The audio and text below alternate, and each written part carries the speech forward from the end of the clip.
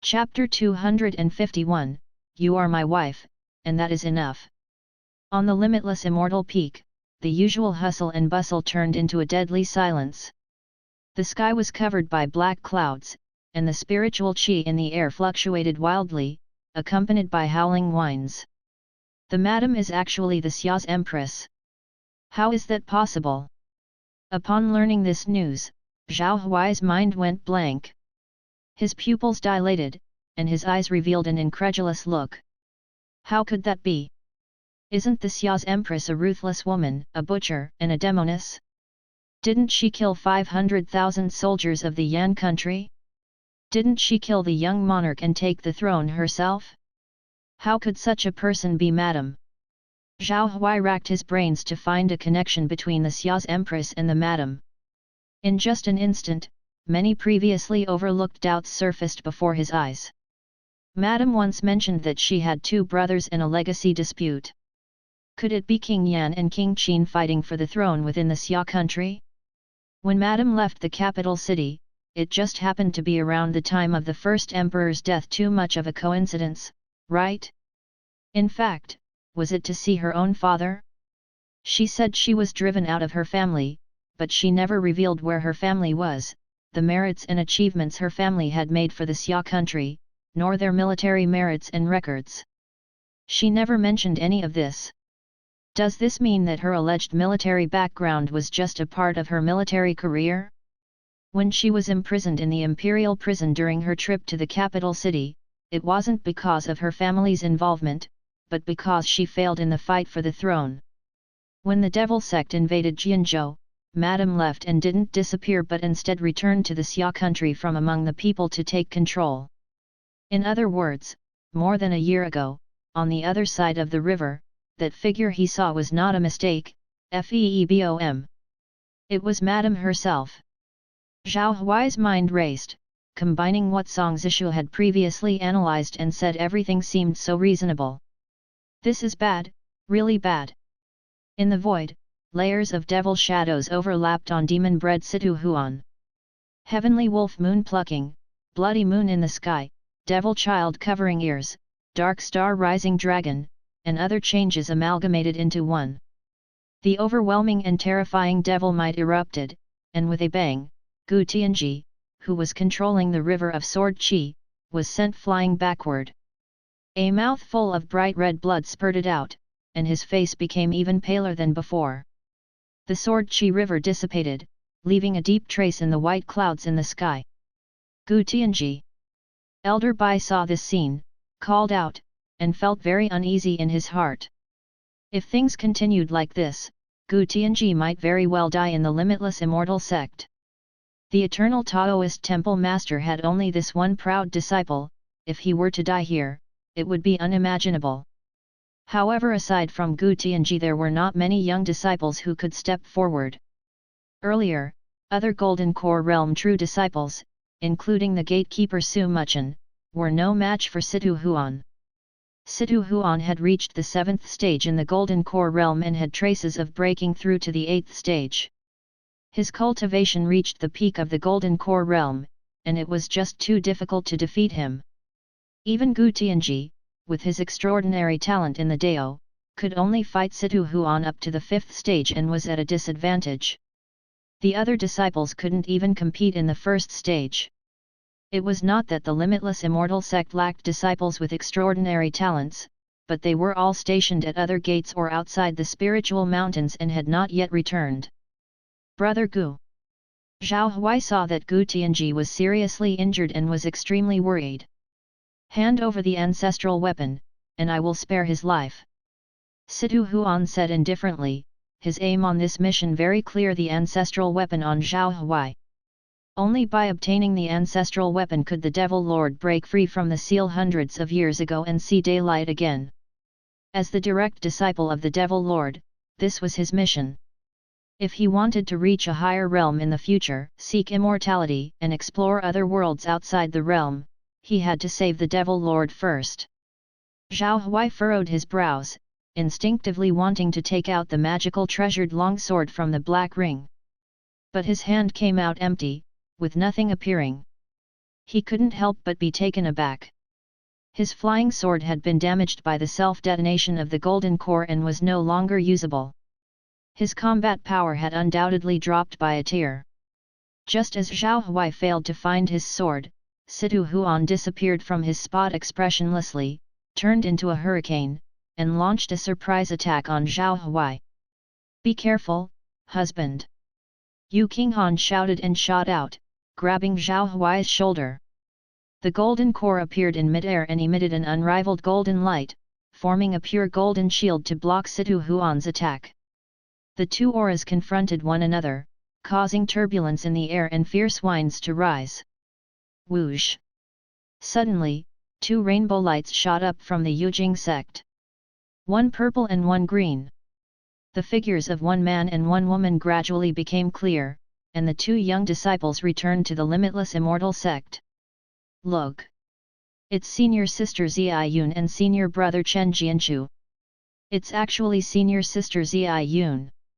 I heard that she swallowed a mouthful of heaven and earth's purple qi at birth, making her a person of great fortune and destiny.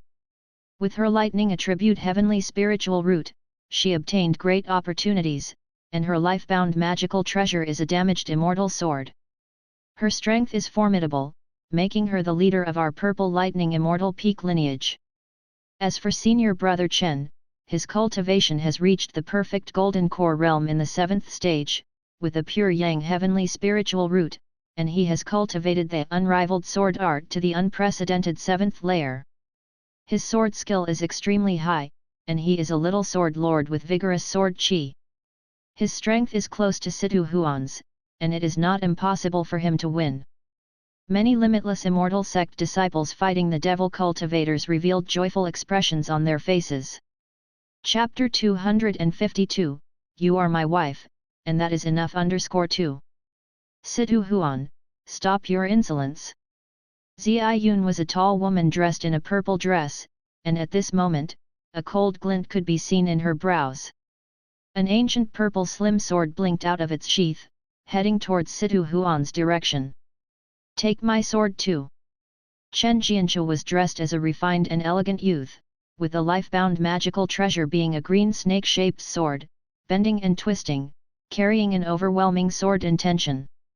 It also headed towards the demon-bread's direction. "Humph! Let's all attack together." There was no fear on Situ Huan's face as he sneered coldly, and his powerful devil shadows emerged once again. He controlled the devil shadows, fiercely battling both of them, without falling to a disadvantage. At this time, Yu Qinghan had brought Zhao Huai, using a movement technique, and appeared on another floating stone. Renvl.c. Feeling the warm touch of her soft hand, Zhao Huai looked at Yu Qinghan's delicate side profile and gently smiled, saying, "I should have guessed it earlier." Disappointed. Yu Qinghan's eyes seemed to contain autumn waters, followed by a faint smile. She had speculated about her husband's identity but had never dared to think of him as the crown prince of the Yan country. What about his identity as a pawnshop owner, or about his father receiving the favor of the Yan country? Those were just her husband's disguises. His sympathy for the Yan country was not merely sympathy, nor was his hatred for the Xia country unprovoked. Why was his cultivation so high that he could enter the imperial city without changing his expression, and why did the national fortune of the Yan country resurrect in the south? All the reasons became clear now because he was the last crown prince of the Yan country who had escaped death 5 years ago, living in seclusion among the people, and reviving the country and taking revenge were both his missions. The reason why the Yan country could grow so rapidly was that her husband was pushing from behind. No wonder Pei Xianjian had never been able to find any information about him. It turned out that there was a deeper relationship at play. "Husband, if I had known your identity earlier, wouldn't I have hidden my identity with such difficulty? Some people not only think I'm fake but also work against me everywhere, trying to overthrow the Xia country's government, probably even wanting the Empress's head, right? This person, does it count as being unfaithful?" Yu Qinghan said these words, and although they were heavy, her gaze was as gentle as ever, completely without any blame. Zhao Huai stared intently at her and said, I still have the same words. No matter who you are or what identity you have, my feelings for you have never changed. You are my wife, and that is enough. His tone was serious and affectionate, making people's hearts moved upon hearing it. Yu Qinghan looked affectionately at Zhao Huai, her heart almost melting. At this moment, she only wanted to throw herself into her husband's arms. However, remembering something, she let out a faint sigh. I never thought that the previous grievances would lead to so many mistakes. In your eyes, I might be that ruthless female demon who kills without blinking in the folk tales. Whether it was the identity of slaughtering tens of thousands of Yan country's soldiers or the crime of killing the young monarch, they were all charges placed on her head by others to have her suffer the ridicule of the world. But she had never done any of these things.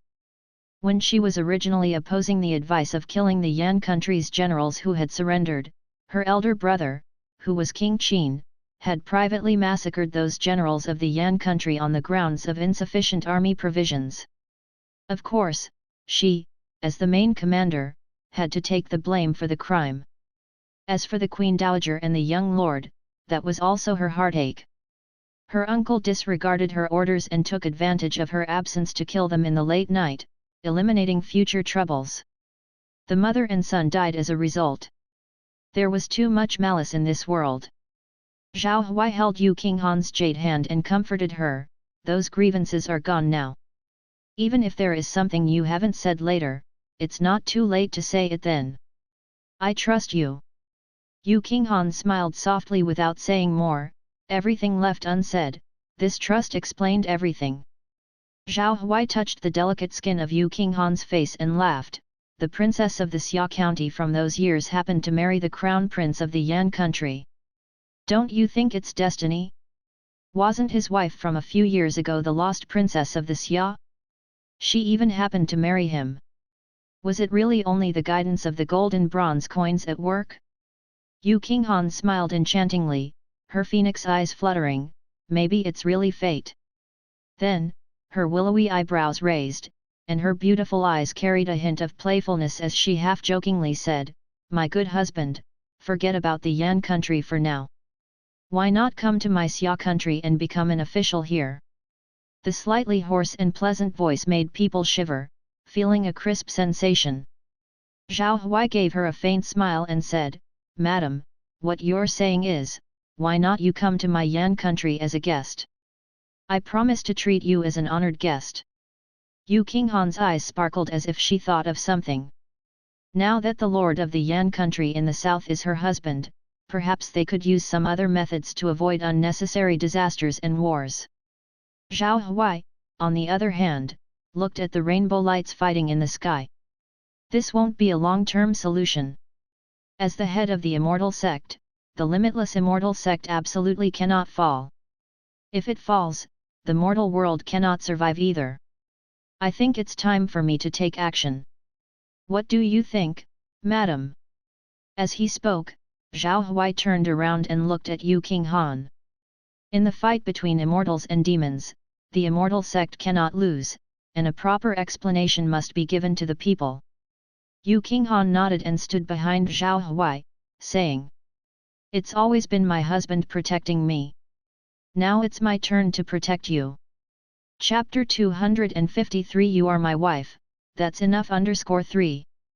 A gentle breeze blew, a head of luxurious black hair fluttered, the lingering fragrance made Zhao Huai lost in thought. He quickly regained his senses and started thinking. How he could get through this crisis. How he could prevent the madam from falling into danger. Although the crimson chi smoke in front of him had somewhat faded, it was still present, indicating that the crisis was still real. The next second, Zhao Huai pulled out a gold and bronze coin. It's been so long since he last used a bronze coin. Ever since his year-long retreat, he hadn't flipped a coin in a while. As the madam and I are reunited, I cannot let the devil sect ruin this peaceful life. Misfortune and fortune are interdependent, let's check out. Hexagram 1, if it doesn't concern you, keep aloof from it, leave the spiritual mountains, your hint is misfortune. Hexagram 2, borrowing a sword to kill the enemy, there's an opportunity above the limitless, forcefully resisting the enemy, your hint is misfortune. Hexagram 3, the 8th stage in the Golden Core realm, myth of the present age, forming a golden core to guard against the enemy, your hint is fortune. Seeing the hints, Zhao Huai couldn't help but frown. The hexagram indicated that running away was not a good result, and he might be chased by other devil cultivators. But if he went to help directly, he might die as well. This Situ Huan was the first genius of the devil sect, a disciple of the devil lord, and had been alive for 100 years. It wouldn't be an exaggeration to call him the strongest genius of this era. Without a handy weapon and not enough strength to fight, he wouldn't dare to battle. It was this third hexagram that left Zhao Huai puzzled. The 8th stage in the Golden Core realm, when did it happen? RWVEL.O. Zhao Huai examined his chi si to find that the golden core illusion within his body was now as real as a concrete core, and his body had been tempered for the 8th time. Could it be when I was drinking fire dragon wine? Zhao Huai suddenly recalled his experience when he was drinking. He might have broken through at that time. It seems that I can only form the golden core now. Zhao Huai muttered, clenching his fists. Being able to form the 8th stage in the Golden Core realm naturally was a good thing, but the only regret was that he hadn't been able to ascend to the 9th stage in the Golden Core realm. Forming the 9th stage in the Golden Core realm was the supreme power, the ruler of all eras. Throughout all ages, even in the Middle Ages, the 9th stage in the Golden Core realm was uncommon. All those who were able to form the 9th stage in the Golden Core realm were the human immortals, heavenly lords, and Taoist ancestors of the Middle Ages. For survival, he couldn't care less about anything else right now. Zhao Huai sat cross-legged on the floating stone, with qi sinking in his pubic region, clarified his state of mind, defended his spiritual platform, and the golden core illusion in his qi si slowly rose. Ding! Shua! Several figures in the sky were engaged in combat. Yu Qinghan had joined Ziyun Yun and Chen Jianchu's team, together against Situ Huan's heavenly devil 36 transformations. She was in the forefront, holding a halberd in her hand, as heavy as weighty as 10,000 juns, striking the devil shadow in the sky with an incredibly swift speed. Dong! A loud noise echoed, and they all separated. Situ Huan looked at Yu Qinghan's figure, slightly surprised. He clearly felt that this Xia's empress was stronger than these two disciples combined. Especially her body's magic power and physical strength, they were quite peculiar. The affinity with the spiritual qi from the universe was too strong, even higher than his. He couldn't help but think of a possibility. Could it be, she's the immortal spiritual root that emerges once in 10,000 years? Thinking of this, Situ Huan's eyes flashed with greed. He knew of a secret method to extract spiritual roots. If he could transplant this immortal spiritual root into his body, then he would become truly invincible. He could potentially overcome the barriers that no one has broken through for 500 years. Later, Situ Huan focused his attention on Yu Qinghan, and most of his attacks were targeted at her. Boom! Suddenly, there came a humming sound from the limitless immortal sect. Golden chi streams gushed out from within an immortal peak. The disciples of limitless immortal sect floating in mid-air, fairy geniuses, devil cultivators, devil palace deacon in the rebirth realm, all looked surprised, staring at the unmatched golden chi in the sky. Witnessing this unusual phenomenon. Chapter 254, Entering the Golden Core Realm. Above limitless are soared immortals. A golden cloud pierced through the sky, creating ripples like a vast and mysterious ocean. This scene left the crowd in the mid-air and on the ground of Immortal Peak dumbfounded. Disciples of the Immortal Sect and devil cultivators stopped fighting and looked up at the sky in amazement. With a gentle buzz, a large amount of qi overflowed from the Immortal Peak. A disciple exclaimed, "Someone is forming a golden core. Who is it? Forming a golden core can cause a vision in heaven and earth." A disciple from the inner sect of Limitless Immortal Sect asked, puzzled. Cultivators above the 7th stage in the Golden Core realm can cause a vision of heaven and earth. I happened to be present when Zhao formed her Golden Core 20 years ago. Even then, the mysterious vision of purple qi coming from the east did not cause a disturbance as massive as the golden mist we see before us. A middle-aged man, an executor who had been in the sect for decades, explained. At this moment, in the sky, demon-bred Situ Huan, Zhao, Chen Jianshu and Yu Qinghan had already separated and stood on different peaks, looking towards the golden mist's source. FEENV.com. Situ Huan's eyes seemed like two dark flames, converging his magic power in his eyes and staring at the sword light overflowing from Immortal Peak not far away. He spoke in a deep voice. Impossible, absolutely impossible. The spiritual qi in the immortal world is severely depleted, so how could anyone cultivate an 8th stage golden core? I have been suppressing my cultivation for years to break through to the 8th stage golden core realm in the heavenly devil world. Who could have this ability? Zhao and Chen Jianshu exchanged glances on the mountain peak, both seeing the surprise in each other's eyes. As the top-level geniuses among the younger generation of the limitless immortal sect, they both understood the value of an 8th stage golden core. 8th stage golden core, none in this world can match. Is it a disciple of limitless immortal sect? Zhao voice was sweet, but full of doubt at this moment. This direction, it's possible, but how could we not know about a disciple with such extraordinary aptitude? Chen Jianshu shook his green snake-shaped sword, frowning. This direction, it's my husband. Yu Qinghan's eyes revealed joy as she looked towards the origin of the golden qi, her heart filled with excitement. Only she knew who was at the origin of the golden qi. Her husband had broken through to the golden core realm. It was indeed something to be happy about. Countless people were stuck in the golden core realm in the immortal cultivation world, and being able to break through it smoothly meant that her husband's cultivation aptitude was absolutely outstanding.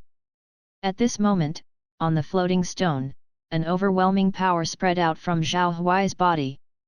A dazzling golden core suspended mid-air, emitting golden light streaks. Heaven and earth spiritual qi gathered, converging around Zhao Huai's circulation of qi, like an invisible brush painting intricate markings on the golden core.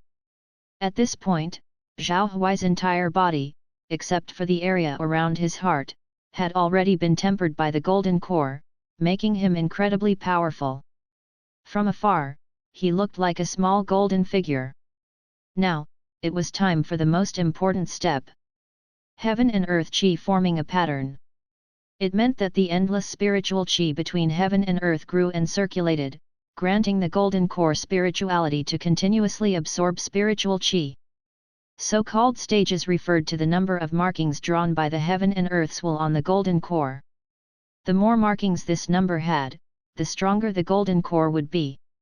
After forming the golden core, the weight of the spiritual root in cultivation dropped significantly. It wasn't that it wasn't important but that many of its functions were replaced by the golden core. The golden core was the origin and the culmination of cultivator's essence, qi, and spirit. It was also the foundation for rebuilding one's rebirth realm and reshaping the primordial spirit.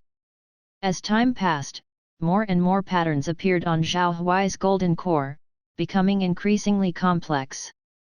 The first golden pattern. The second golden pattern. Only when 8 patterns had been drawn on the golden core, filling it completely, did the dense golden light begin to slowly dissipate. This meant that he had finally stepped into the golden core realm. Whoosh! Zhao Huai stood up, moved his leg slightly, and the 1,000-year-old floating stone under his feet was instantly crushed. Instead of falling, he stood in the air, and the pressure from his golden core burst out around him. Wearing a white long shirt, he looked elegant and ethereal, coupled with the golden glow from his golden core, he exuded a sacred aura. Zhao Huai clenched his fist, a golden light flashing in his eyes. He recalled the golden core back into his body. Even just his physical strength felt many times stronger than before. If he were to encounter that self-destructing golden core devil cultivator again, he would be able to kill him with a single palm, leaving no chance for self-destruction. In the face of the 8th stage golden core, all the inferior and superior golden cores made way. He was peerless within the same realm, and only those geniuses in the 7th stage golden core needed to be worried about. It's time to lend my wife a helping hand. Zhao Huai muttered softly, escaping into the sky and turning into a golden rainbow light, traversing the sky. On Limitless Immortal Peak, Situ Huan said to Ziyun and Chen Jianxia through a message. Even if there is another genius with unparalleled talent coming to the world, it won't save your limitless immortal sect. Can you withstand the hundreds of years of pent-up anger from the devil sect? Situ Huan snorted coldly, put away his playful attitude, and took out a dazzling, star-covered black wand from the demon ring. This is Wand of Thousand Bone Hell. When Ziyun's beautiful eyes saw the wand, a trace of fear flashed through them as beads of sweat appeared on her forehead. The devil weapon Wand of Thousand Bone Hell is in your hand. Chen Jianxia said seriously. As far as he knew, the Wand of Thousand Bone Hell was one of the 10 great devil weapons of Heavenly Devil Palace and could be traced back to the middle. Chapter 255, Entering the Golden Core Realm, Above Limitless are Sword Immortals too. He was made from the core skulls of 10,000 cultivators in the rebirth realm, as well as tempered in the essence and blood of a demon emperor. Incredibly evil, infinitely powerful. Logically, such a precious demonic weapon should be held by the great palace master of the Heavenly Devil Palace. Situ Huan really was the heart and soul of the devil sect, allowing him to bring such a demonic weapon with him. Seeing the reactions of the two, Situ Huan sneered, more well-informed than I thought. That's right, this is the Wand of Thousand Bone Hell. Although my current cultivation can only unleash a fraction of its power, it's still more than enough to deal with you. Of course, he understood that the longer the battle raged, the more things would change. He had to end it quickly and resolve the matter with the 3 people in front of him. The 3 of them had wasted a lot of his time with their wheel war tactic. Although he would not be defeated, he could only rely on the power of the demonic weapon to kill the 3. Just as Situ Huan was channeling his magic power into the Wand of Thousand Bone Hell, a golden rainbow light suddenly flashed across the sky. Swoosh! Breaking the air, the sky was filled with countless blue electric arcs. Thunderclouds appeared in the blink of an eye, showing signs of lightning and thunder. Boom! Echoed the sound as heavenly thunders fell like dragon serpents. A shadow of the heavenly devil prison appeared on Situ Huan's body, resisting the heavenly thunders one after another. Madam, I'm here. Zhao Huai's figure appeared midair, coming to Yu Qinghan's side. He then took out the 3000 Thunderbolt technique, which hadn't been used for a long time. Now, after reaching the Golden Core realm, the power of the Thunder Talismans had improved even further. The heavenly thunder he had just released was the most powerful heavenly tribulation thunder. How does it feel to have entered the Golden Core realm? Yu Qinghan asked with a smile. Very good. I've been accumulating for so long, just for today. It's a pity that I couldn't reach the 9th layer. The more I cultivate, the more I feel that the immortal path is unattainable. Zhao Huai seemed to have some insights and said this. Yu Qinghan gently reminded, it's not over yet. This devil sect demon bred is powerful, reaching the perfect Golden Core realm. It is challenging even for me to defeat him. Don't worry, today my wife and I will join forces and see what this devil can. Zhao Huai said with burning eyes. At this moment, from the center of the pit caused by the heavenly tribulation. Thunder, Situ Huan's laughter rang out. Zhao Huai, Crown Prince of Yan Country, the future ruler of Yan Country, ha ha ha. You really didn't disappoint me. It's not until now that you're qualified to be my opponent. Elder Bai, who had stopped fighting and was confronting Situ Huan on the ground, had an 8 trigrams mark appearing on his forehead. He said heavily, as the direct disciple of the Devil Lord, Situ Huan has countless methods and magical weapons at his disposal. To defeat him, in addition to having the same realm of power, one must also have a life-bound magical treasure. My disciples and your highness grew up in the mortal world, so in terms of foundation, we are still somewhat lacking. An elderly deacon cultivator from the Devil Palace, seeing Situ Huan still maintaining his composure and even having an imposing manner in the face of the several geniuses, sighed in admiration, truly worthy of being the respected demon bread. To be able to sit in the position of first demon bread for hundreds of years, by the time the four elders of the heavenly Devil Palace arrive, where will the immortal sect have any way out? By the end, his words carried a hint of coldness. They were just one of the armies of the Devil sect, and there were many more cultivators in the 10 Devil sects than those present. How long could the Yujing sect, Longchuan Gate, Pill Valley Gate, and Shanya Gate at the 10 entrances of the spiritual mountains hold on? It was only the Yujing sect, which was presided over by the limitless immortal sect, that was the hardest to deal with. Scenarios like the one before them, with black clouds and a demonic tide, were happening all around the spiritual mountains. After being hit by a heavenly tribulation thunder talisman, Situ Huan stood unharmed in the deep pit. Wearing a black robe fluttering in the wind, he looked noble and elegant. His ink-like hair was immaculate, and he smiled confidently, and what if it's the 8th layer of the golden core? Whether it's the Empress of the Xia or you, Crown Prince of Yan, you can only be the stepping stone under my feet. I will step on you to ascend the path to immortality. Zhao Huai, I will annihilate Yan country right in front of you. His words reached the ears of every limitless immortal sect disciple on the top of the mountain.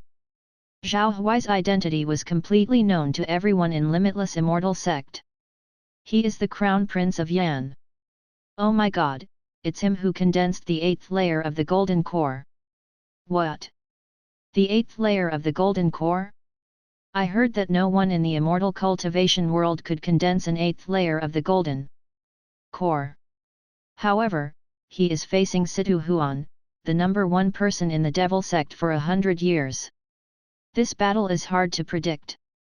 Although Zhao Huai's identity was shocking and had caused a great uproar, being the crown prince with the unprecedented 8th layer of the golden core, it aroused widespread discussion. However, it was apparent that people were more in awe of Situ Huan's demon-bred reputation. The younger generation of disciples had known Situ Huan's reputation for several decades.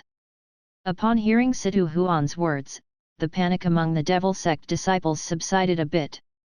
After all, respected demon-bred's cultivation and strength were known throughout the world, powerful enough to suppress all opposition and annihilate any sect easily. Couldn't he annihilate a prince from a country that had only been revived for a year? Regardless of whether the Yan Empire had just been re-established a year ago, could it compare to the Grand Yan Empire established by their ancestors? What kind of waves could it create? When facing Situ Huan's remarks, Zhao Huai was very calm, as if to say, who couldn't talk big? The real test was in action. They would know the result only after the fight. Crown Prince of Yan, let me see your skills. Situ Huan's distant voice came, full of powerful demonic shadows, condensing like a solid figure, smashing toward Zhao Huai. Zhao Huai stretched out one hand, and the infinite magic power from his. Chapter 256, finally entering the golden core. Above the limitless exists the sword immortal _3. The golden fist strikes out, becoming larger and larger, forming a mountain-sized figure, hurtling towards the heavenly devil shadow of Situ Huan. This battle marks Zhao Huai's first time making a move after entering golden core, nevertheless, he used all of his strength. Boom! The immortal peaks surrounding the limitless immortal sect trembled. Both figures were undoubtedly men of greatness of their generation. The single outpouring of their power was terrifying. The resulting pressure made a large number of cultivators in the initiation stage kneel on the ground. They felt the men's aura to be staggeringly astonishing. For a moment, they could hardly breathe, their bodies trembling. The strength of the Crown Prince of Yan country is so impressive. He is able to match Situ Huan just after breaking into the golden core. Watching the battle from a distance, Zhao Yun and Chen Jianzhu, who were on the ground eating pills to recover, were secretly shocked upon seeing the two men fighting. They had just exhausted too much magic power from the major battle, and could only rest temporarily. Yu Qinghan was standing by, her red lips glistening and attractive, and her beautiful eyes were like flowing autumn water. She said, "Situ Huan has been battling with us for an extended time period without fully recovering his physical stamina and magical power. That is one factor. But despite that, to completely defeat Situ Huan, there is still a slight shortfall." Zhao Yun agreed and nodded. As a demon bred of the devil sect, Situ Huan has acted nefariously, not knowing how many cultivators of the righteous sects he has killed. His methods were bloody. This person looks elegant and noble on the surface, but in truth, he would employ any means. Many innocent common people and loose cultivators are often killed by him when he comes down the mountain, just to cultivate the heavenly devil 36 transformations. He is a great enemy of the immortal sect. Chen Jianzhu saw Zhao Huai's figure gradually unfolding defensive gestures high in the sky and furrowed his eyebrows, saying, "It won't do. The Crown Prince of Yan country has no weapon, while Situ Huan has more than one magical weapon. That's too unfair." Yu Qinghan saw the changes in the sky too and worriedly turned to the two true disciples and bowed, saying, "Both of you, would you please lend me a sword?" "Of course, I have no problem lending my sword, but its shape is quite unique. Normal people may not be used to it." Chen Jianzhu took out his green snake-shaped sword, which was curved and crooked, and indeed unsuitable for most sword cultivators. "Take mine." Zhao Yun actively spoke out, handing out her own purple spiritual sword. Yu Qinghan took the sword, drew it to appreciate it, and found it was thinner and longer than most swords. There were patterns engraved on the purple sword body that she did not understand. This sword is known as Purple Lightning. It weighs about 3 pounds and 10 ounces, and is 4 feet 9 inches long. It was the relic of a broken immortal sword I discovered in the sword pavilion, just make do with it. Zhao Yun explained the origins of the spiritual sword. "Thank you." Yu Qinghan expressed her gratitude, and then quickly darted into the sky. High in the sky, Zhao Huai had already called forth an 8-turn golden core, forcibly resisting the attacking devil shadows. Heavenly Devil 8th Transformation, Devil God Whispering. Situ Huan looked down from on high, with overlapping devil shadows. He declared a command. A daunting ghost face emerged, far larger than all the previous devil shadows. "I haven't used this transformation for a long time. Zhao Huai, if you die under this move, then you died worthy of your life." Situ Huan laughed coldly. In his heart, he was still quite shocked. Zhao Huai, without his life-bound magical treasure, could still battle him to this point. This shows the strength of the 8-turn golden core. Zhao Huai squinted and suddenly sensed a sense of danger from the void. It has to be said that Situ Huan's strength was indeed very strong. In fact, just after breaking through, it's not saying that he's invincible, but he should be unmatched. But he was ultimately at a disadvantage due to not having a magical weapon. The devil god whispering that Situ Huan formed surged with overwhelming killing intent, swooping down towards Zhao Huai. Zhao Huai was not a fool, and he was ready to avoid the sharpest edge. But soon he discovered that the devil shadow followed him all the time, and he could not shake it off at all. It was like a nameless curse god, trailing you. "Husband, catch the sword." At this moment, a crisp voice came from the sky. Zing! An antique flying sword flew towards Zhao Huai. He was quick to react. With a grab, the flying sword was firmly held in his hand. A closer look revealed it was a purple-patterned thin sword. With the flying sword in his hands, Zhao Huai's gaze immediately sharpened, his fighting spirit steadily rising. The sword intention on his body kept climbing, and the purple spiritual sword in his hand also emitted an intimidating glow. The sword intention rose to its peak, and the swords of many immortal sect disciples started to quiver slightly. The swords from the 9-tier sword pavilion also started to emit resonant hums. All were headed towards Zhao Huai's direction. Chapter 257, The Sword Amazes the Four. Seats, gaining fame in the spiritual mountain, the four leaders of the Heavenly Devil Palace. The history of Limitless Immortal Sex Sword Pavilion dates back to ancient times, a place where generations of sword cultivators have come to meditate and rest. Once they had passed away, their walking swords were left behind in the sword pavilion. As a result, the sword pavilion not only contains famous swords from all over the world, but also inherits the sword intentions on the bodies of many Middle Ancient famous sword cultivators. Back in the Middle Ancient period, the Limitless Immortal Sect was already renowned as a sacred fountain of sword art, and their unrivaled sword art was considered a classic in sword cultivation. The scripture is the result of the Limitless Sword Immortals' lifelong quest to perfect sword art, inherited for over 10,000 years. Whenever any famous sword cultivator passed by the Limitless Immortal Sect, they would come to pay their respects to this ancient sword pavilion. Right now, within the sword pavilion, 10,000 swords were resonating in unison, the buzzing sound roaring like a tidal wave. Zhao Huai, dressed in white, floated in the sky, his sleeves fluttering with the wind. His entire body's magic power was surging violently, and his purple slim sword was emitting a golden sword chi, which he used to strike at Situ Huan with all his might. Clang! The purple sword edge clashed with Situ Huan's towering devil shadow, the sound much like the clashing of gold and stone, emitting a thunderous explosion. Sword intention surged around Zhao Huai's body, and his sword song roared like a tide. This scene was observed by Chen Jianchu, whose gaze revealed amazement. He said, "This is the third realm of sword skill stage. I didn't expect the Yan country's crown prince to achieve this level in his sword skill. He's probably on par with me." Third realm sword intention.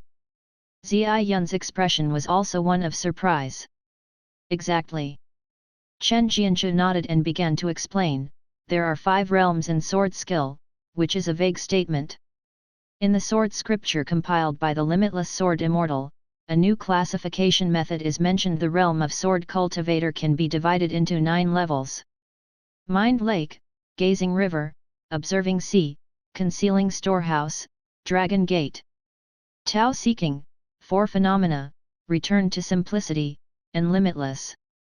These correspond to the 9 levels of the unrivaled sword art.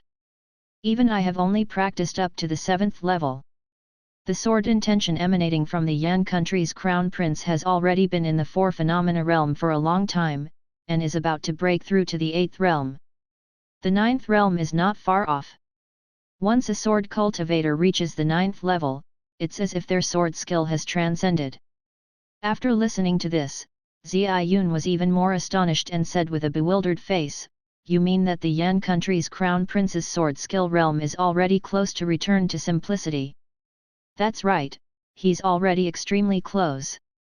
Chen Jianchu looked at the sword pavilion filled with the sound of 10,000 swords, enviously saying, "Once one reaches the return to simplicity realm, it means that their sword skill has reached completion, returning to the true nature of things with perfect sword technique. Once one attains a pure sword heart, as long as the sword heart remains strong, the sword intention will not waver and one will naturally be fearless of anything. The foul aura cannot get close, and all evil demons cannot invade. The ethereal form in sword skill realm is within reach." In the sky, at this time, Golden Sun, White Dragon, Sword Saint, and the Honored Shadow appeared, hovering behind Zhao Huai. The Honored Shadow was his own image, looking exactly like himself. The Sword Saint figure was that of a dignified elder who, upon absorbing the sword skill Grandmaster Destiny, was born with a strong and imposing aura. All 4 figures appeared together, suppressing Situ Huan's heavenly devil 8th transformation, the devil god whispering. Situ Huan's originally calm eyes revealed a touch of surprise. It was obvious that he hadn't expected Zhao Huai to be able to manifest 4 different figures. These figures represented primordial spirits and were symbols of strength. Being able to give birth to 4 figures meant that Zhao Huai's still unawakened primordial spirit was very strong. Situ Huan noticed his 8th transformation fading away, and he retreated several dozen feet without getting injured, widening the gap between them. Zhao Huai didn't rush to follow up on his success, instead adjusting his stance and resting on a mountain peak, staring at the slim sword in his hand, deep in thought. The spiritual sword was not his life-bound magical treasure and was not suitable for him. He couldn't fully utilize it to unleash all his sword skill potential. His sword technique's power was therefore diminished. Situ Huan displayed the wand of Thousand Bone Hell, his eyes filled with a hint of a smile as he said, "I didn't expect your sword skill realm to reach the sword intention level of the 3rd realm. It is quite close to the ethereal form in sword skill realm. It seems I underestimated you." In the following fight sequence, he dared not underestimate Zhao Huai any further. He planned to use the power of his magical weapon to suppress the latter by force. Whoosh! Zhao Huai would not give him the chance. His body moved, and 6 consecutive shadows were thrown out, each displaying a sword technique. Each sword shadow formed a fighting stance. Form 1, the sun observing. Form 2, Yalong. Form 3, 10,000 swords return to sect. Form 4, facing the heavens. The dazzling golden sun, the roaring dragon, the crisscrossing sword chi, and the huge sword in the sky. 4 sword techniques struck out almost simultaneously. Feeling the terrifying sword chi in the sky, Situ Huan sensed that something was amiss. The wand of Thousand Bone Hell in his hand erupted with a gloomy and eerie magical light. A series of phantom shadows appeared. It was as if fierce ghosts were screaming, blood-covered mountains of corpses abound, like a purgatorial abyss, and the towering Devil Mountain. Boom! The two finally clashed, and their strikes collided. The immortal peak trembled, and the sound resonated in the sky. The battle in the sky was fierce, and everyone's eyes were fixed on the spectacle unfolding before them.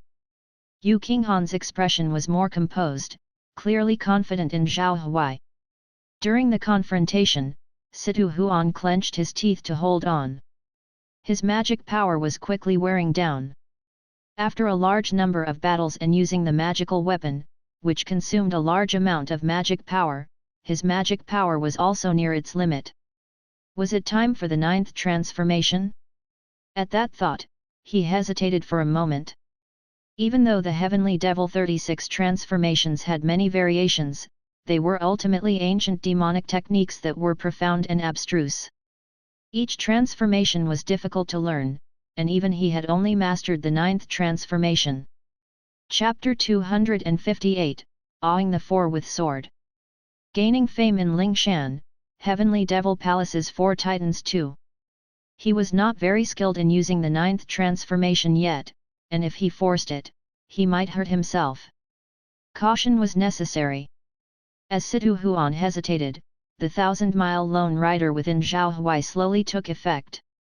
The 1,000-mile lone rider, the stronger the opponent, the stronger it becomes. If their momentum is weak, I will gain an advantage. Moreover, Zhao Huai's Qi contained the power of 100-year ginseng fruit. Before breaking through the rebirth realm, his magic power was virtually limitless and could be constantly replenished. The spiritual power of the ginseng fruit nourished Zhao Huai's whole body, providing for his meridians and constantly circulating the Qi furnace. Ding! Zhao Huai's sword-wielding hand infused with more magic power. At this moment, the light was greater, the sword Qi like waves, completely overshadowing the might of Situ Huan's devil artifact. Boom! A loud noise was heard, and Situ Huan's body was directly sent flying. He landed heavily on the ground. Zhao Huai leaped down from 100 meters high in the air, plummeting straight down. With a rumble, clad in white, holding a sword, he landed in the center, with waves of qi splashing in all directions. He walked step by step towards Situ Huan. At this moment, the whole scene was silent. No one was not taken by surprise. They had all witnessed Situ Huan's strength, defeating true disciple of the limitless immortal sect with just a wave of his hand. The first genius of the devil sect had been defeated by the prince of Yan country. Watching the battle, Zai Yun, Chen Jianshu, Gu Tianji who was recovering from his injuries, and Su Muchen standing at the top of Immortal Peak, with powerful auras, each of them had incredulous expressions on their faces. On Yu Qinghan's face, however, a smile of delight appeared. The great elders of the limitless immortal sect, who had already stopped fighting, looked down in surprise at the ground. Today is truly a historic day. Among the elders, the Baizijing elder was the first to sigh.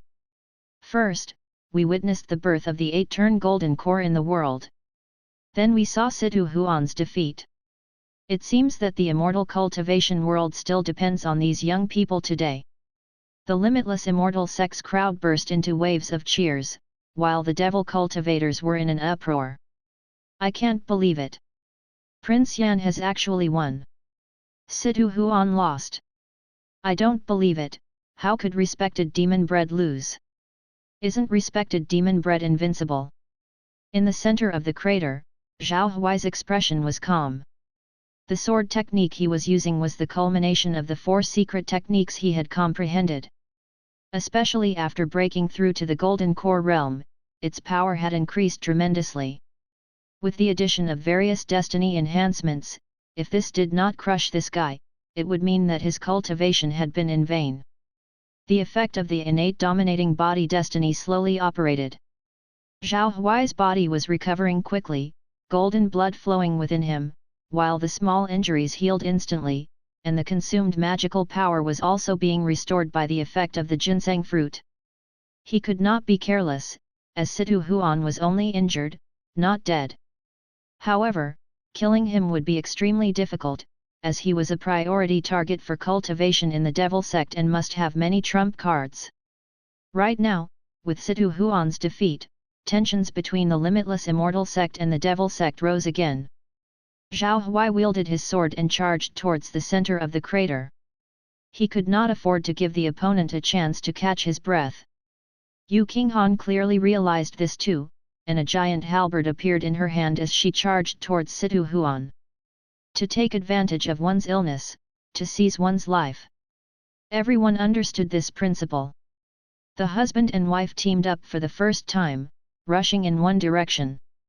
When they were about to pierce through the figure at the center, a layer of black shield flickered into existence. It blocked both their attacks. Situ Huan's figure gradually emerged, with blood at the corner of his mouth, disheveled hair, looking ragged and far less spirited than when he first arrived, but there was a gleam of ecstasy in his eyes as he laughed. Zhao Huai, I have to thank you, if it wasn't for you, I wouldn't have been able to comprehend the true meaning of the heavenly devil 9th transformation. Although he had been defeated, he had realized the true meaning of the heavenly devil 9th transformation in the face of life and death. One is the prince of Yan country, the other is the empress of Xia country. Can your combined attack do justice to your ancestors? There was a deep meaning in Situ Huan's star-like eyes. He clearly wanted to use these words to disrupt the couple's Taoist minds. Yu Qinghan remained unmoved, indifferently saying, our affairs are none of your business. Zhao Huai's eyes were sharp, looking at the faces of the people around him and his wife's face. Through the divination master destiny, he saw that the red aura still filled the sky, and even on his wife's face, there was a faint red hue. This indicated that the calamity of bloodshed had not been resolved. At this moment, a streak of light swiftly fell from the sky at 10,000 meters high. Upon closer inspection, it was the figure of an elder. This immediately drew everyone's attention. Boom! The stream of light landed on the ground, motionless. Zhao Huai quickly recognized the face on the ground. It was the sword-wielding elder who had first fought Elder Haunted. The sword-wielder is dead. Zhao Huai's pupils shrank, and he exclaimed in a daze. Among the 10 swordsmen of the immeasurable immortal peak, each represented powerful sword chi, but the fact was right in front of them, they had to believe that one of the sword-wielders had died. There was only one masterless sword left, stuck in the ground. Seeing this, many disciples of the limitless immortal sect turned pale. The death of a sword wielder meant that the Menyu Jing gate had been breached. The limitless immortal sect was in imminent danger. Chapter 259, Sword Shocks the Four Seats. Gaining fame in Spirit Mountain, Heavenly Devil Palace's 4 Giants _3. Elder Haunted stood in mid-air, his face expressionless. An oppressive pressure stronger than the metamorphosis stage rolled in, making it hard for everyone to breathe. What should we do? Elder Bai was also at a loss when faced with this situation. Situ Huan returned to the devil boat to nurse his injuries and looked at the people of the limitless immortal sect, sneering, "One told you, today is the day of the devil sect's turnaround. What's the use of resisting?" Elder Haunted's divine insight locked onto Zhao Huai, and his eyes were very indifferent. "Since you're not making a sound, I'll take it as your agreement." With that, his big hand reached directly towards Zhao Huai. Zhao Huai stared into the sky with his sword in hand, standing alone in the face of the mountain-like big hand, feeling insignificant. It was extremely difficult for him to move even an inch, but he still showed no fear on his face. Was he someone who would admit defeat easily? If the divination results are fortune, it means there must be a turning point. Husband. Seeing Zhao Huai in danger, concern flashed in Yu Qinghan's beautiful eyes as she rushed towards him. "Stay away." Zhao Huai immediately sent a message, not wanting her to get hurt. Where did this girl come from? Elder Haunted narrowed his eyes, stretched out his other hand, and spiritual chi from the universe flowed towards the young woman in front of him, intending to smash her to pieces. "How dare you!" In the critical moment, a majestic divine sound came from the silver-white spiritual pool in the distance. Although it was only 2 words, they transformed into 2 silver dragons, one coiling around Yu Qinghan and the other rushing towards Elder Haunted. The ferocious dragons directly shattered Elder Haunted's attack. Zhao Huai couldn't move as he was locked down. Seeing this scene, he immediately realized that a mighty had taken action. Being able to create an attack with just 2 words and break Elder Haunted's power was not something an ordinary person could do. Seeing his attack dissolved, Elder Haunted was also taken aback. In the entire limitless immortal sect, there was only one person powerful enough to do this. The one who guarded the illusory southern sea. Silver dragons danced fiercely in the sky, knocking down numerous rocks from the sky and causing chaos among the devil cultivators present, many of whom lost their lives. "Stop hiding and come out if you want to fight," Elder Haunted shouted angrily as he saw the chaos unfolding. But in the next second, a scene that shocked all devil cultivators appeared. Elder Haunted's domain shrank drastically, and then it was flipped upside down. Elder Haunted was suspended in midair, his head facing down and his feet up. He was first lifted into the air, then fell to the ground with a plop, his head buried in the soil, looking utterly miserable. It seemed as if there was an invisible giant hand manipulating everything. All the devil cultivators at the scene were pale-faced, unable to comprehend who could manipulate a metamorphosis stage mighty in such a way. Elder Bai guessed who it was and murmured towards the spiritual pond, "Hierarch Hai, is that you?" Splash! Immediately after, there was a loud splash. The sea churned, creating waves in the sky as if heaven and earth were creating a tidal surge together. With the spiritual chi sea constantly surging, it seemed as if the giant devil boat above the devil cloud was going to be destroyed. The devil cultivators on the devil boat swayed unsteadily, unable to stand firmly. If the devil boat were destroyed, hundreds of cultivators would die. Token NP Situ Huan realized this and became worried, his face turning pale. He took out a black token, injected magic power into it, raised it to the sky, and shouted loudly, "All the palace masters of the devil sect, come here quickly." As soon as his words came out, the black token shimmered brightly. 4 terrifying auras arrived above Yujing sect in a flash. "Hai Shengming, so you've been hiding your cultivation for these 100 years." A deep and boundless voice came. The arrival of the four auras suddenly increased the gravity of this heaven and earth, and at the same time, four astonishing scenes appeared in the sky. First, an endless dark night with countless ghosts howling, chilly winds piercing to the bone, like a ghost country. Second, a sea of blood and a mountain of bones, a red river of corpses and skeletons, hungry ghosts wailing in the human purgatory. Third, a magnificent devil mountain covered in complex and terrifying runes. A black tiger stood atop the mountain, letting out a roar that sent chills down one's spine. Fourth, a sea of flowers with countless beautiful women's bones beneath. On the surface, it was gentleness, but it hid deadly traps. The illusion would make people unable to break free, sinking deeper into it. Four masters of the heavenly devil palace. Elder Baal's face turned pale when he saw the four primordial spirits form. Elder Haunted was restrained, and Zhao Huai could finally move. He took Yu Qinghan's hand and landed on the ground. Hearing Elder Bai's words, he asked, puzzled.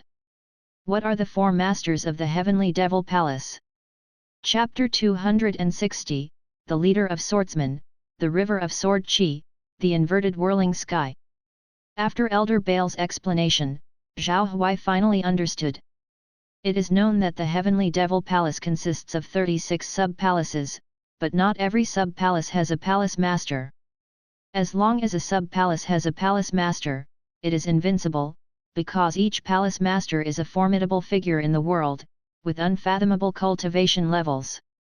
And the four heavenly devil palace masters are the palace masters of the heavenly devil palace. Qingming Palace, Cold Night Devil. Blood Ravine Palace, Bloody Slaughterer. Sky Tyrant Palace, Stone Lord. Flowers Palace, Flower Queen. Four silhouettes appeared in the sky, the Bloody Slaughterer, wrapped in a deep-colored bloody mist and wearing a mask of human skulls, spoke first, not late at all, just right.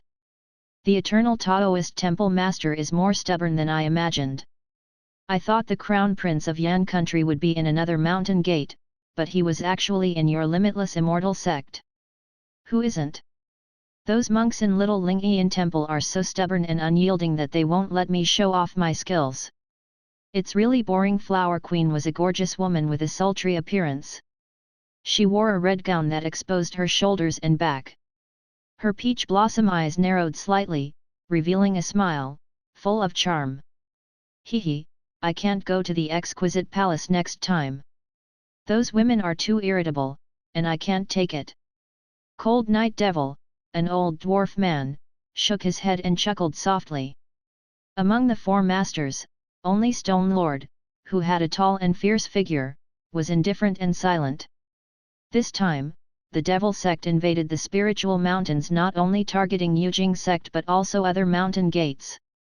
Their goal was to find Zhao Huai's whereabouts.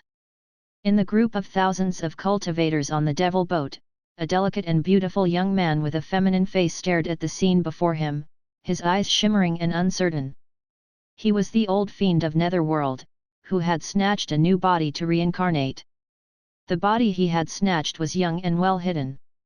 However, he relied on the Devil sect's magic tools to find Zhao Huai, witnessing him becoming stronger and astonishing everyone. Seeing this, the old fiend of Netherworld felt a hint of worry deep in his heart. It had only been a year since then, and the young man had already formed an 8-turn golden core. If he left him alone, he might bring disaster in the future. Zhao Huai looked at the four devil lords who appeared and heard the name of the Cold Night Devil, couldn't help but take a second look. Nanya Prefecture had been invaded by a devil cultivator before, and the person who saved the devil cultivator was none other than the Cold Night Devil. At that time, the limitless immortal sect hierarch had not yet fallen, and the devil sect was cautious and did not act recklessly. On the devil boat, Situ Huan looked coldly at the four masters of the heavenly devil palace and said indifferently, "Follow the command of the devil lord, capture the crown prince of Yan country quickly, and ignore the other mountain gates." The demon bred need not say more, I naturally understand this principle, the Bloody Slaughterer said with a faint smile, his red skull mask covering his face. Just from his hoarse voice and self-reference, one could tell that he was quite old. "Everyone, let's make a move and meet this old fellow who has been sitting idle for 100 years. The bloody slaughterer retracted his smile and said seriously. After that, the four of them took action together without hesitation. Ghost Kingdom, Blood Sea, Devil Mountain, and Flower Bones, four primordial spirit phantoms filled the sky, suppressing Zhao Huai from every direction. Above the distant silver-white spiritual pool, a dilapidated wooden boat floated, and the old man fishing on the boat chuckled softly, raising his hand holding the fishing rod slightly. A long fishing rod's line crossed the space, extending to the top of limitless immortal peak. Gan Feng howled, spanning hundreds of miles in an instant. The next second, a vast sea of stars appeared in the sky, shimmering with light. A small boat seemed to be spinning in the starry sea. It was unclear whether the boat was pulling the starry sea or the sea was rocking the boat. The cultivators looked up at the scene before them, feeling extremely mysterious and extraordinary. On one side were four primordial spirit illusions of different appearances, and on the other side was a beautiful and brilliant starry river. It seemed close at hand, yet as if it was in the starry sky dreamlike and illusory. This was the confrontation above the metamorphosis realm. With every movement, they could change the world. It was not so much an illusion as it was a projection of the inner world and chi. Sea formed by the powerful individuals. Immortals' magic powers were boundless. Cup holds the sea, a leaf forms a world, a knock on the door to longevity, a word creates prophecy, all were classic sayings. Now a part of that had genuinely appeared in front of Zhao Huai. Elder Hai had to merge his good corpse to resist the joint attack of the four devil lords, which resulted in a great loss of cultivation level. Elder Bai couldn't help but sigh as he saw this scene. Good corpse. Zhao Huai heard this explanation and muttered to himself, not knowing what it was. Yu Qinghan heard this term and asked curiously, "Is it the cold corpse in the three-corpse refining Dao?" Exactly. Elder Bai nodded and explained. You don't know, before becoming the guardian of the spiritual pond hundreds of years ago, Hierarch Hai was a famous figure in the world. His name Hai Shengming was very resounding. He had studied many divine skills, and the most famous one was the three-corpse refining Dao. Once the three-corpse refining Dao is successfully practiced, one can have three physical bodies, each with different strengths. They can cultivate separately, and the cultivation speed is more than 3 times that of normal cultivators. Zhao Huai heard for the first time that there was such an incredible cultivation technique and divine skill and exclaimed, "Is the good corpse Elder Bai mentioned just now one of the 3 corpses?" Chapter 261, The Leader of Swordsmen, The River of Sword Chi, The Inverted Whirling Sky _2. Yu Qinghan fell silent for a moment, as if in deep thought, and said, "Could it be that the hierarch Hai I saw by the spiritual pond was just one of the 3 corpses, the virtuous corpse? If that's the case, where are the other 2? Elder Bai's eyes were deep as he said, 500 years ago, he sealed his primordial corpse and demonic corpse in the depths of the spiritual pond, which is the entrance to the illusory southern sea. And the weakest, the virtuous corpse, guards the shore, fishing for spiritual objects." Zhao Huai was suddenly surprised and said, "Just one of the virtuous corpses had such a cultivation level that could suppress the mighty in the metamorphosis realm? No wonder he could guard the illusory southern sea alone. Not everyone can do that." However, Yu Qinghan was worried and frowned. Hierarch Hale's fusion of his virtuous corpse means that the seal of the illusory southern sea will be loosened again. Won't this give birth to a great demon? Elder Bai sighed helplessly, "It can't be helped. If we don't act now, the limitless immortal sect might really be destroyed by this crisis." Hearing this, both Zhao Huai and Yu Qinghan fell silent. Boom! Thunderous tremors came from the sky, and the surrounding immortal peaks shook continuously, with floating stones falling. "Hai Shengming, do you really think you can defeat us with just one of your 3 corpses? Demon bread, lend me the wand of thousand bone hell." Bloody Slaughterer coldly shouted at Situ Huan, who heard him and threw the wand of thousand-bone hell to Bloody Slaughterer without hesitation. The thick blood on Bloody Slaughterer's body surged into the wand, and a dark demonic light suddenly lit up. Complicated black runes appeared on the wand's bones. Only those who are above the metamorphosis realm can unleash the true power of the ancient demonic weapon, although not completely, but still, a significant portion of it. Bloody Slaughterer has unleashed the ancient demonic weapon. The initially slightly advantageous astral sea illusion began to tilt more heavily. Not good.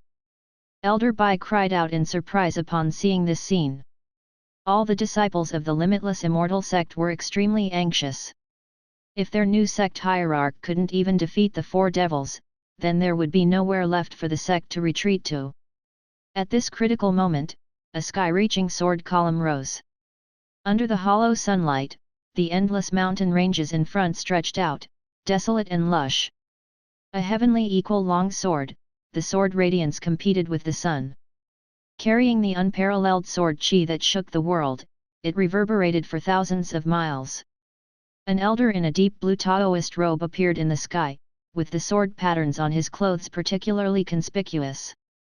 He pointed his sword towards the direction of the four devils. The first sword wielder, Elder Bai said slowly as he saw the man's attire. Does the first sword wielder not have a name? Zhao Huai asked. Elder Bai shook his head, they have no names. They are the guardian gods of the sect. When they are not needed, they are silent, but once they appear, they are astonishing. They nurture their swords for 100 years, and when they draw them, it is the moment of their death. Zhao Huai stared blankly at the lonely figure in the sky. Only his voice echoed between heaven and earth. The first sword wielder of the immeasurable immortal peak, Zhu Xian, is here for death. Hearing this, Zhao Huai's heart was shaken, and he clenched his fists. He would remember the name Zhu Xian, the first sword wielder. Although the two men didn't know each other, the impact Zhu Xian had on Zhao Huai was enormous. Gu Tianji, Limitless Immortal Sect Hierarch, Hai Shengming, Sword Wielders. Zhao Huai wasn't an overly emotional person, but he had seen too many people get injured and die because of him. It made him wonder. Was the immortal path he pursued right or wrong? From the beginning when he just wanted to stay alive, to later seeking his wife for their reunion, and now. Unknowingly, he had already come so far on his path. By the time he had reached this point, Zhao Huai suddenly realized just how much he had taken on himself. So, what is his path now? Before Zhao Huai could figure it out, a loud noise came from the sky. This sword was very powerful, and its sword chi covered thousands of miles around it. From within the 9-layered sword pavilion, countless long swords shot out, forming a sea of swords. With every step the sword wielder took, there was a dazzling sword radiance flashing. Cultivating the sword for 100 years, just for this one strike. In an instant, the primordial spirits of the four devils in the heavenly devil palace were shattered by this sword. Crack! The sound of shattering echoed, and the sword power still remained. With the cultivation of the metamorphosis realm, he gathered countless sword chi, and as the 10,000 swords sang together, they transformed into a sword chi river that rotated upside down in the sky, the light of which was so intense that it was impossible to look at directly. This sword was both penetrating and cold. The sound of the sword echoed between heaven and earth.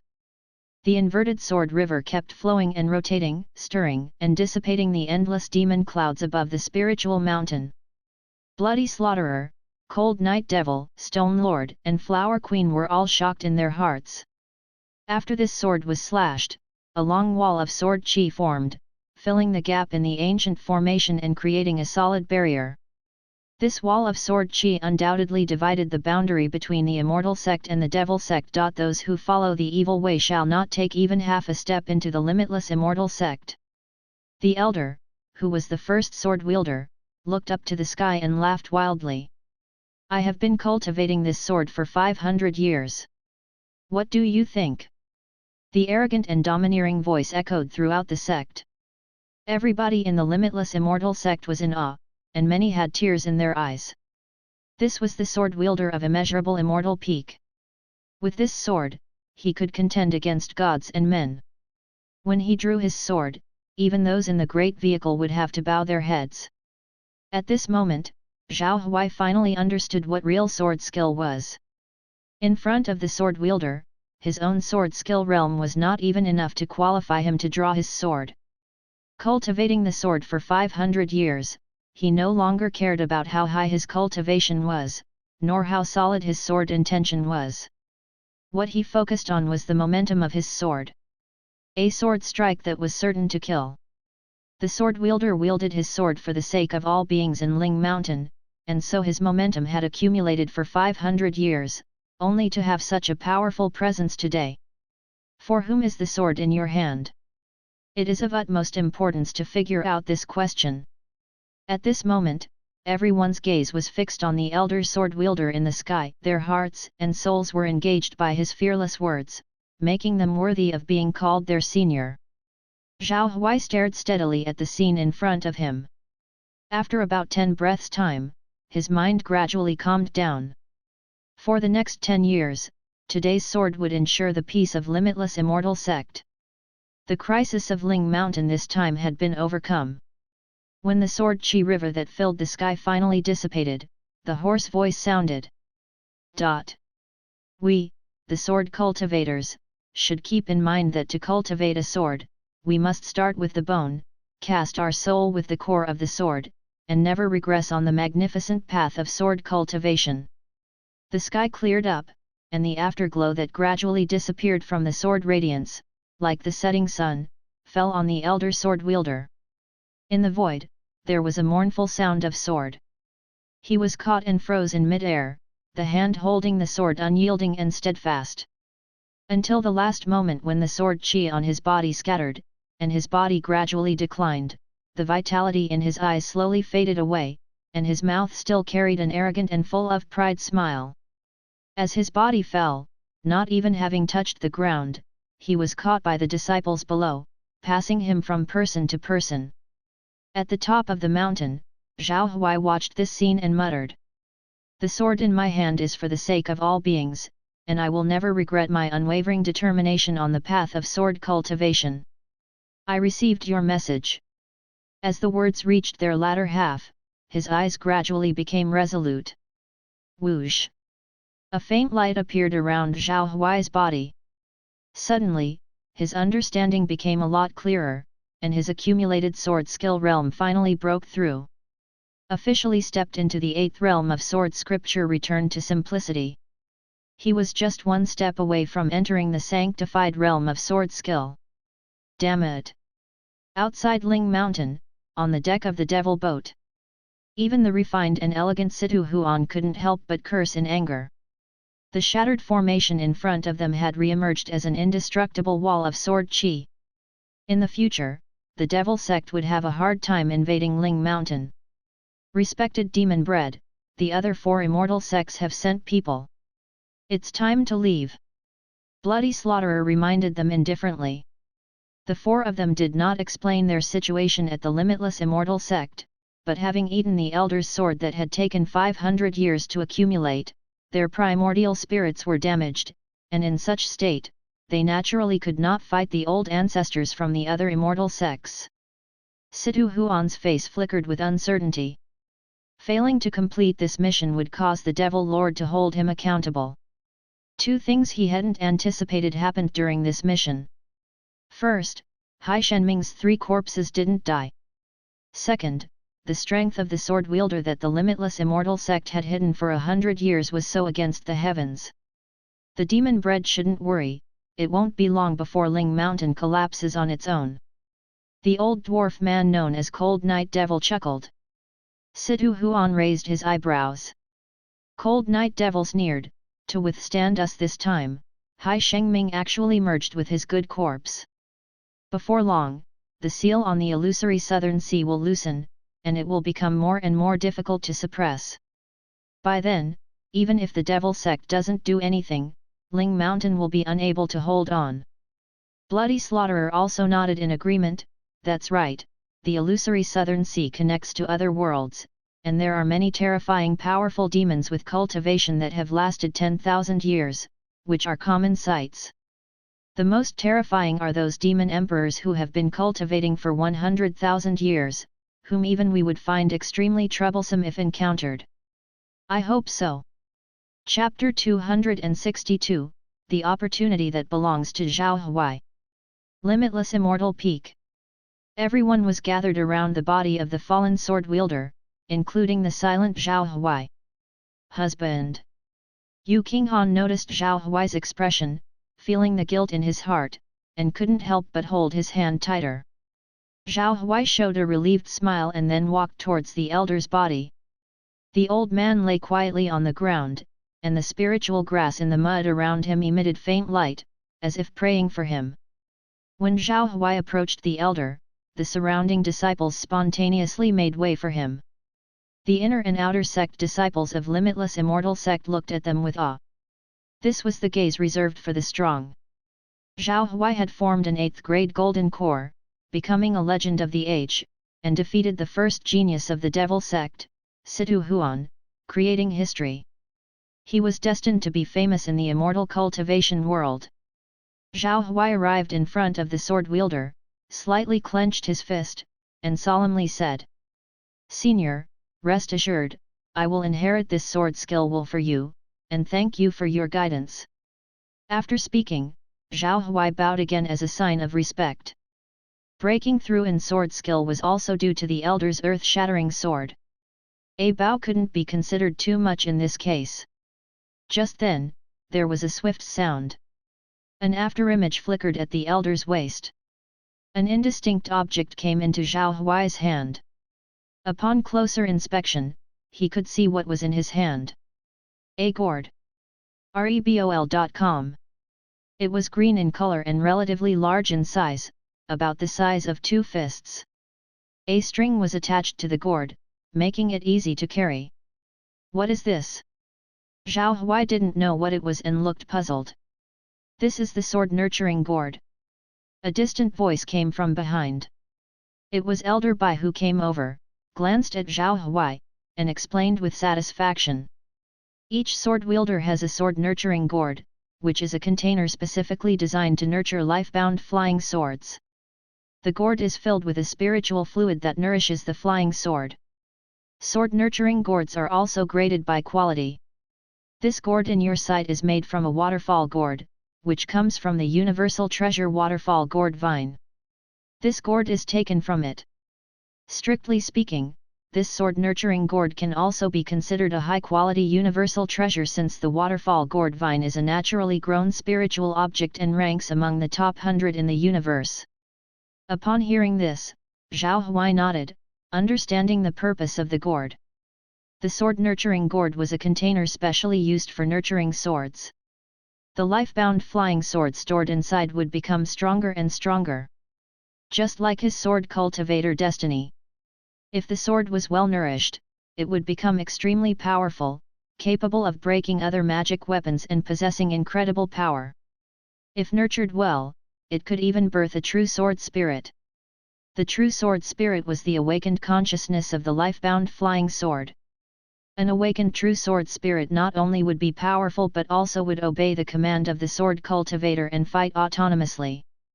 The sword nurturing gourd belonged to the deceased sword wielder and was undoubtedly precious. Elder Bai looked at Zhao Huai and smiled, "Now that the sword nurturing gourd has recognized you as its master, just accept it." Upon hearing this, Zhao Huai frowned and said, "How can I?" The elder sacrificed himself for the immortal sect, and part of the reason he died was because of me. How can I take his belongings?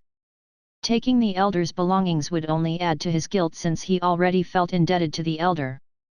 Accept it. This is your destiny.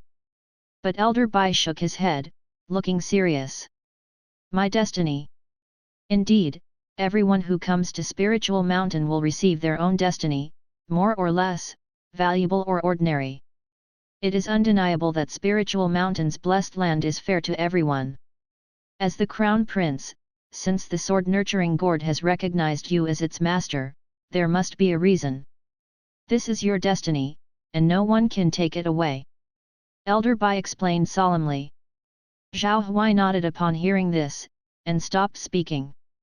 He held the sword nurturing gourd tightly, and bowed again to the deceased sword wielder on the ground. Seeing Zhao Huai accept it, Elder Bai also breathed a sigh of relief. This time, the devil sect came with great momentum. If it wasn't for Zhao Huai's presence, the younger generation of limitless immortal sect might have fallen into the hands of demon-bred Situ Huan. This sword-nurturing gourd was a gift from the limitless immortal sect to him. Zai Yun, Chen Jianshu, both of you should rest well and recover. You've worked hard in this battle. And you, Gu Tianji, you have made a great contribution this time. The limitless immortal sect is not an ungrateful sect. I will help Eternal Taoist Temple apply for a spot in the Sword Pavilion. Elder Bai passed on the message to everyone, giving the arrangements. Yes. Zai Yun and Chen Jianzhi received the order and bowed slightly. At the same time, Zhao Huai returned the purple spiritual sword to Zai Yun. Gu Tianji's face, although still pale, revealed a brilliant smile. I don't need the spot in the Sword Pavilion either. Just give me a 10,000-year flood dragon gall, and we're good. Faced with Gu Tianji's request, Elder Bai's eyes narrowed, and he secretly clenched his teeth. This guy was still as hard to deal with as ever. If he hadn't helped the limitless immortal sect, he would have driven him out long ago. However, Zhao Huai gave an embarrassed smile. Gu Tianji was indeed a good friend, even at this time he didn't forget about the matter. Now, the construction of his sword still required a sword soul, and the gall of a 10,000-year flood dragon was extremely important for the casting of his life-bound flying sword. Chapter 263, The Opportunity That Belongs to Zhao Huai too.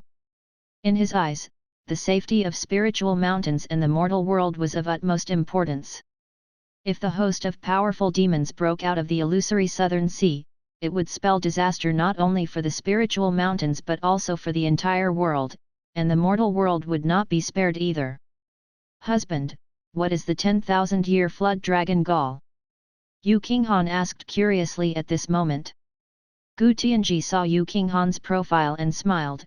Sister-in-law, you may not know that Brother Zhao's walking sword was damaged in the process of dealing with a devil cultivator, so he came to the spiritual mountains to recast his life-bound magical treasure.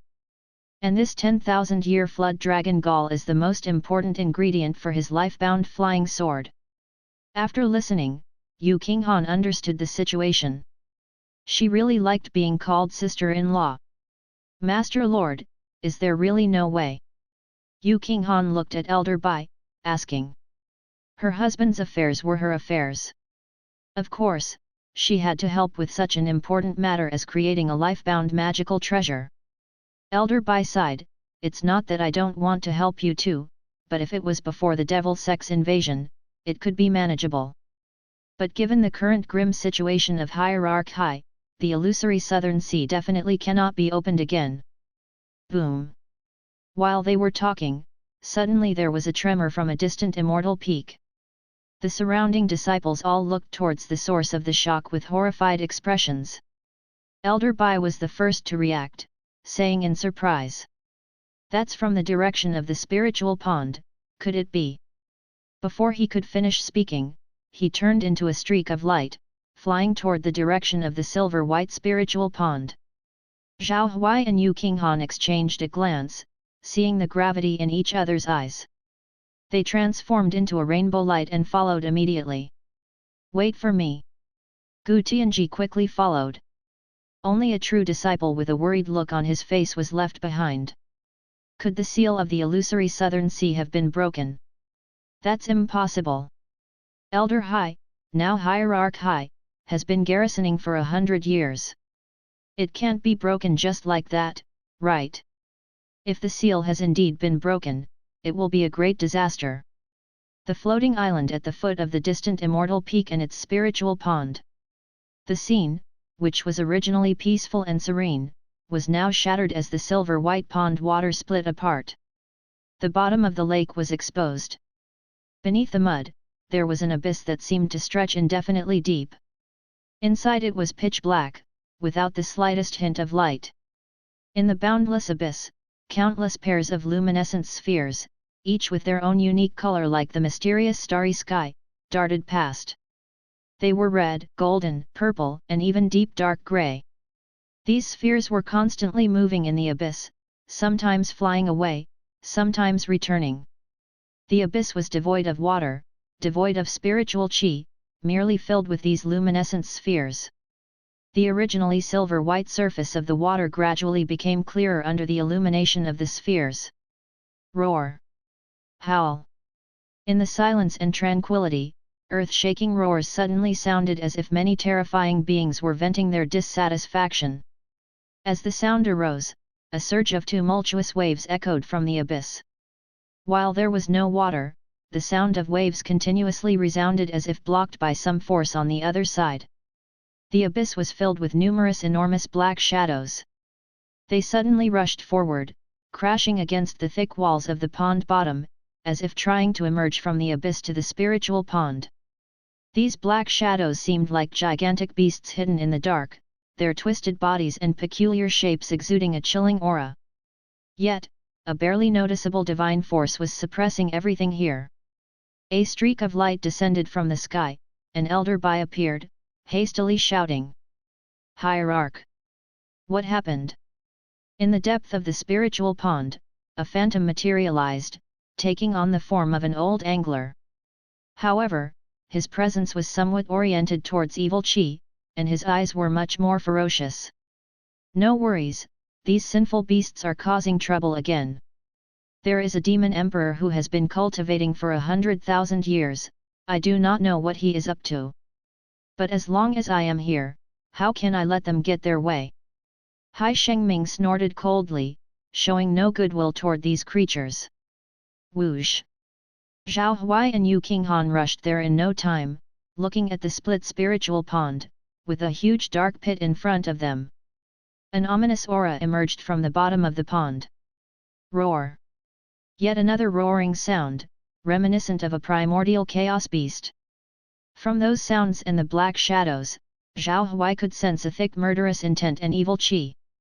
It was like an eerie forbidden place that had been buried for 10,000 years. The hair-raising strangeness gave him a strong sense of pressure. This is the illusory southern sea. Zhao Huai looked at the bottom of the pond, saying solemnly, "The bottom of this abyss seems to be the confluence of some primal force, those luminescent spheres. Why do they look like enormous pairs of eyes?" Their numbers were so large as to make his scalp tingle. In the dim and ominous light, it felt as though some force was calling out, leading those lonely and twisted black shadows, ready to open an unknown passage at any moment. All these were filled with a sense of mystery. Whoosh! Suddenly, a faint light radiated from the black ring in Zhao Huai's hand. He furrowed his brows, took out the white jade imperial dragon seal from the ring. The seal transformed into the shape of a treasured mirror, emitting a silver-white glow. Its light was strikingly similar to the faint light at the entrance of the seal. Clearly, there was some connection between the two. "Is this Yan country's ancestral weapon?" Yu Qinghan asked curiously upon seeing the treasured mirror. "Yes." Zhao Huai nodded, "I guess there must be some inevitable connection between this seal and the ancestral weapon." Boom! Boom! Boom! Ever since the ancestral weapon appeared, the shadow in the abyss started to hit the walls violently, causing a series of vibrations as if it wanted to rush out from the other side. Obviously, the vibrations they had felt earlier came from these ominous shadows. Crack! The shadow continued to strike the wall, and cracks emerged on the seal. "You demon, how dare you!" Hai Shengming shouted in shock and anger. The spiritual chi moved rapidly in every direction, transforming into a celestial sea of stars that filled the depth of the spiritual pond in the blink of an eye. But it was just a drop in the bucket. Boom! Boom! The cracks were getting larger. The appearance of the glowing sphere was becoming clearer. Those pairs of colorful eyes were the glowing pupils of a bunch of powerful demons. Savage and deadly. Thud! A loud sound resonated, and a pair of purple eyes were the first to rush out of the crack. In an instant, the wind and clouds suddenly changed in the whole world. The sky turned dark, and the black clouds gathered. A mysterious and unknown force appeared from the other side of the abyss. Splash! Hai Shengming bit his finger, and his essence and blood merged into the seal. A golden light shone, slowly repairing the seal to ensure that nothing more could escape. Then, looking at the purple eyes in the sky, he roared with fury, "Demon, get back!" Thunderous! The black clouds whirled, and the sound was as heavy as a collapsing mountain, apparently resisting his words. A pair of monstrous eyes emerged from the clouds, each only as big as a cloud. Zhao Huai was secretly horrified. Those eyes, with their horned heads and sinister expressions, black scale armor and vertical purple pupils that seemed to have come from an ancient battlefield. The ancient and mysterious scales were full of cracks and fissures, the two huge whiskers twitched continuously, and there were even golden blood stains on them, seeming to have experienced an inexplicable, massive war. Zhao Huai looked left and right, feeling something was not right. This was clearly a black dragon. He thought, shocked. The black clouds obscured the sky for 100 miles around the limitless immortal sect, accompanied by the sound of roaring thunder. This dragon, as winding as the Great Wall, had emerged from the sky. A black dragon appeared. Damn it! Hai Shengming was incredibly angry. He had presided here for hundreds of years. How could a mistake occur now? If it could wreak havoc in the world, he would be the greatest sinner. Whoosh! The black dragon soared in the sky, wind and thunder accompanying it, making a mess, and there was nothing in the world that could stop it. It crouched on the towering peak. A dragon's claw alone could crush 1,000-mile immortal peak. Its head in the clouds, its body obscuring the sun and sky, made all the big mountains seem very small before it. Roar! A sky-shattering dragon's roar echoed as it howled at the sky, spreading towards the surroundings of the limitless immortal sect, as if expressing its dissatisfaction at being confined. The massive black dragon looked icily at Hai Shengming with its purple vertical pupils, and this aged elder, who had sat watch for 100 years, suddenly flew out of the spiritual mountains. At this moment, the treasured mirror in Zhao Huai's hand emitted an unparalleled light and flew towards the black dragon. A celestial mirror light stretched out from the mirror, enveloping the entire black dragon. The purple arcs in the black dragon's pupils flickered on and off, showing a bit of unwillingness, as if wanting to resist, but still failed. Chapter 264, The Black Dragon of 100,000 Years. Above the clouds, the movements of the enormous black dragon were too noticeable, drawing a large number of disciples to watch and control their swords. Chen Jianzhu and Zhao Yun stepped on their life-bound flying swords and came to Elder Bai's side. "Elder, what is that monster in the sky?" Chen Jianzhu's face was serious, and he bowed with a fist. Zhao Yun, followed by hundreds of initiation stage law enforcement disciples, arrived at the floating island where the spiritual pond was located. Just as they were preparing to face the enemy, the giant creature in the sky had already vanished. Elder Bai was startled, and after calming down slightly, he saw Zhao Huai, who had almost fallen to his knees due to exhaustion, and was very concerned about his safety. He then turned to the disciples and ordered, "With the sect hierarch guarding this place, there is nothing to worry about. Everyone, return." "Yes." Zhao Yun put away her purple spiritual sword, her purple skirt fluttering in the wind, and stared at Zhao Huai, who was not far away. Although curious, she asked no further questions. "Husband, are you okay?" Yu Qinghan's face was full of concern as she held Zhao Huai's arm. The scene had happened just a few moments ago, and it was still fresh in her mind. The huge black dragon that had escaped from the depths of the spiritual pond had leaped thousands of feet into the air, intending to flee the spiritual mountains. But it was captured by the mirror in her husband's hands. Then, her husband seemed to be drained, unable to stand up fully. "I'm fine. I just feel heavy-headed," as if my spiritual power has been exhausted. Zhao Huai tried hard to shake his head and stay awake as much as possible. The moment the reincarnation treasured mirror emitted a light, he felt that his magic power and spiritual power were instantly drained. If it weren't for his wife's help, he would have fainted a long time ago. He had the benefits of 3 flowers gathering at the top and ginseng fruit, so his spiritual and magical power flowed like a relentless river, making it difficult to exhaust. He had never encountered such a situation before. "Eat this, and you should feel much better." Elder Bai stepped forward, took a fragrant silver-patterned pill from his sleeve, and said with a gentle smile, "What is this?" "This is an excellent spiritual restoration pill, which can quickly restore the spiritual power of cultivators below the rebirth realm." At this time, Zhao Huai didn't have time to be polite. He took the pill and swallowed it immediately. He sat down on the spot to digest the pill's effects. In just half a stick of incense's time, Zhao Huai felt that he had recovered considerably. "Thank you for the pill, Elder." Zhao Huai bowed his fist in thanks.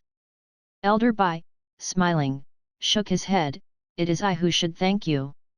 Pointing to the now calm and empty silver-white spiritual pool, he explained. "If it wasn't for you just now, that demon would have really escaped the spiritual mountains." Hierarch Hai Shengming is now preoccupied guarding the entrance to the abyss. He has specifically instructed me to come and thank you on his behalf. I presume the object in your hand is the ancestral weapon, the reincarnation. Treasured mirror. Yes. Zhao Huai nodded heavily. He subconsciously gripped the now dimmed treasured mirror tightly.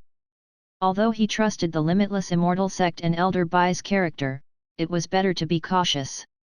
Elder Bai noticed his reaction and smiled, saying, "Royal Crown Prince, you need not worry. This ancestral weapon can only display its true power in your hands, so it is no different from an ordinary mirror to anyone else." Before the limitless immortal sect hierarch fell, he told me some secrets of the ancestral weapon. Now I will pass them on to you. Zhao Huai glanced at Yu Qinghan, seeing her nod, and he agreed without hesitation, nodding his head lightly. "I am willing to hear the details." Elder Bai said slowly, although Ancestor Yan Zia was a world-shattering cultivator, he did not leave any cultivation techniques or classics for his descendants, except for the ancestral weapon. Zhao Huai nodded. He knew this very well. He didn't understand why someone like Ancestor Yan Ziu, who had dominated an era, would not pass down any divine skills. Had there been a mistake in the inheritance? Elder Bai continued, "This reincarnation treasured mirror is an immortal tool, and it is also Yan Ziu's life-bound magical treasure. As for its origins, we are not clear about them.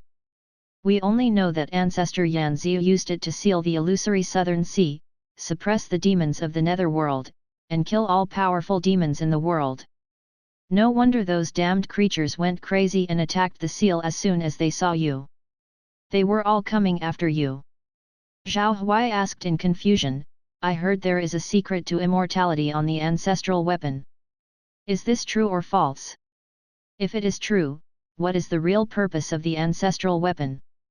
Elder Bai chuckled at the question. "At first, I thought there was a secret to immortality on the ancestral weapon, but that was until the former limitless immortal sect hierarch told me its function before he fell." "What secret to immortality?" "That's just the speculation of those ambitious people. The reason Ancestor Yan Zia was able to reopen the path to immortality and become an immortal was that he possessed an extraordinary, peerless talent. The others did not. As for the true purpose of the ancestral weapon," Elder Bai paused for a moment, stroked his beard, and said, "Let me give you an analogy, and you'll understand. If the immortal world is like a lock, then the ancestral weapon is like a key." Zhao Huai was surprised. The ancestral weapon can lead to other worlds. Aren't the other worlds the destination of the Ascension realm? Zhao Huai rested his hand on his chin, thinking. Elder Bai replied, "Not at all. The immortal world, the heavenly devil world, and the hell world are all part of this realm. The Ascension land is the Ascension land, the other worlds are the other worlds, the two are not the same. Upon hearing this, Zhao Huai immediately understood, clapping his hands and saying, "So, the people of the devil sect want to use the ancestral weapon to open the exits to the other worlds, which is why they desperately target me." Exactly, not just the devil sect, actually many demons are secretly targeting the ancestral weapon as well. Elder Bai added. Suddenly, Elder Bai paused as if he had received some serious news, and his face darkened. "Master, what's wrong?" Yu Qinghan noticed that something was off, and asked anxiously. "This is bad." Elder Bai said solemnly. Hierarch Hai said that after integrating with his kind self, the seal has become weaker, and the other exits of the illusory southern sea have also been affected. Yu Qinghan furrowed her brows and said, "Are there any other exits in illusory southern sea?" Elder Bai nodded his head and said, "This spiritual pond is the most important entrance. Besides this, there are still 3 other places. The Netherworld land in northern state, the yellow sand bewitched country in western state, and the extreme cold place in southern state." "How much longer can the seal hold?" Zhao Huai asked. "I don't know." Elder Bai shook his head with a heavy expression. Yu Qinghan pondered, if these 3 entrances are breached, the consequences will be unimaginable. Elder Bai reassured her, "Our Limitless Immortal Sect and Ling Shan Conference will handle this matter. There is no need to worry. It's just a shame that even if we guard this seal, the other entrances should have no problems. It must have been affected by the good corpse. Hierarch Hai can no longer take care of the other entrances." He spoke to himself, then thought of the black dragon that Zhao Huai had just put into the treasured sword, and couldn't help but ask. "Has the royal crown prince ever entered the reincarnation treasured mirror's interior?" "I have entered, but there's nothing special in there." At the same time as Zhao Huai nodded, he chose not to reveal the secret of the mirror's accelerated time flow. Elder Bai thought for a moment, then said, "You might as well see what's going on with that black dragon inside. Could there be any danger?" Zhao Huai furrowed his brows. Elder Bai laughed, "In the mirror world, you are the absolute ruler. The so-called immortal tool naturally nurtures heaven and earth, and it has the same wonders as the small world nurtured inside an immortal's body. The rules inside are determined by the world's master. In the past, Ancestor Yan Zi used this mirror to suppress many powerful demons and even imprisoned many demons to serve as his own subordinates. You might as well give it a try and see if you can tame this nefarious beast. The treasured mirror actually has such a purpose." Zhao Huai looked surprised, for the first time knowing that this ancestral weapon could also be used in this way. To raise demonic beasts? But he had tried before and it couldn't hold living creatures.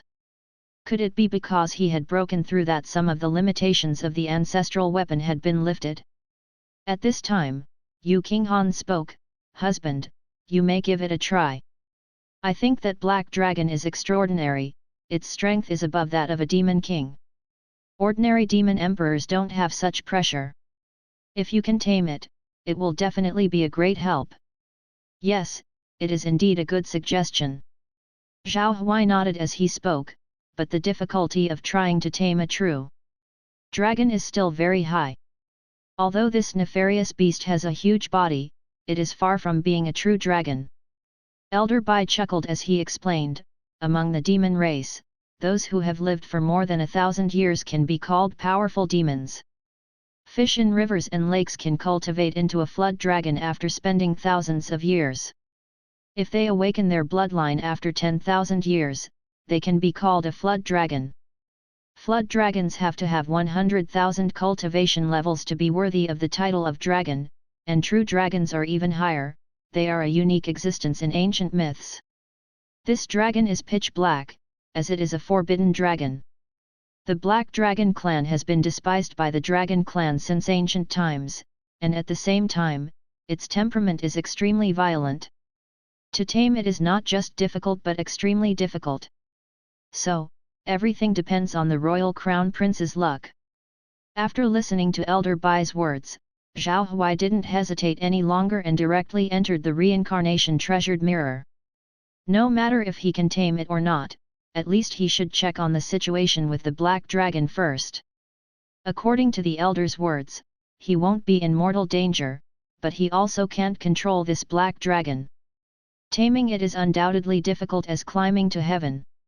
Accompanied by a spinning sensation, Zhao Huai felt like his entire field of view had flipped upside down. When he opened his eyes again, he had already arrived in a world of blue sky and white clouds, surrounded by lush greenery, trees, and mountains. There were mountains all around, and the center was a grassland. And he was right in the center, with the scent of grass and soil filling his nostrils. Not far away, there was a field emitting a faint spiritual light. Those were the panaceas that Zhao Huai had planted.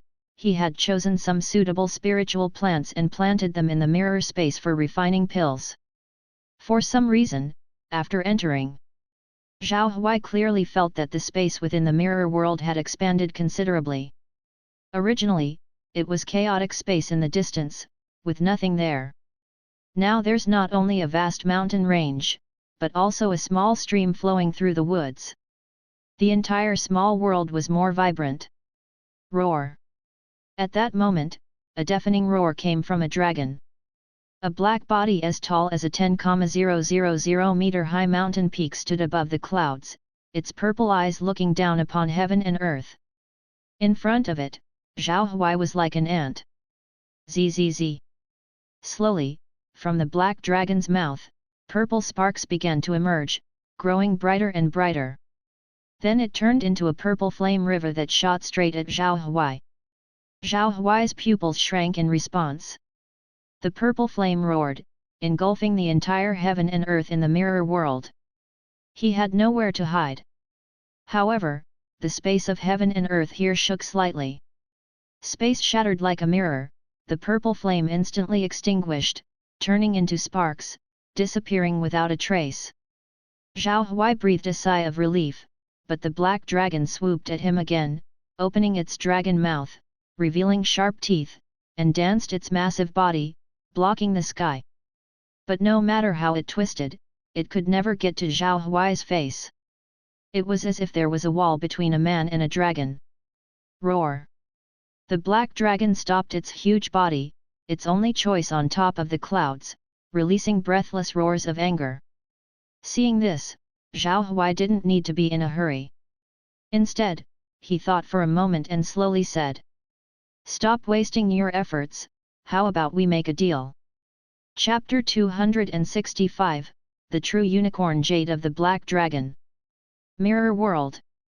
A slender and winding black giant dragon perched atop towering mountains, resting its dragon claws on the hillside, revealing a touch of disdain in its ferocious head with purple vertical pupils, even speaking in a human tongue, a mere human in the Golden Core realm, fit for discussing terms with me. The deep voice reverberates throughout the mirror world. This black dragon obviously looks down on Zhao Huai and is not interested in the trade he mentioned, completely dismissing him. Zhao Huai wasn't annoyed, his expression calm, nonchalant. Though I may not be as tall as you, I can still trap you here for thousands, tens of thousands of years, from which you can never escape, forever and ever. Ha ha ha! The dragon's roar bubbles, a deafening sound, as if it had heard something hilarious. What makes you think you can trap me for so long? As long as you die, this broken mirror will lose its power. So, do you think your life will be longer than mine? Do you know the lifespan of a demonic true dragon? The arrogant vertical pupils of the black dragon carry deep meaning. Zhao Huai understood what he meant. The implication is that his life is long enough to wear him down. Demons have always had a longer lifespan than the human race, and a single ordinary little demon's lifespan is 100 years long. A transformed monster has a lifespan comparable to that of a cultivator in the Golden Core realm. For flood dragons and black dragons like this one, the emperors among demons, their lifespan is calculated in tens of thousands of years. It is possible that 1,000 years is just their infancy. However, Zhao Huai did not lose heart, for everything in the world is fair, and where there are strengths, there must be weaknesses. Although the human race doesn't live as long as the demon race, the heavenly power has bestowed upon them exceptional cultivation talent.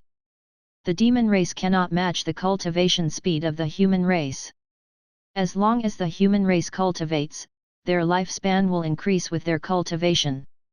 After a slight pondering, Zhao Huai smiled, "In your eyes, am I just a golden core cultivator, destined only to be this way?" Upon hearing this, the black dragon sneered, "Even if you break through to the rebirth realm and cultivate to the metamorphosis stage, in my eyes, you're still nothing but a slightly stronger ant." Zhao Huai had no reaction to the mocking words, but simply said nonchalantly, "Oh? Is that so? Are you that certain I can't cultivate into an immortal? Rely on you? To become immortal? Then I, Aoju, would have reached the pinnacle of the heavenly power long ago." The black dragon, as if hearing a joke, scoffed. "Instead of dreaming big, you might as well let me go sooner, so I can take my revenge on that old fisherman." Zhao Huai indifferently said, "If you don't believe me, I can't force you. The question is, do you dare to bet?" He could see it now. This black dragon was more anxious than he thought, having been trapped for 1,000 years, like an injured beast. If it had to be trapped for 10,000 more years, it would go mad. So, he is actually the one with the initiative. Therefore, Zhao Huai continued, "Not to mention becoming immortals, even cultivators passing superior tribulations have lifespans of tens of thousands, 100,000 years. With your temperament, how long could you stay here? I'm not afraid to tell you, I, Zhao Huai, am only 26, yet now I have already entered the 8th stage in Golden Core realm. Do you think I can't cultivate to the rebirth metamorphosing realm within 1,000 years?" Upon hearing Zhao Huai's words, the black dragon couldn't help but fall silent. He had just tried 100 ways to humiliate and strike Zhao Huai, trying to crush him and make him fear. Unexpectedly, the other party didn't fall for it. He wasn't foolish. The young cultivator in front of him, capable of activating the ancestral weapon, must be a descendant of ancestor Yan Ziyu, and his talent must be extraordinary. Reaching the 8th stage in the Golden Core realm doesn't mean that he will necessarily become someone like human immortal ancestors, or become immortal, but this young man does have the potential to cultivate to the level of passing superior tribulations, with a lifespan of up to 10,000 years. It also cannot be ruled out that he would join the 9th stage in the Golden Core realm. Because after forming core, there are ways to continue refining the Golden Core. The young man guessed right, he couldn't really bet on it. He couldn't possibly be trapped for 10,000 more years.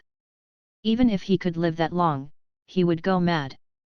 Seeing the black dragon's appearance, Zhao Huai knew he had guessed right, so he chuckled. "You might as well listen to the content of my trade, and refuse after I'm done." "You speak." The black dragon opened his mouth reluctantly, crushing the pride in his heart, curious about what tricks this descendant of Yan Ziyu could play. If he were to propose anything like helping him as a mount, or becoming his road guardian, he would refuse outright. He had many enemies, ancestor Yan Ziyu being one of them, and since this young man was a descendant of Yan Ziyu, he was also his enemy. If it weren't for ancestor Yan Ziyu's meddling, he would have been roaming the heaven and earth long ago. He wouldn't have been imprisoned for hundreds of years.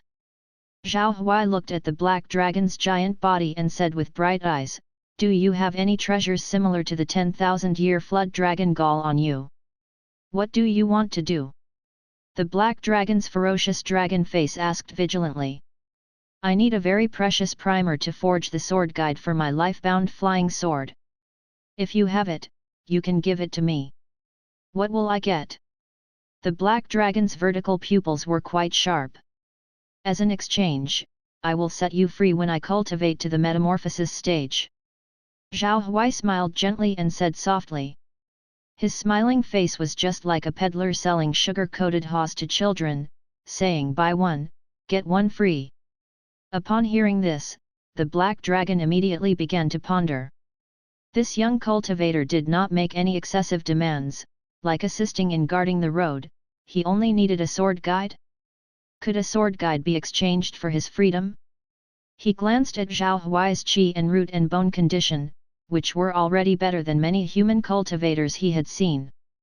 Based on the cultivation trajectory of other cultivators. With this trend, this young man should be able to break through to the rebirth metamorphosing realm in a few hundred years. In other words, he could be free in a few hundred years? Upon thinking about this, the black dragon couldn't help but feel that it would be a very worthwhile deal. He looked at Zhao Huai again and asked with a hum. What if you go back on your word?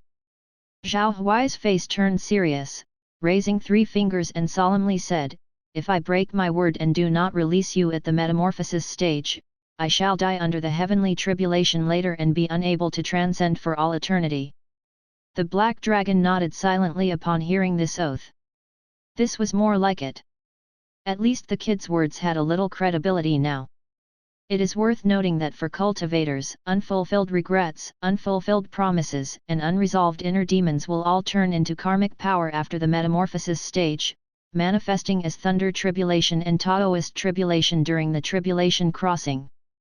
This is a kind of punishment for cultivators. After all, during the process of ascending the immortal path, there are very few people who are guilt-free. Most of them will die under the heavenly tribulation because they owe too much. Therefore, in the immortal cultivation world, cultivators try their best to fulfill their oaths. For example, the limitless immortal sect hierarch got involved in too many karmic consequences that did not belong to him, especially ancestor Yanzia's schemes, and a large amount of karmic power entwined him, turning into thunder tribulation, causing such a great figure to die under the heavenly tribulation. So, this oath is quite significant. Enough to influence Zhao Huai.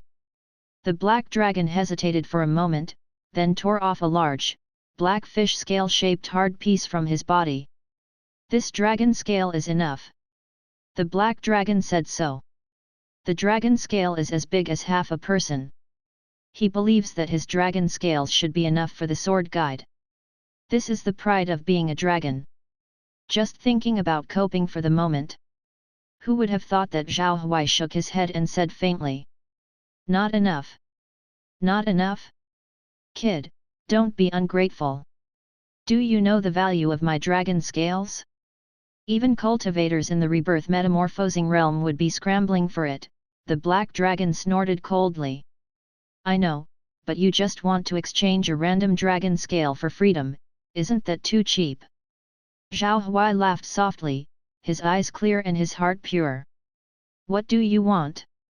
The giant dragon's mouth opened wide, and the black dragon's purple vertical pupils were very impatient. I want the true unicorn on your body, the 10,000-year true unicorn jade. Zhao Huai said with a light smile. True unicorn. The giant body of the black dragon soared into the sky, shocked and furious.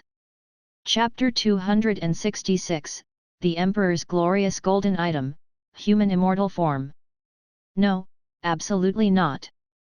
The refusal came abruptly from the black dragon, rejecting Zhao Huai's request. What is the true unicorn jade? It is his origin, the most important thing in his cultivation for hundreds of thousands of years. Fully mature unicorn scales, far superior to ordinary dragon scales, are worth hundreds or even thousands of times more. They rank only second to the dragon's reverse scale. In this 100,000 years, he had only cultivated a few pieces of unicorn jade. How could he possibly give them to a human brat he had never met before? Zhao Huai's expression didn't change as if he already knew that the black dragon would refuse. Therefore, he had prepared his response in advance, faintly smiled, and said, Don't rush to refuse. If you're willing to give me the true unicorn jade, perhaps I can do you a favor. What favor? The black dragon watched Zhao Huai cautiously with his vertical pupils. This youngster's mind wasn't as low as his cultivation level, on the contrary, his ideas were dangerous and made him a difficult opponent. He didn't know what trap was being laid this time. Zhao Huai casually said, As far as I know, your black dragon clan is forbidden, exiled. Therefore, I guess that your injuries were no accident. Your days in the illusory southern sea must have been tough, or perhaps, you were the one being oppressed. Working so hard to cultivate for 100,000 years, only to be looked down upon by other dragons. Unpleasant, isn't it? The black dragon listened to Zhao Huai's words, its fierce dragon head expression changed from calm to surprised, then to cool before it coldly said. You're smart, human brat. Yes, I admit, you're right for the most part. I do have many enemies, and I wish I could consume and annihilate every single one of them. But what's the point? You can't possibly be offering to help me. The black dragon sneered. Zhao Huai nodded seriously. Indeed, not only can I help you recover from your wounds, but I can also help you defeat those who oppress you. The prerequisite is that you must give me a more precious sword guide, the true unicorn jade. Ha ha ha! Laughter filled the air as the black dragon's body gradually began to sever in size. In the end, he transformed into a form similar to that of a human. He transformed into a muscular, nearly 2-meter-tall man with dark copper skin and bulging muscles. His mouth revealed sharp, pointed teeth, his pupils were purple, and his cheeks and arms oozed blood. He exuded an alarming and explosive energy force.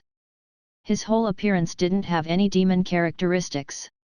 This indicated an extremely high level of transformation mastery. The black dragon, now transformed into a burly man, lightly massaged his wrist as if not used to the human body, then disdainfully said. Just with your insignificant golden core, you want to interfere in my affairs? You're truly overestimating your abilities. Do you even know how powerful the enemies you're facing are? In the illusory southern sea, there are countless demons more powerful than that old fisherman. You're not even close to being a match. Zhao Huai smiled and said, I have said before, humans will grow. Humans are different from demons. The most important thing is that they think. Don't always view everything from a static perspective. The burly man still shook his head, but the true unicorn jade is too precious to me, I can't give it to you. Upon hearing his answer, Zhao Huai nodded slightly and left a word. If that's the case, then stay here forever. After speaking, Zhao Huai turned to leave. The burly man watched him leave, surprised by his decisive stance. He quickly shouted. Boy, come back. Zhao Huai stopped and turned his head, looking at him indifferently, seemingly not caring about the deal they were just discussing. A trace of cold sweat trickled down the burly man's forehead. This kid was too cunning. This was why he hated dealing with humans. Compared to the winner-takes-all, survival of the fittest world of demons, the scheming and plotting of humans gave them headaches. Lne burly man Pnant tore a moment and said in a deep voice, You can NLP me? How can you prove it? I can't trust you based on just a promise and a deal. Zhao Huai's look turned profound. I can't prove anything to you, but I have confidence. Whether it's you, or those powerful demons, in the future, I will handle all of you. His words were full of absolute certainty, seemingly more a statement of fact than an empty boast. He boldly voiced his real intentions in front of his opponent. Seeing his serious face, the burly man smirkingly cackled, his purple eyes squinted, emitting a dangerous aura as he said. Boy, even though I hate humans and especially you, I like your character. If you can't do what you said, and after reaching the metamorphosis stage, you don't let me go, even if it means death, Aoju will devour you. When I say something, I mean it. All right. Defiant in the face of the overwhelming murderous aura, Zhao Huai nodded without hesitation, his face serene. He knew that his goal had been achieved. The burly man revealed a pained expression and then stretched his large hand to his chest. He then took out a crystal clear, glowing black dragon scale. Mysterious rays of light radiated from it, making it look like a piece of dark jade. This was the true unicorn jade of 100,000 years. Compared to regular dragon scales, it was much smaller, but its aura wasn't weak at all. Even from several meters away, Zhao Huai could feel the strong pressure it exerted. This was the aura of a dominant figure among the demon emperors. "Boy, catch!" the burly man said as he threw the true unicorn jade, which emitted powerful energy, to Zhao Huai. The true unicorn jade felt hot to the touch. It had the texture of jade, and in no time at all, Zhao Huai could feel the terrifying and violent power of the true unicorn jade spreading out. As expected of the original crystallization of the dragon, it was extraordinary. "Lad, remember your promise." "Understood." Having acquired the true unicorn jade, Zhao Huai came out from the mirror. As he came out, Yu Qinghan immediately surrounded him, her beautiful eyes flashing with confusion. "You're out so soon? How long has it been? Husband, how did it go? How is the black dragon?" Zhao Huai smiled without answering. He just revealed the black gleaming true unicorn in his hand. "This is..." Yu Qinghan looked at the true unicorn, and was a bit stunned. She didn't recognize what it was for a moment. "Damn, a dragon scale!" A shocked exclamation erupted from behind. It was Gu Tianji, who didn't know where he had wandered over from. He hid far away when the spiritual pond was in crisis just now, but now he came over, and seeing what was in Zhao Huai's hand, his eyes widened. "Am I seeing this right? Is this a real dragon scale, and it's a one-of-a-kind true unicorn? Brother Zhao, are you sure you didn't slaughter that black dragon?" Gu Tianji raised his head and asked with a doubtful look on his face. "No, I just made a deal with it." Zhao Huai replied with a faint smile. "The true unicorn jade from 100,000-year-old black dragon is far more precious than Tianyi, Ren, Renusan a year are 1,000 dragon gall. It could de-integrate it into his life-bound flying sword. He couldn't imagine how powerful that sword would become. It seems that the royal crown prince has gained a lot from this trip." Elder Bai stroked his long beard and came over, smiling cheerfully. "A 100,000-year-old spiritual beast, it's priceless. I don't know how many people would be shocked if they knew." Gu Tianji sighed. He was filled with resentment and jealousy. Why didn't he have such great luck? His gaze fell on Zhao Huai, filled with envy. The other party, being the crown prince of the Yan country, was backed by his country's fortune and a backing of an immortal sect. His fortune was much stronger than his own. In just a short time after coming to Spiritual Mountains, he had already got such a precious opportunity. Just this true unicorn jade alone had surpassed many others. Only heaven knows what kind of opportunities Brother Zhao will encounter in the future. The Spiritual Mountains were a treasure trove, and only the greatest lucky person could excavate the most precious ones. "Now that I've got the sword guide, I should give it to Master Ruan Ban." Zhao Huai said this, and then said goodbye to Elder Bai. "Elder, hope to meet again." Elder Bai laughed heartily and said, "Thanks to you this time, otherwise, because of this cursed beast, the limitless immortal sect would have another big disaster. In the future, the gate of the sword pavilion will always be open for you. I'll thank the elder in advance then." When Zhao Huai heard this, he knew that the limitless immortal sect was granting him an opportunity in return. And it's the sword pavilion, which has been inherited for tens of thousands of years. The opportunities inside must be richer than he imagined. If he could explore it, that would be great. "Madam, Gu Fan, let's go." Zhao Huai turned around and spoke to the two people next to him. "Forget it, you two go ahead, I don't want to intrude on your world." Gu Tianji shook his head, indicating that he didn't plan to go with Zhao Huai. He was a discerning person. The greater the splendor shouldn't be this small, it refers to the way of life, and this is his way, so he wouldn't interfere with Zhao Huai's life. After saying goodbye to Elder Bai, Yu Qinghan held Zhao Huai's hand, and they came to the teleportation formation of the limitless immortal sect. With a whirl of the sky and earth, a large amount of spiritual qi from the universe was drained by the great formation. Zhao Huai came to Skyforge Mountain again. At this moment, he found that the red qi on his wife's face had completely disappeared. At the same time, the copper coin around his waist emitted a dazzling golden light. Involuntarily, Zhao Huai's innate status rose gradually. Higher and higher, until it pierced the sky. A majestic golden immortal figure appeared, standing majestically, his immortal robe fluttering, standing tall and straight. This posture, shining gold, was like a human immortal descending to earth. The noise attracted Yu Qinghan's attention. She looked at the immortal figure in the sky, somewhat shocked. The next second, the golden immortal figure turned into stars and gathered into a ball of light that went into Zhao Huai's body. In the sea of destiny, the stars were glittering. At this moment, there was an imperial gold destiny shining like a holy sun. Zhao Huai's spiritual consciousness came to the sea of destiny. Suddenly, a big imperial golden word appeared in front of his eyes. Human immortal form, superior imperial grade. Throughout the ages, those who have become immortals must have exceptional talents, attain immortality, and live for eternity. Chapter 267, As Long as Husband. Human immortal form. Gazing at the golden words before him, the metaphysical form of Zhao Huai couldn't help but murmur.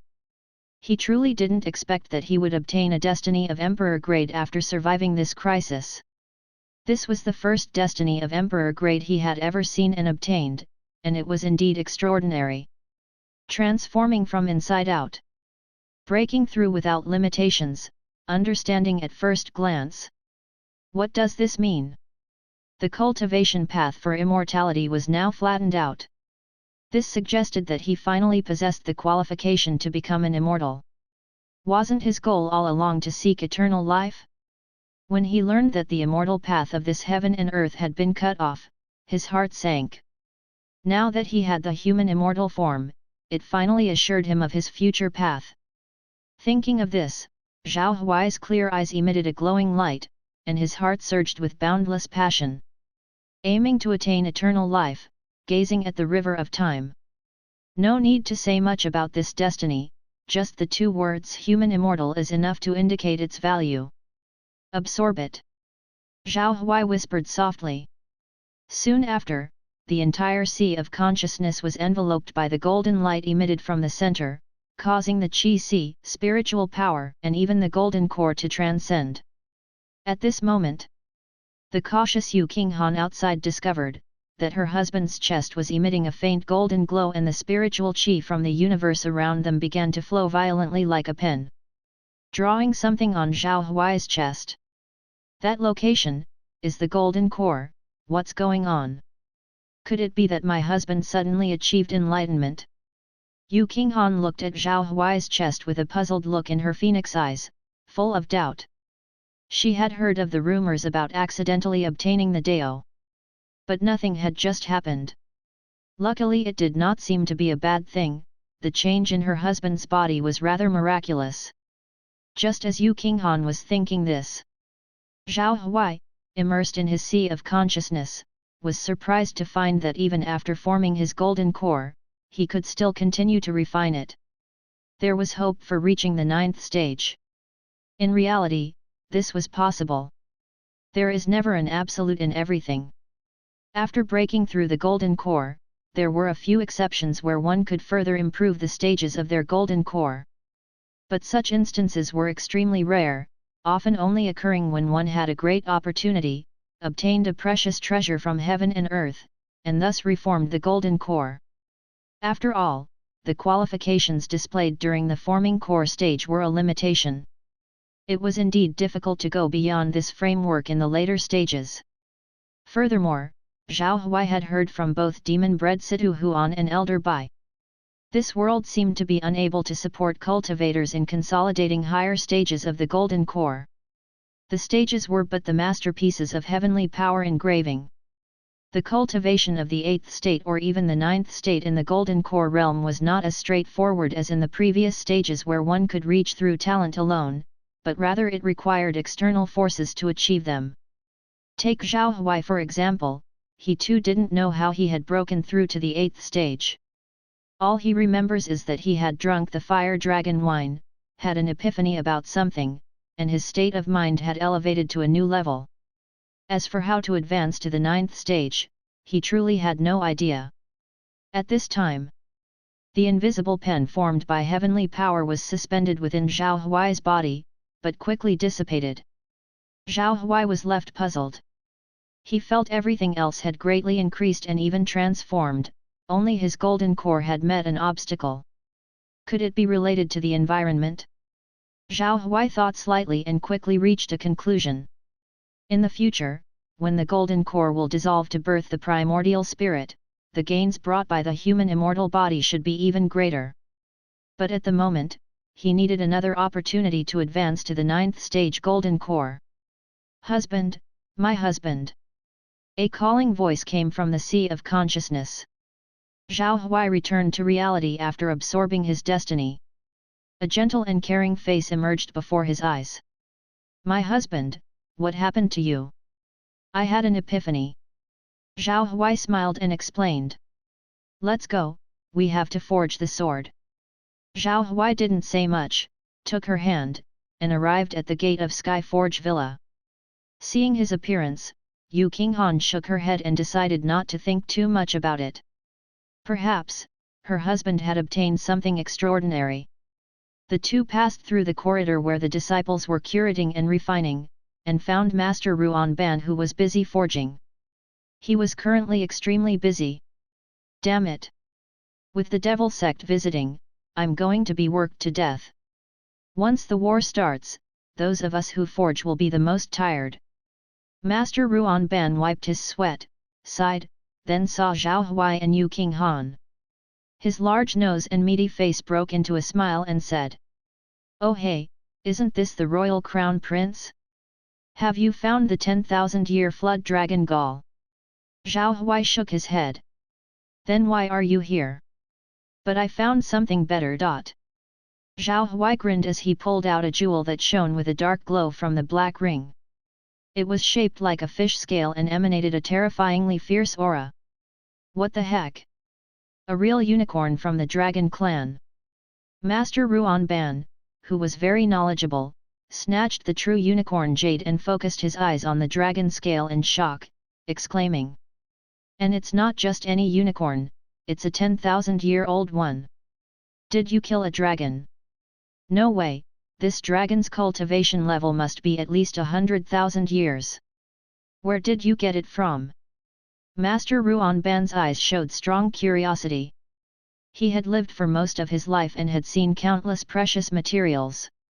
This 10,000-year-old true unicorn jade was definitely one of the top ones. "I traded for it." Zhao Huai replied honestly. "My goodness!"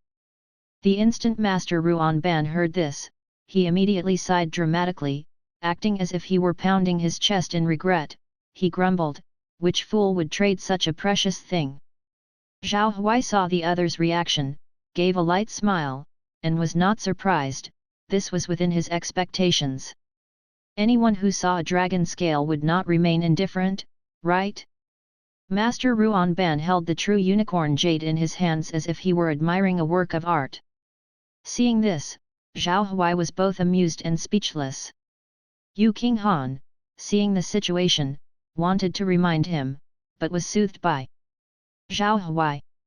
"Let him look a little longer. No hurry." After appreciating it for a while, Master Ruan Ban finished sighing. He turned his head, and solemnly said, "Your substitute is extraordinary, or rather, it cannot be referred to as a substitute. Everything before should be started over. This true unicorn deserves the very best." Upon hearing this, Zhao Huai seemed to understand. Does the master intend to start from scratch and reforge it? "Yes, we need to start over, and the materials for the sword body and edge must be top grade. It's like forging a new sword from scratch." Master Ruan Ban nodded heavily. Zhao Huai nodded, feeling reasonably satisfied. He trusted Skyforge Villa, which was one of the best places in the immortal cultivation world for creating magical weapons. Many people would like to have their swords made here. Master Ruan Ban held the true unicorn jade with trembling hands and his expression was incredibly serious. He said, "Your Highness, rest assured, I promise that the sword we make for you will indeed be the best life-bound flying sword I've crafted in nearly a century. Then I will leave it in your capable hands." Zhao Huai smiled brilliantly and made a bow with his hands. Master Ruan Ban informed Zhao Huai after that to come back for the sword in 14 days. The sword-making period was now twice as long as before. Zhao Huai was also very eager inside. What would his life-bound flying sword look like in the end? Only after he had tried other people's flying swords did he understand how crucial a life-bound magical treasure was for a cultivator. A suitable magical weapon substantially enhances a cultivator's power. Like the devil weapon Wand of Thousand Bone Hell that demon-bred Situ Huan held in his hand, Bloody Slaughterer of Blood Ravine Palace used it to repel Hai Shenming's great divine skill.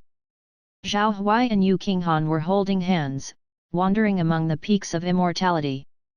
The wind passing through the mountains blew past the two, lifting Yu Qinghan's jet-black hair, and a strand of hair tickled Zhao Huai's nose. The fragrance was so comforting, it calmed one's heart. Zhao Huai stared blankly at the beautiful face beside him, lost in wonder. Feeling his stare, Yu Qinghan quickly noticed that the person beside her had stopped. She turned her head and saw someone staring at her. She smiled slightly and chided. "What are you looking at? Haven't you seen enough?" "Not enough."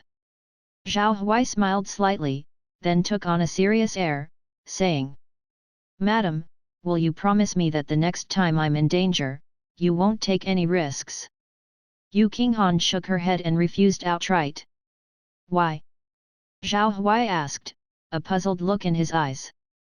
Yu Qinghan's beautiful eyes became incredibly serious as she said, "Because I cherish you. I don't want you to die before me." Zhao Huai was first taken aback, and then his eyes revealed a touch of being moved.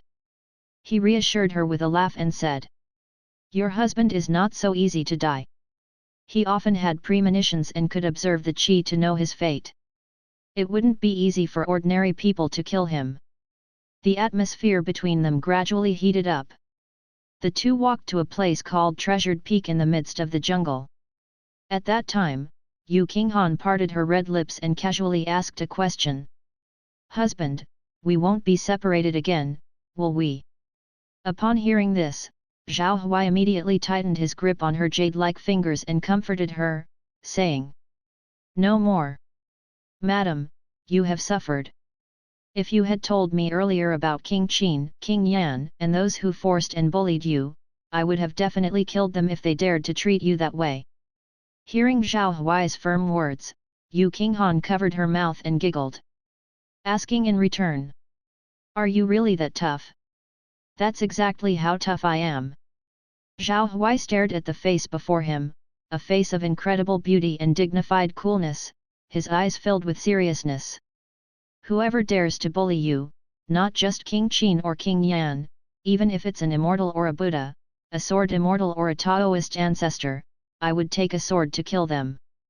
Whether I can beat them or not is another matter, but I would certainly fight them first." Hearing this, Yu Qinghan was naturally thrilled. Her heart felt as if it had melted.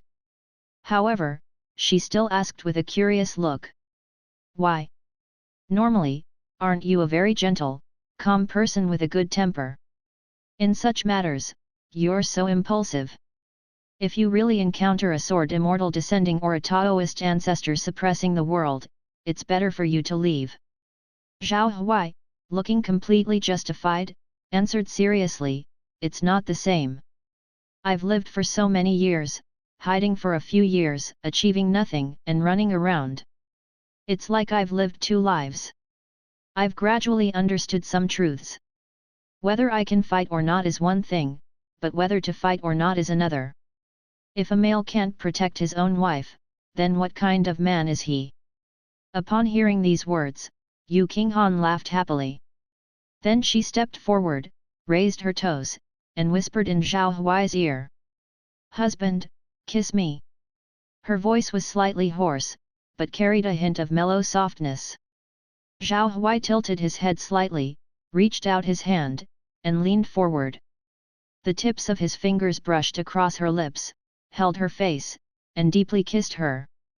With this kiss, Yu Qinghan's face instantly turned red, her skin as white as kneaded fat.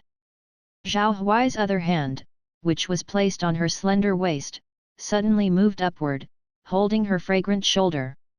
MMM. The kiss lasted for a good while. It was only after a long time that they finally parted. After parting, Yu Qinghan's phoenix-like eyes narrowed into crescents.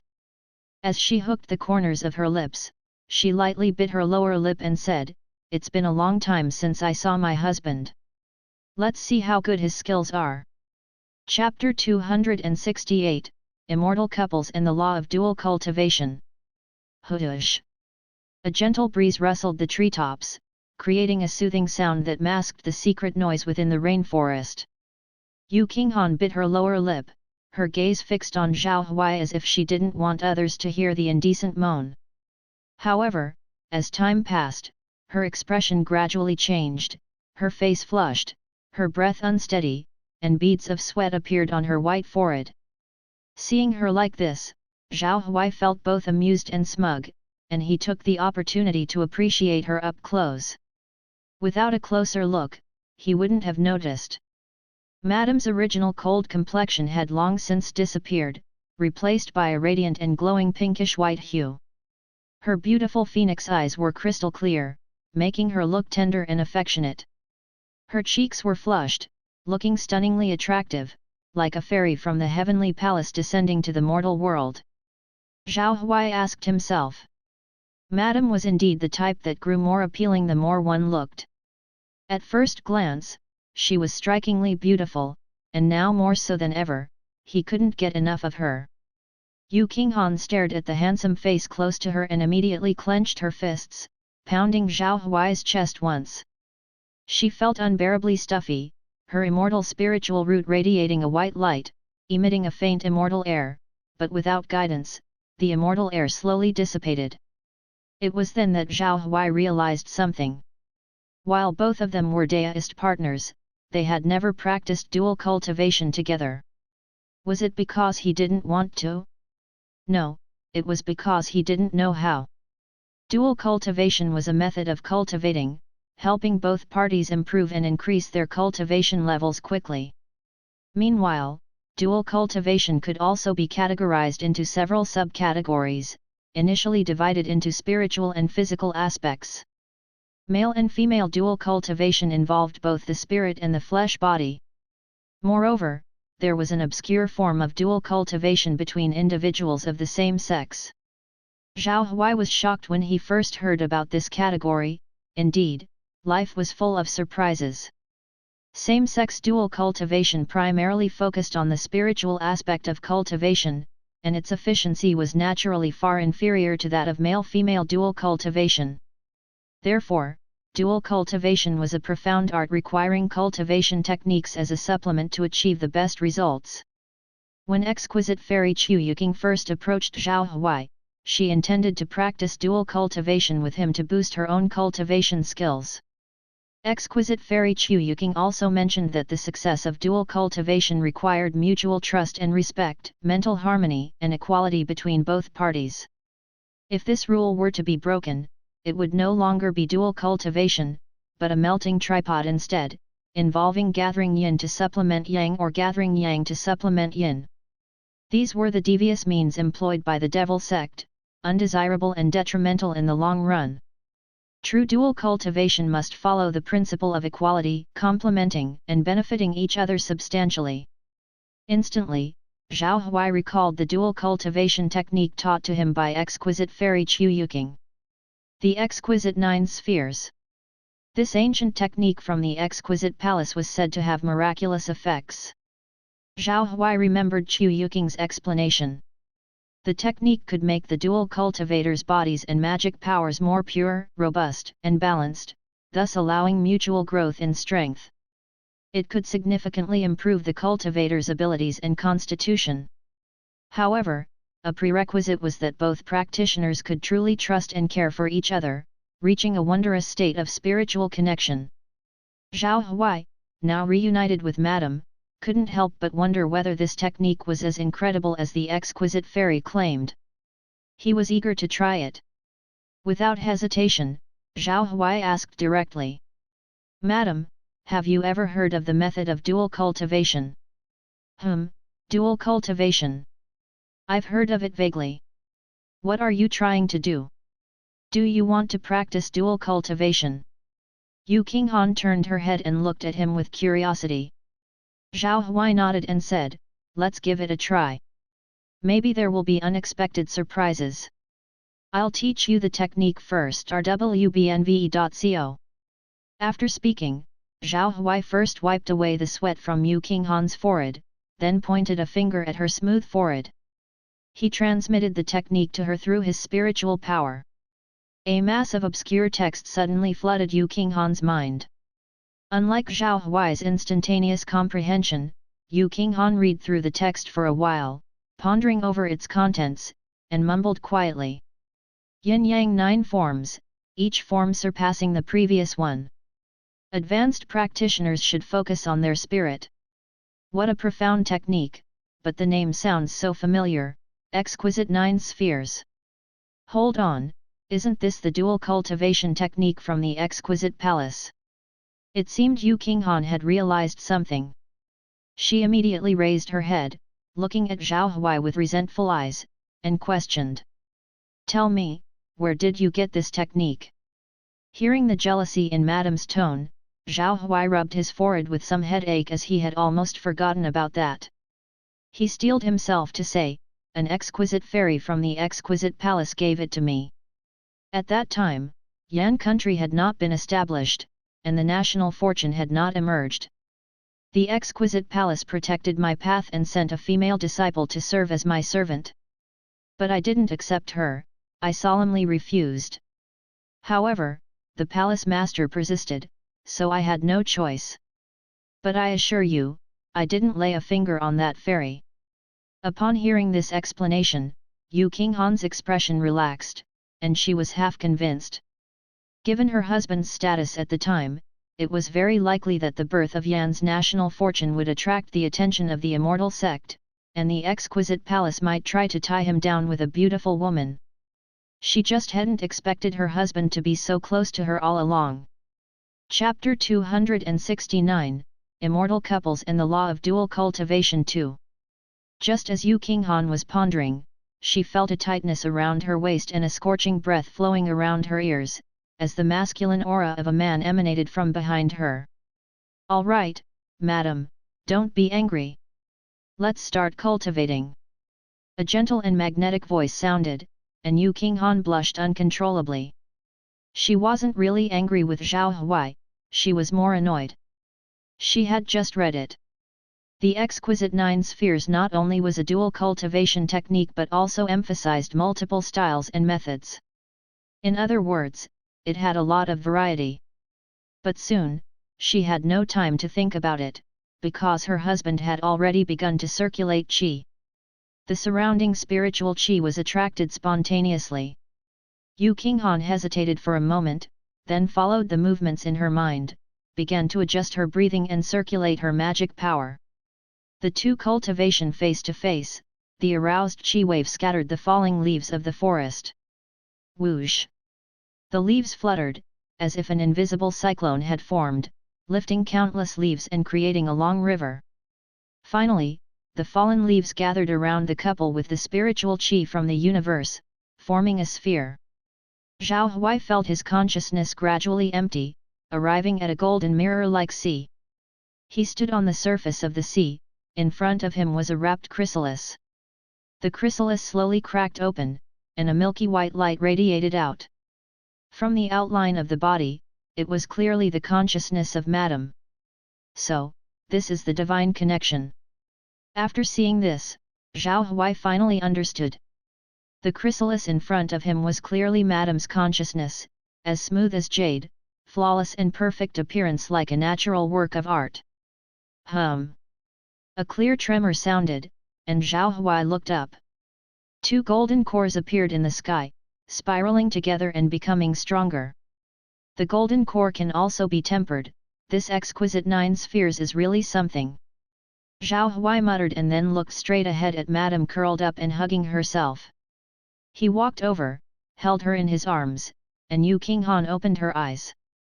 She looked somewhat blurred and confused, unaware of what had happened, and hooked her arms around Zhao Huai's neck in the first moment. Apparently, her spiritual power was not as strong as Zhao Huai's.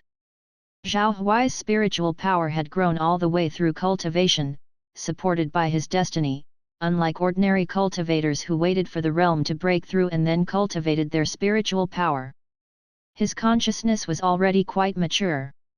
He saw the appearance of Madame and whispered, "I heard that the sensory touch in divine connection is at least 10 times stronger than in reality, Madame, you'd better be prepared." Hey! Who knows how long it took? Birds were playing in the treetops, the wind roared in the rear mountain, and the sound insulation was excellent, so other sounds couldn't be heard. Only the two alternating breaths in the forest, which finally stopped at some point. Boom! A wave of spiritual chi tide appeared in the forest. The leaves that blocked the view dispersed, and Zhao Huai's figure emerged first. He had a handsome face, a head of black hair, an upright figure, and his upper body was bare, revealing 8 clear and distinct abdominal muscles. A glint flashed in his eyes, and he said, "I didn't expect to break through to the middle golden core stage so soon. Is the effect of the first dual cultivation so significant? How long ago did he break through to the golden core realm? Was it because of Madame? Her cultivation progress was higher than his, so the exquisite 9 spheres balanced the two's magic powers, and he entered the middle stage like this." At the same time, he found that an extra speck of bright dust appeared on his grey spiritual root. At first glance, it seemed insignificant, but looking closely, one could see that the speck of bright dust carried a trace of immortal spiritual chi, transforming his spiritual root. Originally, his spiritual root wasn't outstanding, and his cultivation speed depended entirely on his destiny and the golden core. But now there was a turning point. In other words, his constitution had improved. Was this also thanks to Madame? Thinking this way, Zhao Huai hurriedly looked back, and Yu Qinghan was disheveled, her face flushed, and a strand of blue-black hair was floating in the air. She squinted her phoenix eyes, as if she hadn't recovered from her cultivation. As she slowly regained consciousness, she found Zhao Huai had already approached her face without her noticing, startling her. Yu Qinghan immediately sobered up, almost kicking Zhao Huai away with her foot, but midway, her foot stiffened, so she gave up on the idea. "You scared me to death. You know that?" Yu Qinghan glanced at him, speechless. Zhao Huai, with a curious expression, said heartlessly, "Madam, you have an immortal spiritual root, don't you?" Yes, what's the matter?" "Nothing, it's just that I didn't expect Madame's talent to be so amazing." Zhao Huai gasped in astonishment, feeling slightly embarrassed. There's no need to speak about the importance of spiritual roots, as they play a crucial part in determining whether a cultivator in the early stage can enter the door of immortal cultivation or not. Those with immortal spiritual roots undoubtedly stood at the pinnacle of the immortal cultivation world, possessing an extremely high talent for cultivation and spiritual power. Cultivators who possess an immortal spiritual root often have the potential to rival the best geniuses of an era and are thus commonly called geniuses among geniuses. The fact that his madam had an immortal spiritual root was undoubtedly good news for him. At the same time, he also had to pay attention because every major influence often considered those with immortal spiritual roots but who hadn't yet fully grown their roots to be a delicious treat for them. Especially the devil sect, which possessed evil techniques that could graft spiritual roots and even used women with extremely high talents as melting tripods. Nevertheless, Zhao Huai found out that Madame's golden core realm wasn't very high, only being at the 7th stage. After dual cultivation, Madame's golden core had obviously become much stronger than before. Evidently, it was also refined by his 8th stage golden core and had been improved. The reason she couldn't condense a higher golden core should be due to the limitations of the rule of heaven and earth in this world. Reaching the 8th stage required external force to break through. "Husband, have you made a breakthrough?" Yu Qinghan quickly noticed the changes in Zhao Huai and looked at him in astonishment. Seeing her doubt, Zhao Huai explained, "My cultivation is based on killing and slaughtering. To me, demons are no different than medicine. The speed of our dual cultivation breakthrough was not bad, thanks to Madam's help. Now our levels of cultivation are more or less equal." Yu Qinghan felt that her mind seemed to have entered a realm beyond common sense, finding it hard to comprehend. After a moment of silence, she nodded and said, "It's good that you broke through quickly, but you need to pay attention to consolidating your Taoist mind and foundation. Otherwise, demons will cling to you, and karmic retribution will find its way to you." Zhao Huai laughed, "Don't worry, cultivating is a process where rushing can lead to failure, and I have my measure. However, madam, isn't it time for you to put on your clothes?" Yu Qinghan blinked, only then realizing that her chest felt cold. Her face instantly turned red, and she hurriedly covered herself with her clothes. "All right, I should go see the children. I haven't forgotten about them. Where are they now?" Zhao Huai chuckled, not having forgotten the two little darlings his madam had given birth to either. He still felt quite nervous in his heart since it was his first time being a father. Yu Qinghan cleared her throat lightly and said, "They're at the secular immortal peak of the limitless immortal sect. My senior sister from the past is helping me take care of them." "I see. Then, what are your thoughts on their growth arrangements? Do you plan to keep them in the spiritual mountains forever?" Zhao Huai tentatively asked. Yu Qinghan had already given this thought, replying, "Of course not. Once they grow up, we'll leave the choice of staying or leaving to them." Zhao Huai held Yu Qinghan's hand, and they strolled toward the nearest teleportation formation. On their way, Yu Qinghan suddenly said, "Husband, do you think I'm petty? Why do you ask that? I'm not as tolerant as those other women towards you, so I'm wondering if I've been too selfish." Hearing his wife softening her tone, Zhao Huai froze for a moment but quickly understood. She was still worrying about Chu Yuking's ordeal. In this world, having multiple wives and concubines was the norm for men. Some successful cultivators even married 3,000 wives in the mortal world, thus having an aristocratic family in the field of immortal cultivation. Nevertheless, this was ultimately just gossip. Everyone lived differently, so why be obsessed with just one path? Zhao Huai shook his head and looked at her earnestly. "Of course, I don't think Madam is petty. Gu Fan said that some people are destined to meet, and reuniting is the best. Having you is enough for me." Chapter 270, It's better for people not to become famous. Zhao Huai and Yu Qinghan traveled together, passing many sects along the way. They saw many beautiful landscapes of the spiritual mountains, such as spiritual birds and beasts moving through the mountains, tigers lying on stone platforms taking naps, and green snakes coiling among panaceas, absorbing the spiritual qi. The looks of these spiritual birds and beasts were elegant and noble, clearly different from the demons found outside. They appeared to be exotic beasts that were raised in captivity.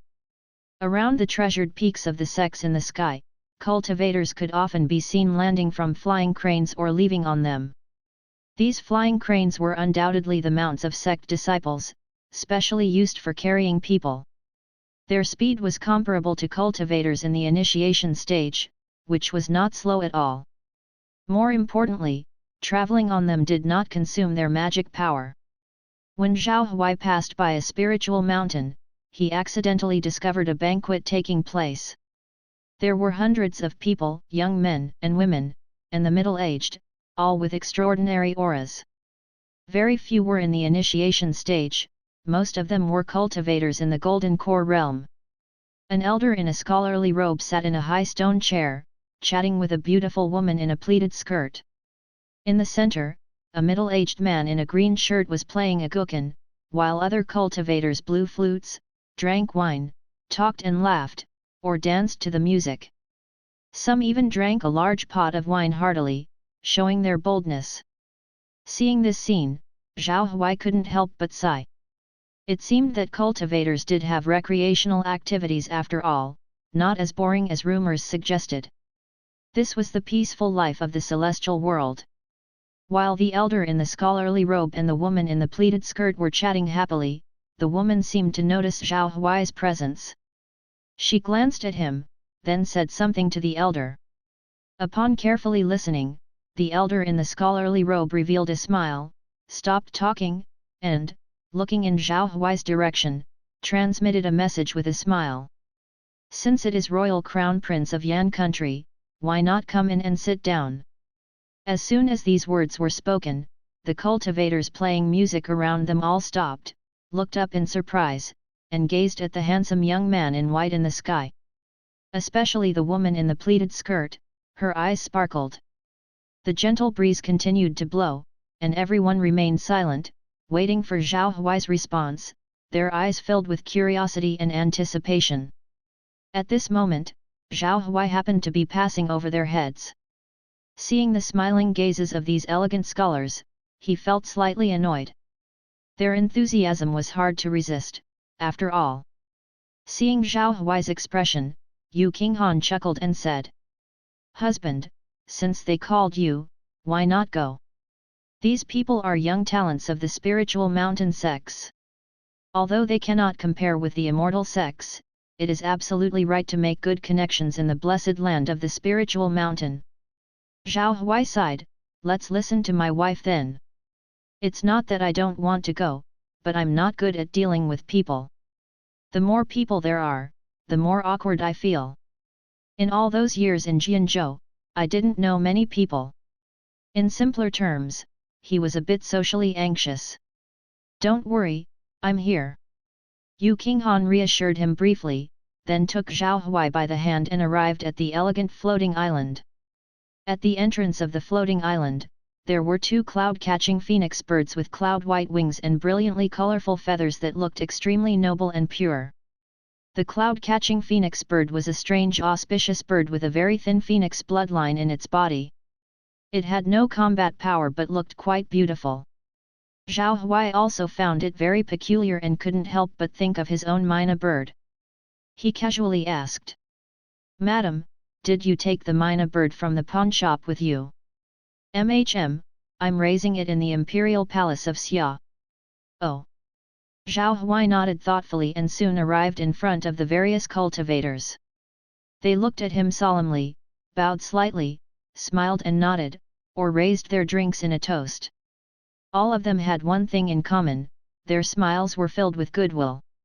The middle-aged man in the green shirt playing the guqin was the first to get up and pay his respects, smiling and saying, "Welcome, Prince Zhao Huai, to my Fengzi mountain." "And who is this?" he asked with a smile when he saw Yu Qinghan. "Oh, this is my wife." Zhao Huai explained directly. "So, it's the crown prince's wife, my apologies." The middle-aged man in the green shirt looked enlightened and bowed his hands. "Please sit, everyone is waiting." Zhao Huai nodded, returned a bow, and then took his seat with his wife. The young geniuses of the various sects were surprised by Zhao Huai's youthful appearance and an extraordinary root and bone upon seeing him up close. Well-mannered, not showing any fear, and at ease, he was truly deserving of the title of Yan country's crown prince. At that moment, their hearts were filled with a few good impressions of this descendant of ancestor Yan Ziu.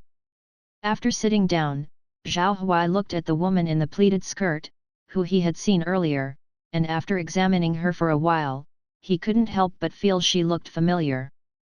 The woman had a beautiful appearance and a graceful figure, with a mini guqin on her snow-white neck, and an elusive aura. She was also looking at him, not sneakily, but openly, and even nodded her head towards him, effectively greeting him. Zhao Huai suddenly remembered. Wasn't she the strict female gatekeeper he had just encountered upon entering the spiritual mountains? Gu Tianji had said she had a stubborn temperament and was like a man at heart, but what was her name? It seemed to be Cai Yuxiang, a true disciple of the Heavenly Star Sacred Sect. The elder in the scholarly robe stroked his beard and smiled, looking at Zhao Huai, "Your Highness, the news of your arrival in our spiritual mountains has spread to all the major sects.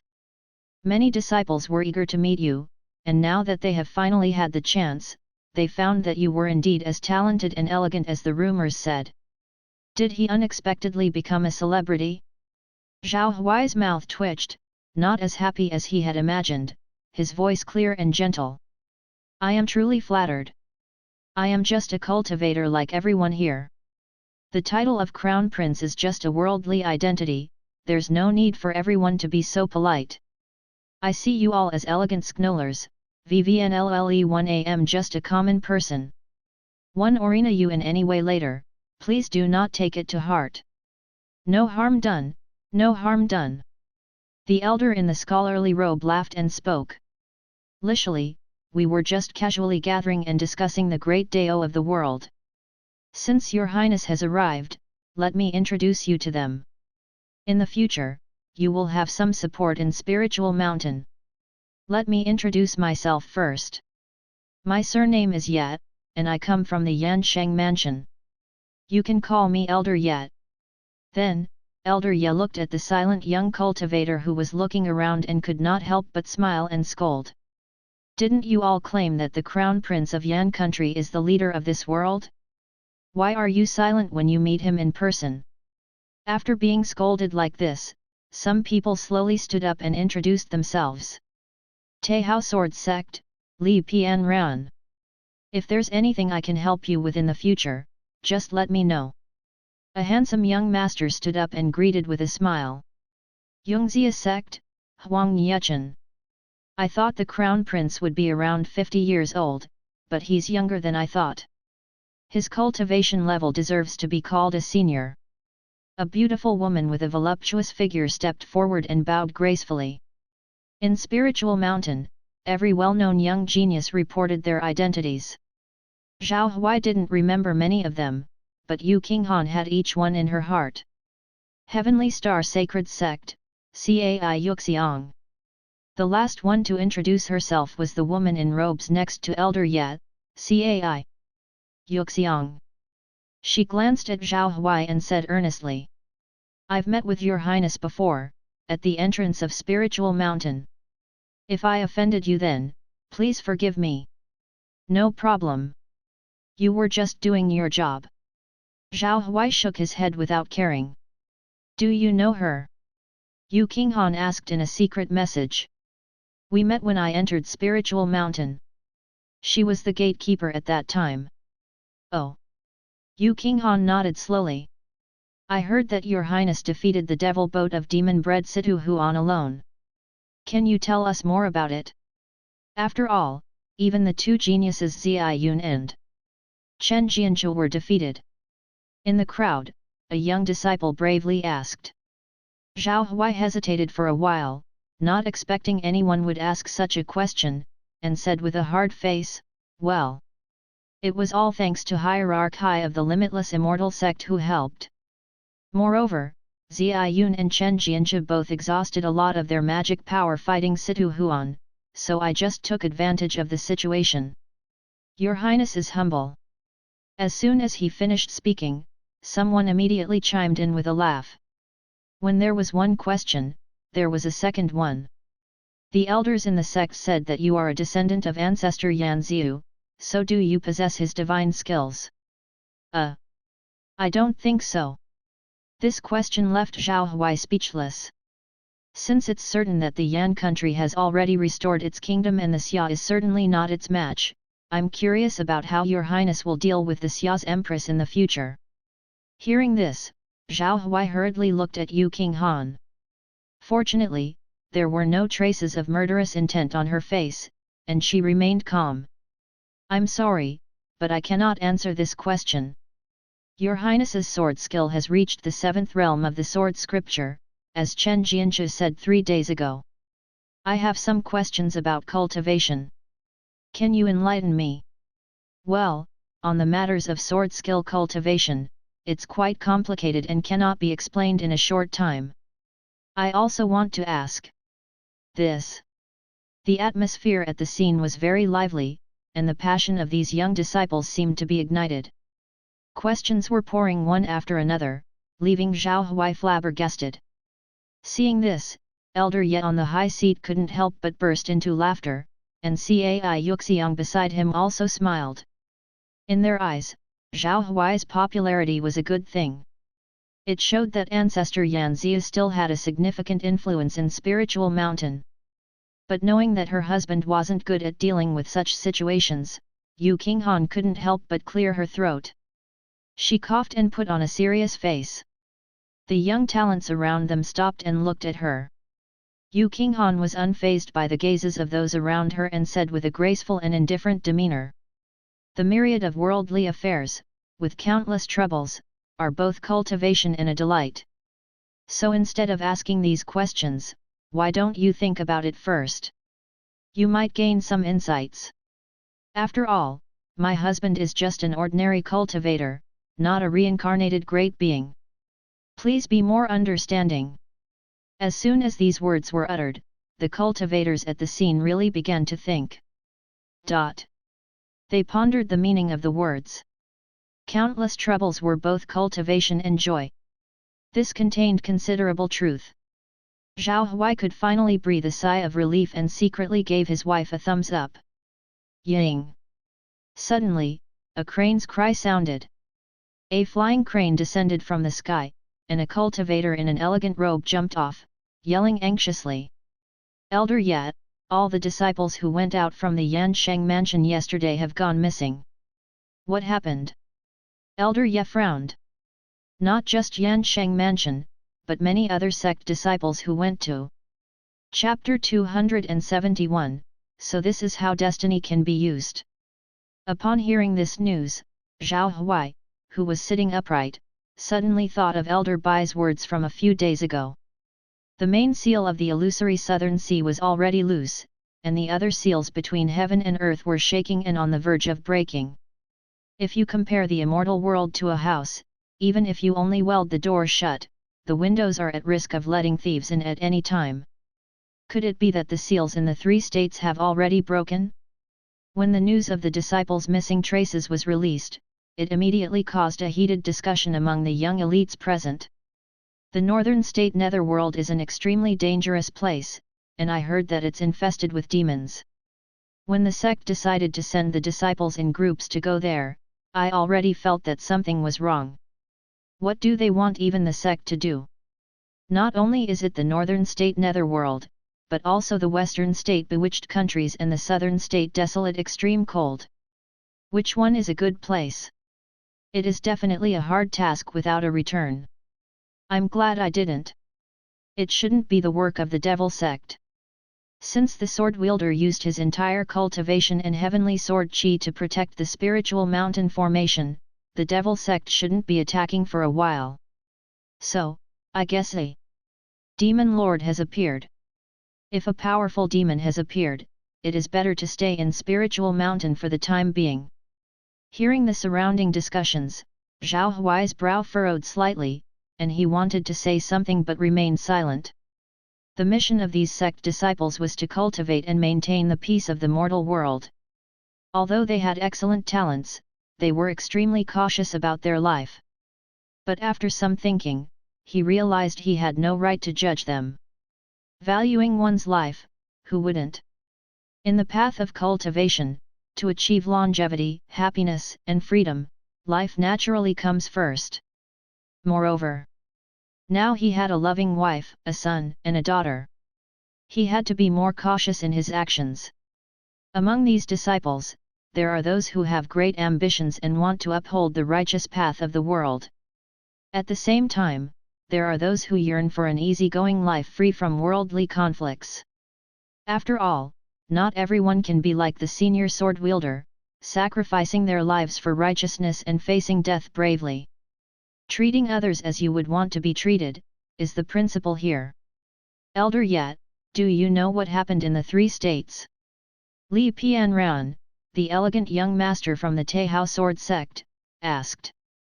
Elder Ye waved his hand, allowing the reporting disciple to step back, and sighed slowly before explaining, the truth won't remain hidden for long. I estimate that the great sects will soon receive news rebol.com. This happened recently. The entrance of the illusory southern sea that connects with this world has loosened its seal, and news of demons is spreading through the 3 states. That's why your sects have sent disciples to investigate. Younger master, are you talking about the seal ancestor Yan Ziu sealed 500 years ago? Cai Yuxiang asked. Exactly. Back then, Yan Ziu used his great immortal skill to seal many entrances, which restored peace to the immortal world. The entrance guarded by the limitless immortal sect is one of them. But after only 100 years, the seal is already loose. It's all the devil sect's fault. If it weren't for their invasion, this calamity wouldn't be worth fearing. Elder Ye stroked his beard, his old eyes squinting as if he personally witnessed those turbulent times. Upon hearing this bad news, the atmosphere at the scene suddenly became quiet, no longer as lively as before. Madam, do you think that spiritual mountain can handle this disaster? Zhao Huai asked Yu Qinghan curiously. Yu Qinghan pondered for a while and analyzed, it's hard to say. If the elders of the great sects directly take action, perhaps the trouble can be solved before it becomes severe. However, the immortal sects will most likely not do so, as their power compared to before has undoubtedly weakened. If they rashly dispatch a large number of cultivators, they will inevitably be ambushed by the Heavenly Devil Palace. As far as I know, there are spies from the Devil sect within the immortal sects. The speed and accuracy with which they invaded this time, nearly breaking the 10 gates, is proof of that. Zhao Huai nodded, then quietly took out a copper coin to divine guidance for his actions. Misfortune and fortune are interdependent, so let's see. Hexagram 1, there are no living people on the 3-life stone, and the soul may be broken in the netherworld hell. The sign you get for going to the netherworld is misfortune. Hexagram 2, the yellow sand demon sect brings disaster to countries and people. The sign you get for going to the western state bewitched countries is misfortune. Hexagram 3, desolate and extremely cold, you can communicate with the netherworld. The sign you get for going to the uninhabited southern state is misfortune. Hexagram 4, blessed land in the spiritual mountain, land of outstanding people. The sign you get for staying in spiritual mountain is fortune. Upon seeing this, Zhao Huai's eyelids jumped. From these signs, the 3 states were indeed terrifying and fraught with indescribable unknown dangers. Even if he went, there would be 3 major catastrophes waiting for him, let alone those sect disciples who would surely be sent to their deaths. What's wrong?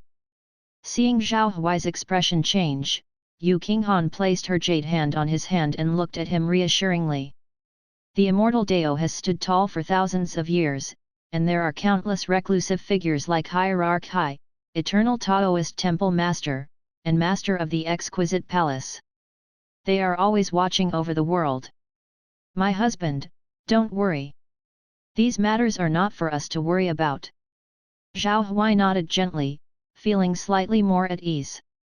Chapter 272, So this is how destiny can be used to. Unparalleled swordsmanship? Who said that? I didn't know. Zhao Huai inwardly complained while outwardly remaining calm, saying, people are merely exaggerating. The path of swordsmanship is simply cultivating the mind. As one's mind is cultivated, the sword in hand naturally becomes sharp. It would be great if you could play a piece, senior. This scholar in blue's cultivation was around the rebirth realm, and his appearance and attire resembled Elder Yat. Among those present, the one with the highest cultivation was naturally Elder Yat, followed by this scholar in blue. Subconsciously, Zhao Huai categorized Cai Yuxiang, Elder Yat, and the scholar in blue as belonging to the same influence. They all had a similar aura, and Fairy Cai referred to Elder Yat as younger master, indicating a close relationship between their sects. In addition to the 5 immortal sects, there were countless other sects and sacred lands within the spiritual mountains. Their lineage did not reach the level of the immortal sects, but they were much stronger than the mere mortals of third-rate sects. It was unclear which immortal's cave this Yansheng mansion belonged to, but it seemed to have a significant influence in the spiritual mountains. In that case, I shall give it a try. The scholar in blue smiled gently, like a spring breeze. He immediately plucked a string and was silent. The next moment, he calmly raised his hand and struck the first note. Zing! The delicate and graceful sound of the strings resounded, very pleasant to the ears. As the first string was plucked, the sound of the zither slowly drifted, creating a calm, unrushed feeling. Each note was like a clear and calm spring, not only engaging the listener but also making them lost in it. Zhao Huai felt as if he were truly there, seeing the beautiful scene of peach blossoms dancing and the clear streams flowing. He was immersed in a realm of meditation and intoxication that captivated him. Upon seeing this, Elder Ye couldn't help but smile. This scholar in blue was his proud disciple, who had achieved an extraordinary level of skill in playing the zither. Furthermore, his talent for spiritual power was incomparable. Cai Yuxiang, who was seated next to Elder Ye, was not affected by the sound of the zither. Seeing that the cultivators present were all lost in the beautiful world of the zither, she looked worried and said, "Young master, if this continues, everyone will fall unconscious and not wake up. Isn't that bad?" Elder Ye shook his head slightly. "It's fine. The purpose of this banquet was to see among the sacred lands whether anyone could comprehend the mysteries of the river diagram. This zither score was derived from the river diagram.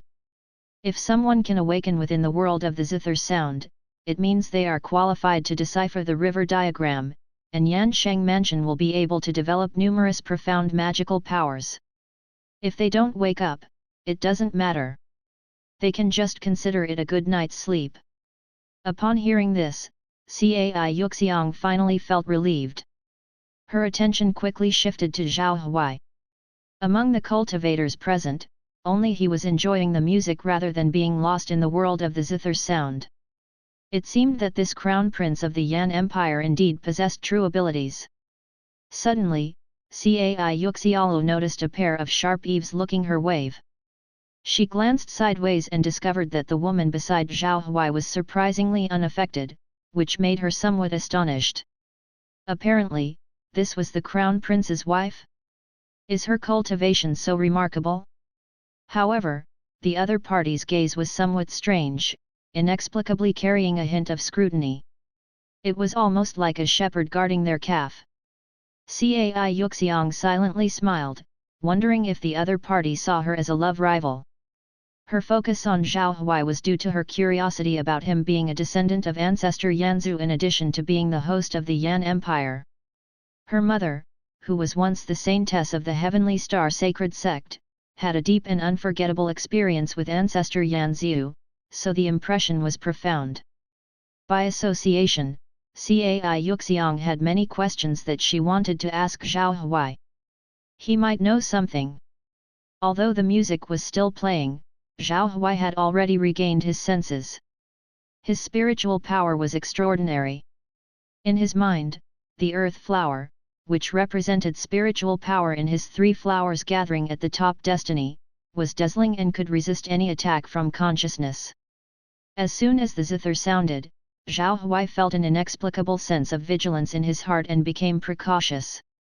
Turning to look, he found that his wife's consciousness was also clear, unaffected by the zither's sound. It seemed that she, too, had become more powerful after their dual cultivation. That was good news. Zhao Huai had listened so intently just now because he had made an unexpected discovery. Initially, he couldn't understand the subtlety of the piece, but as he slowly memorized the highs and lows of the music and the order they played in, he became aware of the artistic conception. Gradually, his mind suddenly had an extra music score. Zhao Huai didn't even understand what was happening. After a little thought, he figured out why. It must be thanks to the blessings of the human immortal body destiny. Though human immortal body has some overlap with the heavenly great heavenly heart wisdom eyes in terms of comprehension, they are still different. Heavenly heart wisdom eyes requires one to see the complete picture of a cultivation technique, and the technique cannot be incomplete. One can only learn a whole technique, but its ability to deduce is weak. If one wants to modify or optimize a technique, it would be impossible. However, human immortal body is different. Whether tangible or intangible, as long as it is perceived through the five senses, Zhao Huai can understand it with his heart. Just now, he unwittingly deduced the score played by the scholar in blue. This innate talent is truly terrifying. Suddenly, Zhao Huai had a crazy idea. If he could learn a technique just by watching someone else's moves, would it mean that he could steal others' inheritance at will? Your technique is my technique? My goodness! Isn't this pure copying? At this thought, Zhao Huai's mind immediately heated up. He looked up at the dazed young geniuses in the hall and saw eagerness in his eyes. It was as if these people were not individuals but treasures. One must know that inheritance is absolutely a unique skill, the sect's top secret. If Zhao Huai wanted to learn more magic, it would be difficult. But if he had the ability to comprehend things with one glance, then it would be much simpler. Husband, you should be all right now, right? At this time, Yu Qinghan voice transmitted to him, asking with concern. I'm fine, just listen to the music for a while, but I don't know what the purpose of this scholar in blue is. Zhao Huai was very puzzled about his behavior. There's no malice. It should be for some selection. Yu Qinghan pondered. The sound of the qin was melodious and lasted for a long time. White clouds floated past, but time seemed to slow down even here. It should be enough now. After an unknown amount of time, Elder Ye finally spoke. The scholar in blue decisively stopped playing, wore a smile on his face, looked at Zhao Huai, and saluted with a fist. Royal Crown Prince, you really have an extraordinary wisdom. On the banquet, initially with hundreds of people, only about 10 people remained awake and not asleep. As long as the young geniuses were awake, they all had some talents. Elder Ye, what is the meaning of this? A rough man with a clay wine pot in his hand, asked with skepticism. The promised banquet of cultivators was supposed to be entertaining and relaxing. But it seemed a bit different now. Elder Ye stood up and apologized to everyone. Actually, this is not my intention, but for the development of the immortal sect, I have no choice but to do this. You should all know that my Yansheng mansion has always started by studying ancient divine skills and magical powers. However, as the inheritance of spiritual mountains has become thinner over time, and opportunities are becoming increasingly scarce, the descendants of the scholar immortal in Yansheng mansion have a heavy burden, and every year there are numerous techniques to study and update. So, this time, please help me out. Without waiting for the agreement of the young geniuses present, Elder Ye waved his hand. The scene before their eyes suddenly collapsed, and the ink black and white splashed open, outlining another scene. Everyone was instantly hovering amid the black night, white clouds, and an awe-inspiring, huge river arranged by white floating clouds and starlights that flowed majestically before them. Then, colors gradually appeared. The river's gracious water was crystal clear, like a silver river suspended in the sky, flowing through the blue sky. Zhao Huai's pupils shrank, and he was a little astonished. Changing the heaven and earth divine skill indicated that this person was a mighty above the metamorphosis realm. Such divine skills could only be seen by those above the metamorphosis realm. The last time he encountered such a scene, it was the universal chess game of Master and Haishenming Hierarch's Star Ocean. This meant that this Elder Ye had the same presence as the eternal Taoist. Chapter 273, The Mysterious Stone Tablet. Zhao Huai couldn't help but marvel at the sight before him. Just a moment ago, they were still on the floating island, but now it felt like they were immersed in the starry sky. The great river in the sky flowed with a majestic beauty like a splendid fairyland. It seemed like this river was the connection between the celestial realm and the human world, linking two endless worlds together. Shocked by what she saw, Yu Qinghan couldn't help but wonder aloud. This river, it looks so familiar. I heard my master mention it when he told me stories when I was a child. Is this the legendary Luo River? You are very knowledgeable, young lady. Yes, this is the Luo River. Elder Ye stroked his beard and smiled, nodding slightly. Yu Qinghan calmly said, I heard the Luo River is an ancient divine river and the source of all rivers in the world. It contains many mysteries, hence the saying 3,000 rivers flow from Luo River. What kind of person are you, senior, to be able to reveal the Luo River? According to the classics, only the immortal Luo god from ancient times could reveal the Luo River. At this moment, Cai Yuxiang slowly stepped forward with a serious expression. Now, let me introduce you all properly. This is Elder Yadaran, the Supreme Elder of Yansheng Mansion. Then, she introduced the scholar in the blue robe. This is Shen Menkaiu, Elder Yi's disciple, also known as Qin Junzi. You can call him Qin Junzi. Zhao Huai nodded as he got the information about the two, then asked doubtfully, Elder Ye said he needs our help, may I ask what exactly it is? Not just him, many young geniuses around also looked over, puzzled. They all wanted to know the answer. Feu Novo. Qin Junzi had them selected through the world of Qin sounds, there must be some reason. Elder Ye smiled slightly and said slowly, I'll get straight to the point. As the young lady said earlier, the goddess of the Luo River is indeed the only one who can reveal the Luo River, because she is the celestial immortal in charge of the Luo River and even an immortal born from the Luo River. Therefore, what you see in front of you is not something I manifested, but the actual existence, revealed from the Hichu and Luoshu. I just brought you all into the world of Hichu and Luoshu. Hichu and Luoshu. Do these things really exist? Not few geniuses exchanged glances, looking quite shocked at the news. Even Yu Qinghan's eyes couldn't conceal her surprise, but after that, she thought more deeply about it. Zhao Huai could see that everyone knew a little about it, except for himself who had no idea about it, and secretly wondered. Could this be some exclusive secret of the immortal cultivation world? Zhao Huai turned and asked Yu Qinghan directly, Madam, what exactly is Hichu and Luoshu? Yu Qinghan looked at him strangely and explained. Hichu and Luoshu are mysterious artifacts that were born from the Luo River and discovered by the goddess of the Luo River.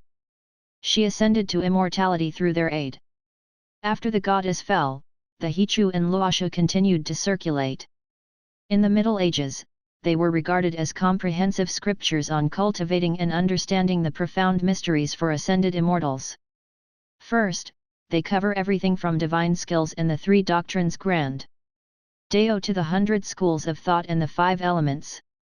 Second, through them, many immortals have comprehended a vast amount of unique immortal skills and magical powers. It can be said that different people comprehend different cultivation techniques through them. Thirdly, they are now the divine tools with which cultivators explore the ancient times, or even the origin of heavenly power. People in the Middle Ages studied them, and now Yansheng Mansion, a sect focused on the study of classics and cultivation techniques, has also begun to work on the Hichu and Luoshu. Zhao Huai pondered over it and nodded. He turned his gaze back to the Luo River before him, now seeing it with even more scrutiny. The Luo River was exquisite and majestic, with thin mist forming here and there. At first, it seemed to have no beginning or end, merging with the sky itself. Its water was clear like flowing silver, occasionally forming whirlpools or ripples, causing the surface to undulate, making it incredibly captivating. He couldn't believe there was so much history behind the Luo River. Above it, waves of various sizes kept surging and splashing into the air, forming beautiful rainbows under the reflection of the stars, a truly glorious sight. Elder Ye looked at everyone and continued. The Luo River in front of you is just a small part of it. The purpose of gathering you all here is simple: to try to comprehend as many techniques as possible. The disciples of Yansheng Mansion are skilled at studying classics, but they are relatively weak in comprehending the Dao. Thus, their gains are limited. However, you are all the young talents of various sects with unquestionable potential. As a reward, you may keep the divine skills and magic that you comprehend, and you can also visit Yansheng Mansion to select the techniques that suit you. Zhao Huai thought, it seems that Elder Ye wants to research more and stronger divine skills in magic, the more the better. It does make sense. Why is it that since ancient times, older cultivation techniques have always been more powerful? Now that the Hichu and Luoshu are the sources of countless techniques in the world, perhaps something even stronger could be born from them?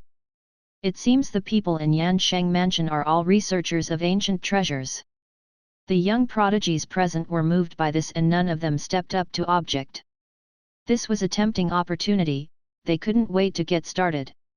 Learning to comprehend the Hichu was a chance they'd eagerly seize. Elder Ye was quite satisfied with everyone's eager expressions. He announced, "You can begin now. Remember, open your mind, enter deep into the Luo." Chapter 274, The Mysterious Stone Tablet _2. After speaking, the geniuses present all sat cross-legged, each choosing a spot to begin contemplating. "Madam, what do you think?" Zhao Huai looked at Yu Qinghan, asking for her opinion. "I don't really like the process of enlightenment. It's both tedious and dull, but my husband can give it a try." Yu Qinghan crossed her arms across her chest and shook her head. "All right." Zhao Huai nodded, found a seat, stared at the surging Luo River, closed his eyes, and began to carefully contemplate. With his human immortal form's level of comprehension, wouldn't he understand more than a dozen cultivation techniques within minutes? At this moment, Elder Ye, Qin Junzi, and Cai Yujing stood on the upper reaches of the Luo River, looking at the crowd in the distance. Cai Yujing glanced at Zhao Huai and slowly said, "Younger master, the Luo River contains the great Dao of heaven and earth. It's difficult to comprehend magic from it. Even Uncle Shen barely grasped a zither music score." Elder Ye laughed and said, "Comprehension is irrelevant to the level of cultivation. Breaking the mystery of the river map is the fastest way." Shen Menkaiu, dressed in a green robe, with a gentle and elegant demeanor, said lightly, "After all, Hichu and Luoshu are divine treasures. We only obtained a part of them. Observing the Luo River requires tremendous spiritual power. If one is careless, they will be trapped in the illusory world constructed by the Luo River and unable to extricate themselves. That's why I intensified the world of zither music."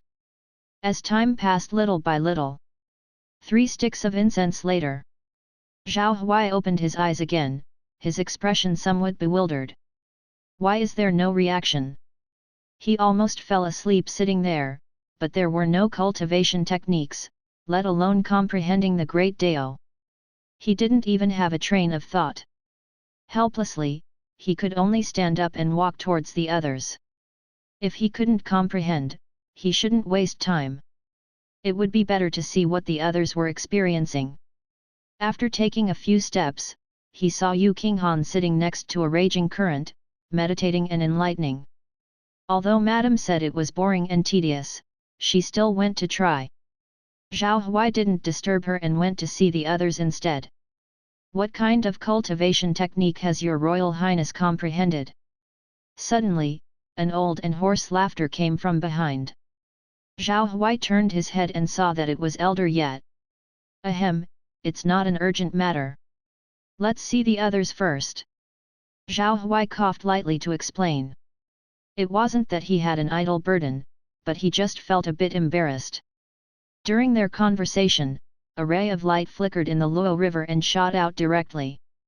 It headed towards a man next to Zhao Huai. It was the same unrestrained man who had been drinking before. He had a flushed face, magic power circulating around his body, and seemed to have gained some insight. With a strong smell of alcohol filling the air and barely able to stand steady, he raised his soft arms to perform various fist techniques. His fists were weak and simple, not like a proper cultivation technique. However, Zhao Huai's eyes saw various changes. As if there were an invisible vortex beneath the drunk man's feet, the magic power fluctuated along his arms towards his waist, sometimes dispersed and sometimes condensed. It was really hard to discern between reality and illusion. What a mysterious fist technique! Zhao Huai watched and marveled, as a little figure appeared in his mind, repeatedly performing the fist techniques of the drunk man. Hey! The drunk man threw another punch. This time, a spiral water tornado was stirred up in Luo River, following the direction of the man's punch and soaring into the air. Splash! Soon, another water tornado flew out, like two dragons emerging from the sea. Seeing this, Zhao Huai nodded secretly. This fist technique was indeed good, as it was difficult to discern between reality and illusion. It could be named Luo Water Fist Skill. At this moment, many people opened their eyes, looking at the drunk man in amazement. They hadn't expected someone to actually comprehend something from Luo River. More than half of them couldn't even enter the world within the Luo River. They had even thought it was just a ridiculous joke. But someone had really succeeded in comprehending it. Buzz! There was more noise in the distance. Zhao Huai looked and saw a woman dancing with her sword. The water of Luo River was guided out, blending with the magic power, creating a condensed swirling sword qi, which was illusory and invisible. The woman was surrounded by water, standing in the air. The sword technique looked extraordinary. Obviously, this woman had comprehended swordsmanship. Zhao Huai watched for a while and was very satisfied. Not bad, not bad. Luo River sword skill, learned. Since he couldn't comprehend it himself, learning from others was just as good. Not bad, not bad. So many people have comprehended cultivation techniques. It seems this approach was a good decision. Elder Yi's old face was full of pride. How is His Royal Highness doing? Cai Yuxiang asked curiously. It seems like he is not observing Luo River, but watching others comprehend. Elder Shen Menkaiu had a puzzled expression on his face. Hey! Cai Yuxiang was stunned, unable to react for a moment. By the Luo River. Zhao Huai, with a pragmatic attitude, stood behind each genius who had comprehended a technique, watching them perform and then memorizing the techniques in his mind. These cultivation techniques originated from the ancient Luo River, therefore, they were all of high quality. Having more certainly wouldn't hurt. That was, until he noticed. Yu Qinghan's body was radiating strong spiritual qi. As the waves in the Luo River churned, it was clear she had achieved enlightenment. Zhao Huai immediately moved closer. It was clear that the magic technique Madame had comprehended had a higher level than the others. Soon, tall water-armored guards holding long lances materialized on the Luo River. Yu Qinghan quickly opened her eyes and clenched her jade-like hand. Thick, condensed magic power formed a dark blue long halberd. One strike, and 1,000 waves were stirred. The Luo River parted, revealing a deep trench. Yu Qinghan put away the long halberd in her hand, glanced at Zhao Huai, and said with a smile. Husband, have you comprehended any divine skills? Zhao Huai scratched his head, hesitating for a while before telling the truth. Not really, but I did learn a lot from watching others. For example, there's this. Zhao Huai demonstrated a fist technique, taking a swirling step, and a huge water vortex rose from the Luo River. And this. He thrust his sword finger 9 times, and his magic power transformed into a crystal-clear jade-like river flowing around, its reality and illusion difficult to discern. I also learned a few illusionary magic techniques.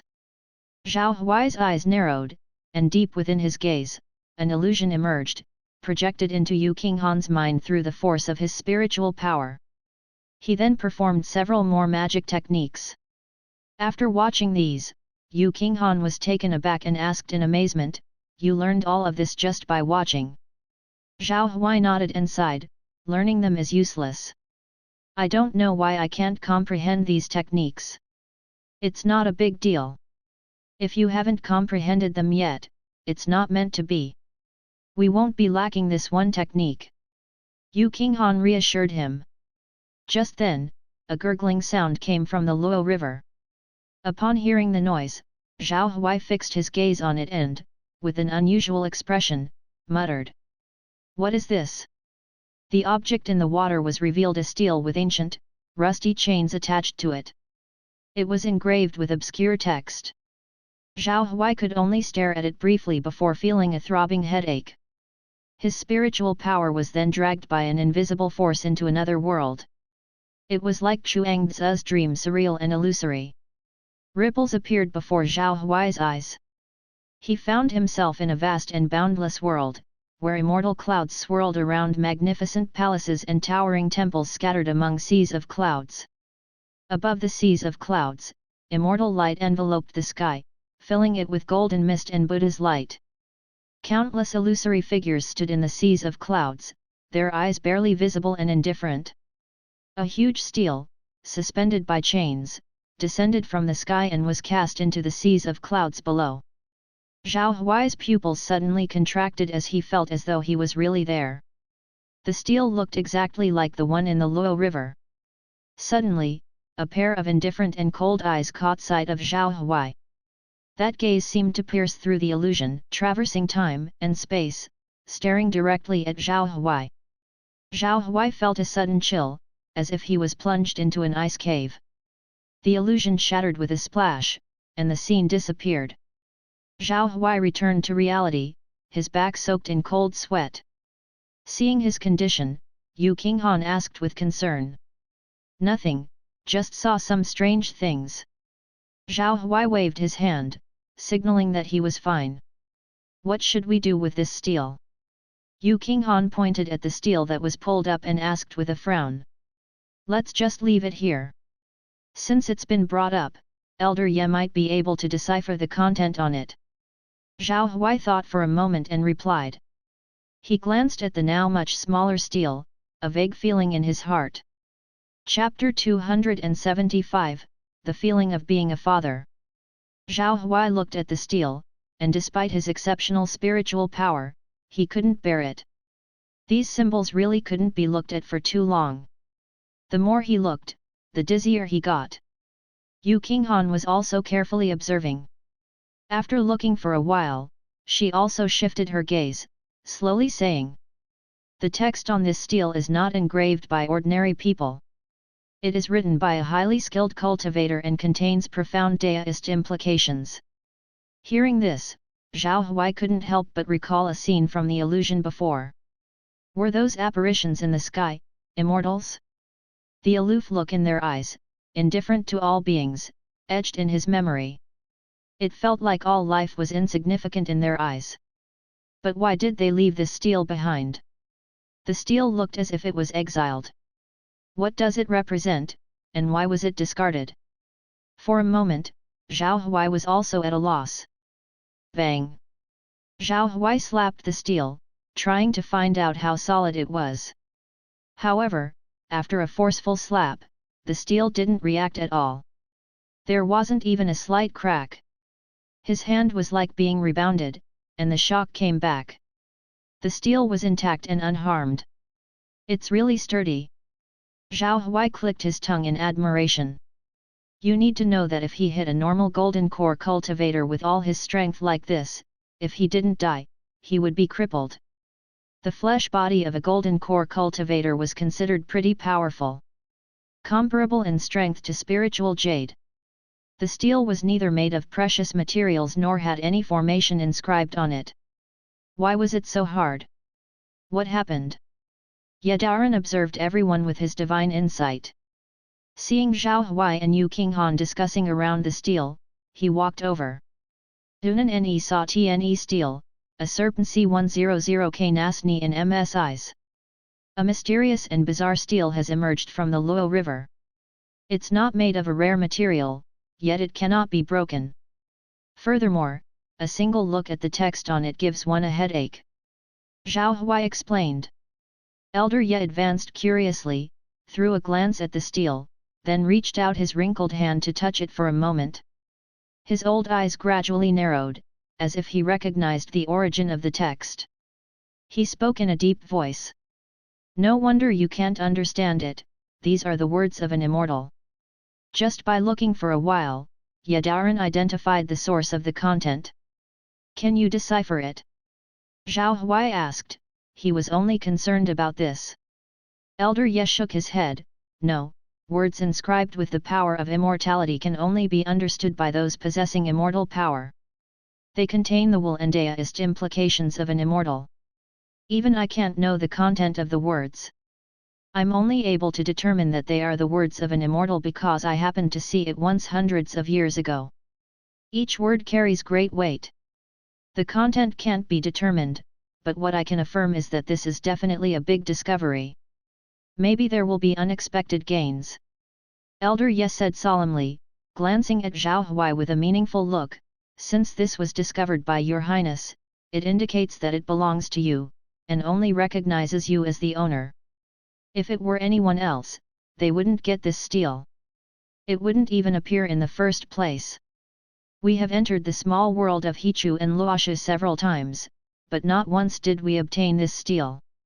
This suggests it came because of you. Zhao Huai furrowed his eyebrows. So you're saying that the steal is attracted to me? Very likely. The most important thing now is to decipher the text on the steal. Since it's an immortal's artifact, it implies that it holds some unknown secrets, and the content of the text is worth paying attention to. Perhaps we can get some information about ascending to the immortal realm and unravel the mysteries of why the path to immortality was cut off. It seems we have more tasks to do. After Elder Ye finished speaking, he looked around and found that most of the young talents had awakened. Apparently, their enlightenment had ended. He spoke up loudly. The techniques that everyone has comprehended have all been recorded by Hichu. If there is nothing else to do, you may leave. Before leaving, remember to claim the treasured token of my Yansheng mansion. With this token, you can claim a magical power technique. Lastly, thank you all for your help to Yansheng mansion this time. Upon hearing Elder Ye's words, the young talents who had comprehended the techniques were delighted. They all went to claim a jade token from Cai Yuxiang. Despite not understanding any techniques, Zhao Huai still received a jade token, which left him puzzled. When he looked at Elder Ye in confusion, he stroked his beard and laughed. May I borrow this steel to study it in Yansheng Mansion? In exchange, you can choose a magical technique from Yansheng Mansion. We won't take the steel away permanently, but only for some time. How does that sound? Elder Ye, since you want to decipher it, take it. Zhao Huai immediately understood and nodded his agreement. He knew the steel was extraordinary. Yet, for now, it was just an ordinary stone. Its extraordinary value came from the immortal words carved on it. But why didn't he comprehend any techniques, but instead a steel? A puzzled Zhao Huai left the world of Hichu and Luoshu with these questions. Returning to the floating island. I was absorbed in my enlightenment and almost forgot the main task. Zhao Huai slapped his forehead as if he remembered something. He turned to Yu Qinghan and chuckled. Madam, let's go. It's time to check on the child. The Limitless Immortal Sect possesses 3,000 immortal peaks. The cultivation environment on each peak is excellent. Chapter 276, The Feeling of Being a Father _2. Secular Immortal Peak. There is a simple thatched cottage, nestled amidst the winding mountains, far from the hustle and bustle, surrounded by a pleasant rustic view, a tranquil garden, and a fence made of tree branches. It looks like a paradise on earth. A beautiful woman in a white skirt sits on an autumn swing made of dead tree vines, with a red tube top inside, covered with a black robe. With a light makeup, she appears detached from worldly affairs and her graceful figure is captivating. The woman in the white skirt remains motionless, swaying with the swing. Her delicate jade hand grasps the vine and her eyes gaze blankly at the distant mountains' hazy shadows. Beside the woman, there is a lake where the spiritual mist hovers. It doesn't appear to be a large area, just a small lake. Suddenly, ripples emerge on the smooth surface of the lake. With a splash, a huge creature emerges from the lake, splashing a lot of water. Behind the water mist, a pair of eyes with emerald-like green light appear. It turns out to be a giant green-eyed flood dragon. The oppressive aura of this creature makes people fear at a glance. But the woman in the white skirt smiles gracefully, showing no fear. She says with a smile on her lips, "You've worked hard again."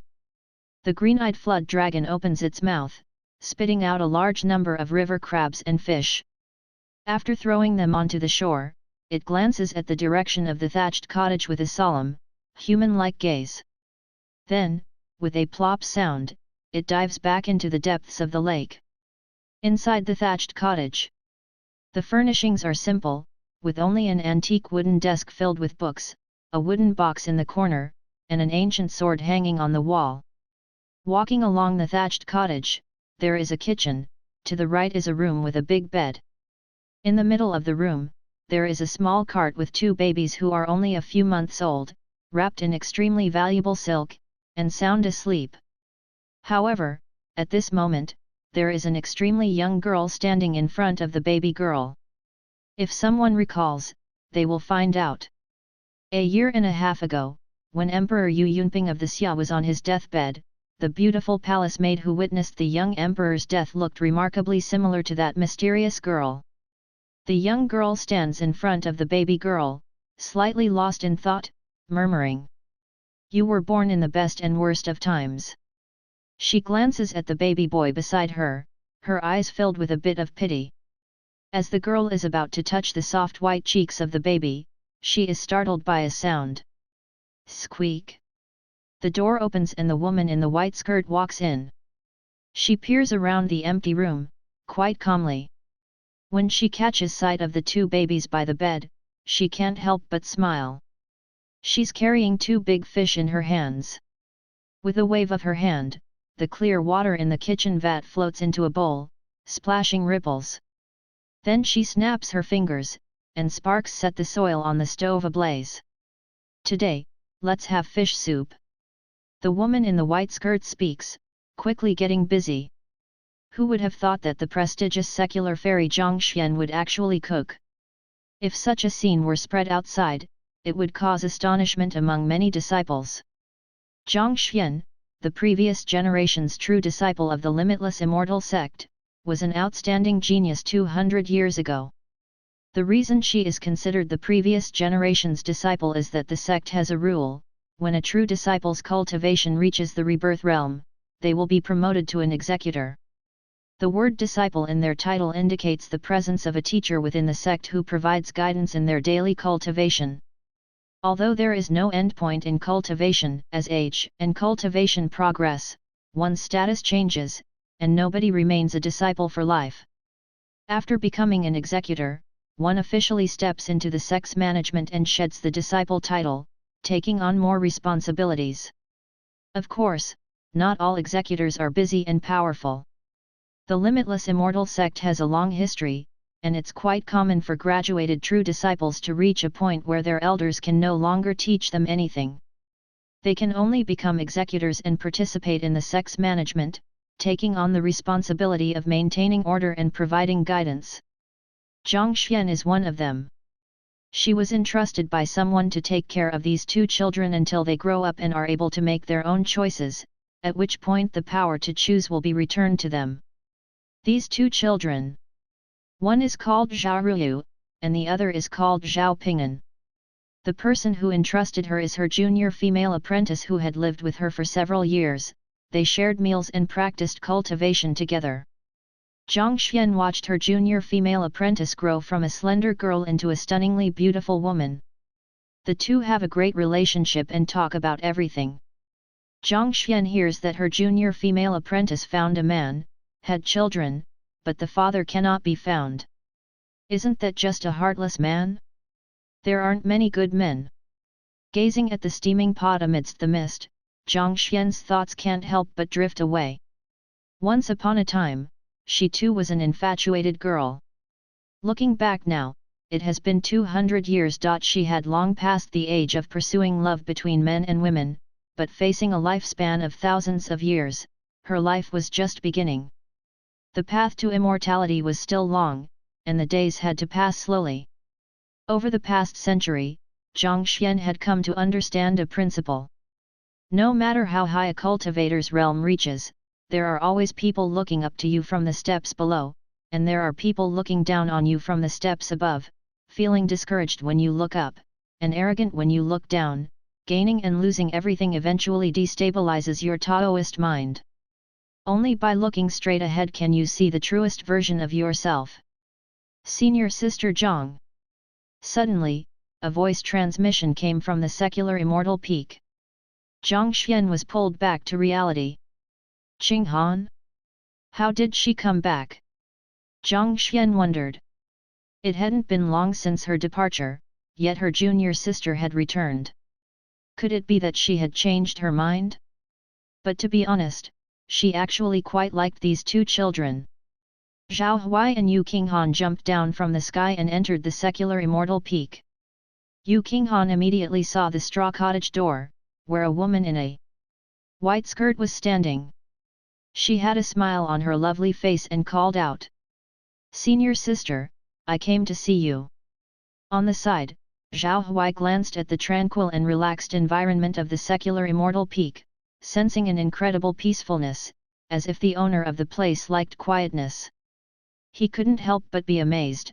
I didn't expect there to be such a place in the limitless immortal sect. Living in seclusion here would indeed be a great choice. Qing Han, how did you come back? Zhang Xian came over and, seeing the man beside her junior sister, asked with a serious gaze. Who is he? Oh, this is the husband I mentioned to senior sister. Yu Qinghan introduced with a smile. This humble one is Zhao Huai. Zhao Huai introduced himself and bowed respectfully. You are Qinghan's beloved? The father of those two children. Zhang Xian looked at Zhao Huai with a cold gaze, her face expressionless. For some reason, Zhao Huai felt a strong resentment. To maintain politeness, he still nodded and replied. Indeed. Senior sister, are the children inside the house? At this time, Yu Qinghan couldn't wait and eagerly asked. Zhang Xian nodded and replied, they are still sleeping. I'm just about to cook them a pot of fish soup, and you just happened to arrive. Come in and sit down. Zhang Xian made way, and Yu Qinghan and Zhao Huai entered the house directly. Zhao Huai felt a growing sense of anxiety in his heart. This was his first time being a father. How could he not be nervous? He had been unaware before, but now he suddenly found out he had a 3-month-old son and daughter. Anyone would be shocked and nervous, right? At the same time, he was somewhat expectant. These were his own flesh and blood children. Inside the tiny and narrow room, Zhao Huai felt as if he had walked for a long time. After a while, the three of them finally arrived in the room. When Zhao Huai reached the small cart in the center and saw the two adorable, little faces, he was stunned. The children looked so much like him. He reached out and touched the child's cheek. For a moment, he felt a blood connection. An inexplicable joy spread in his heart. It was an indescribable feeling. What are their names?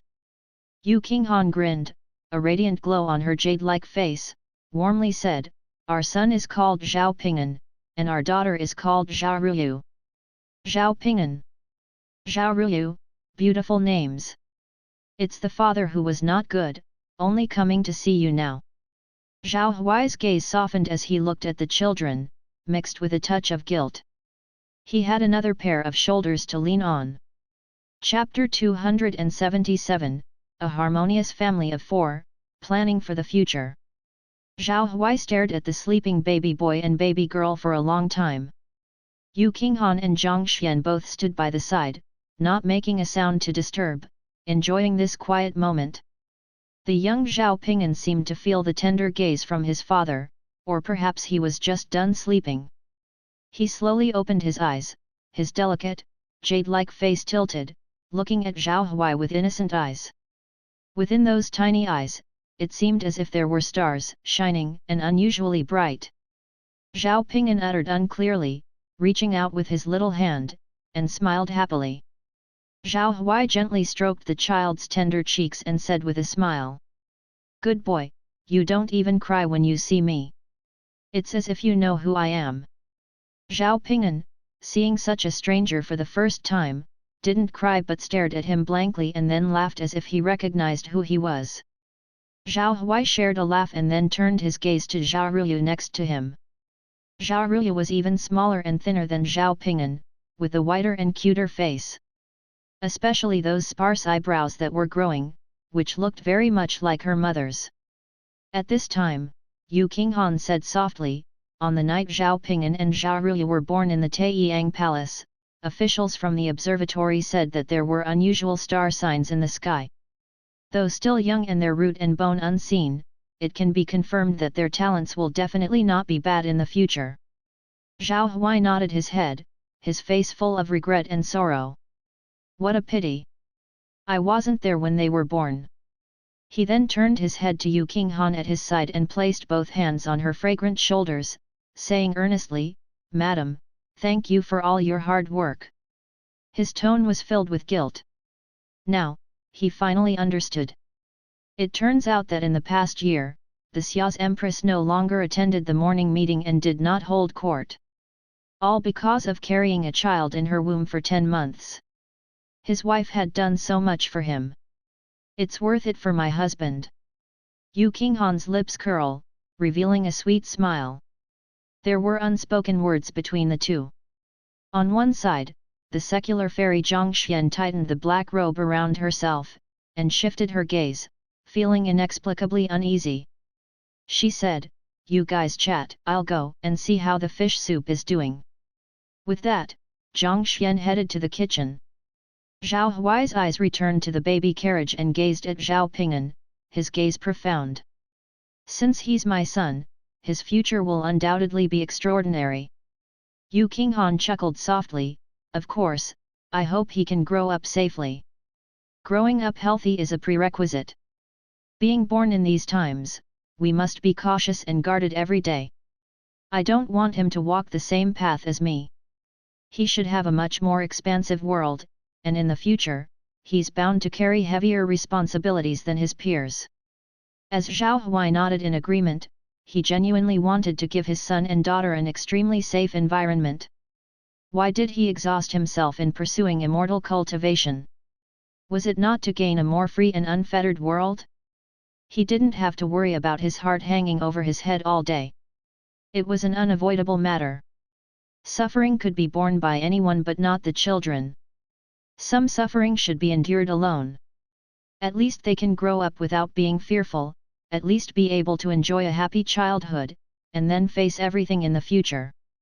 As parents, don't they just want the best for their children? Yu Qinghan stared at the children for a while, then thought of something, turned around, and said with an extremely serious expression, "Husband, some things must come to an end."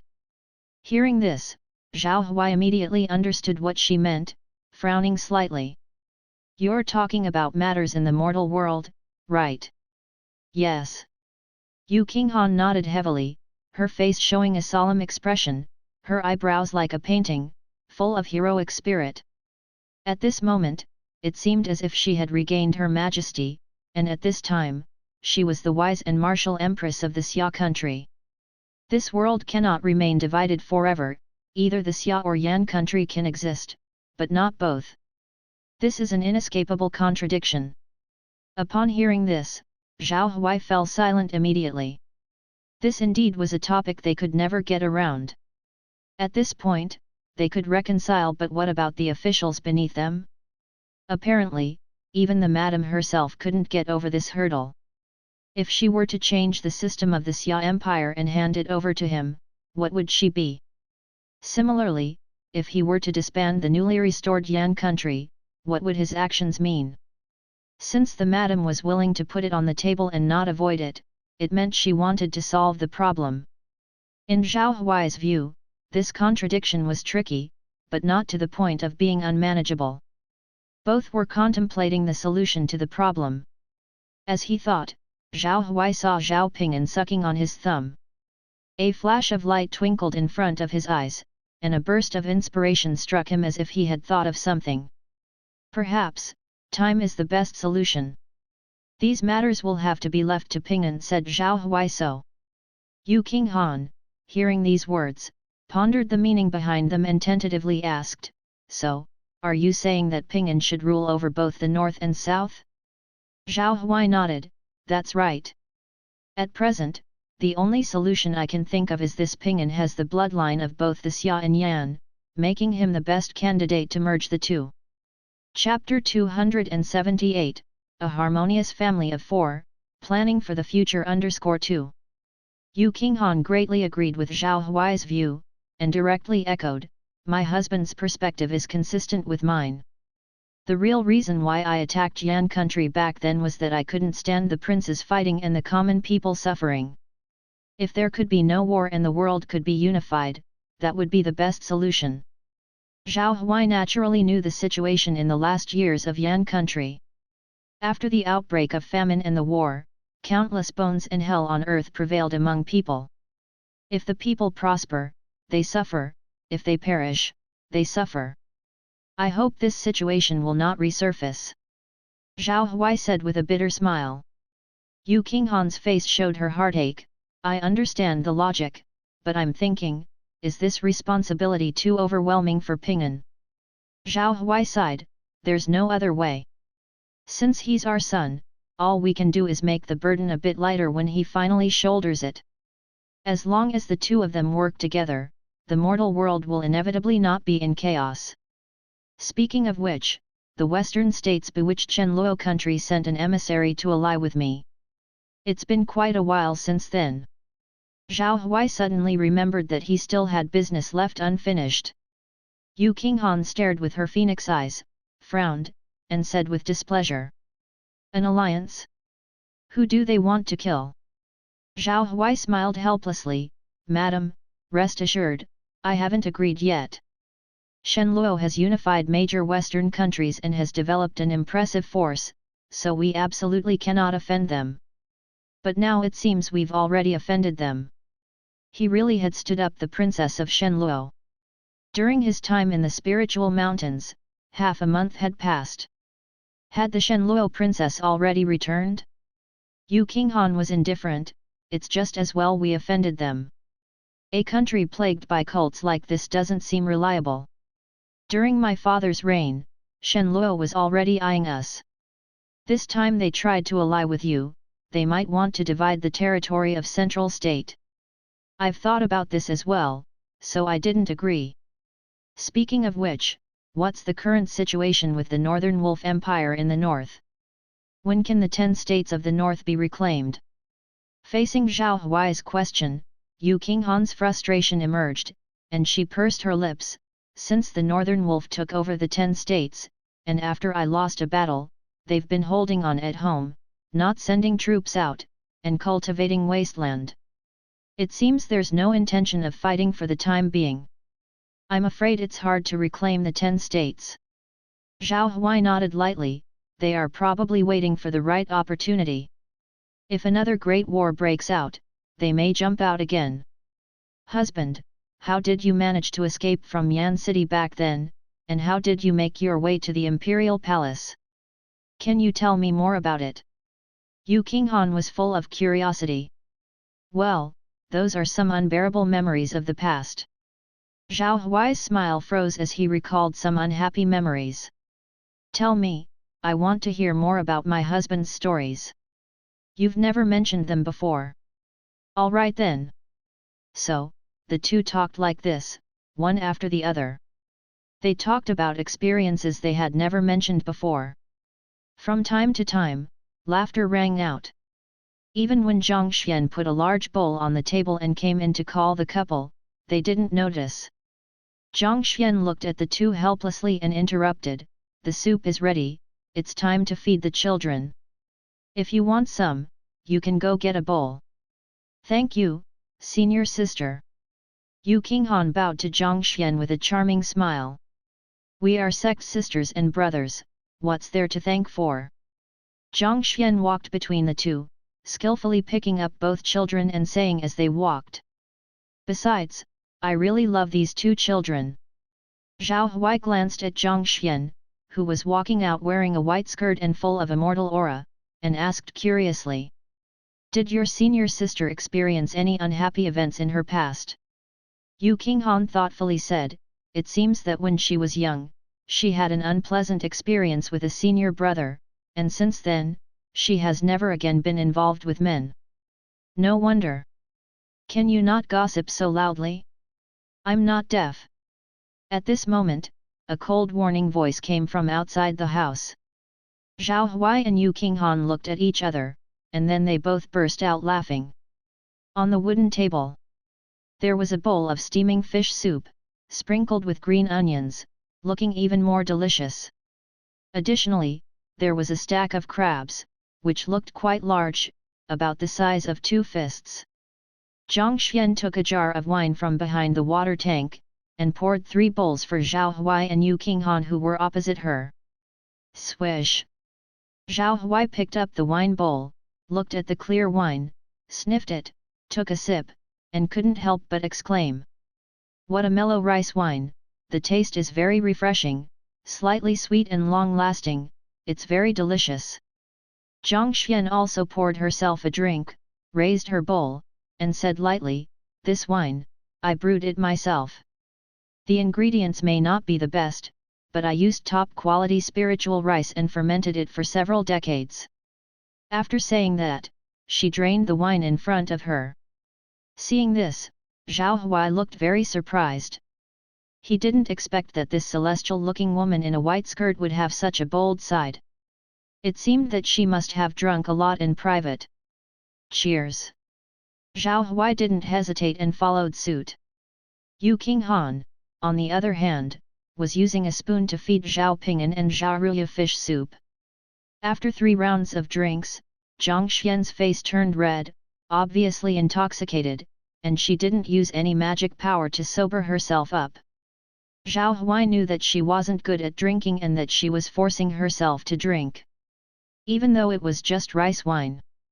Zhang Xian glanced at Zhao Huai and then at Yu Qinghan, and there was an indescribable envy deep within her eyes. She finally fixed her gaze on Zhao Huai and said, my name is Zhang Xian. I am Qinghan's senior sister. I have watched her grow up.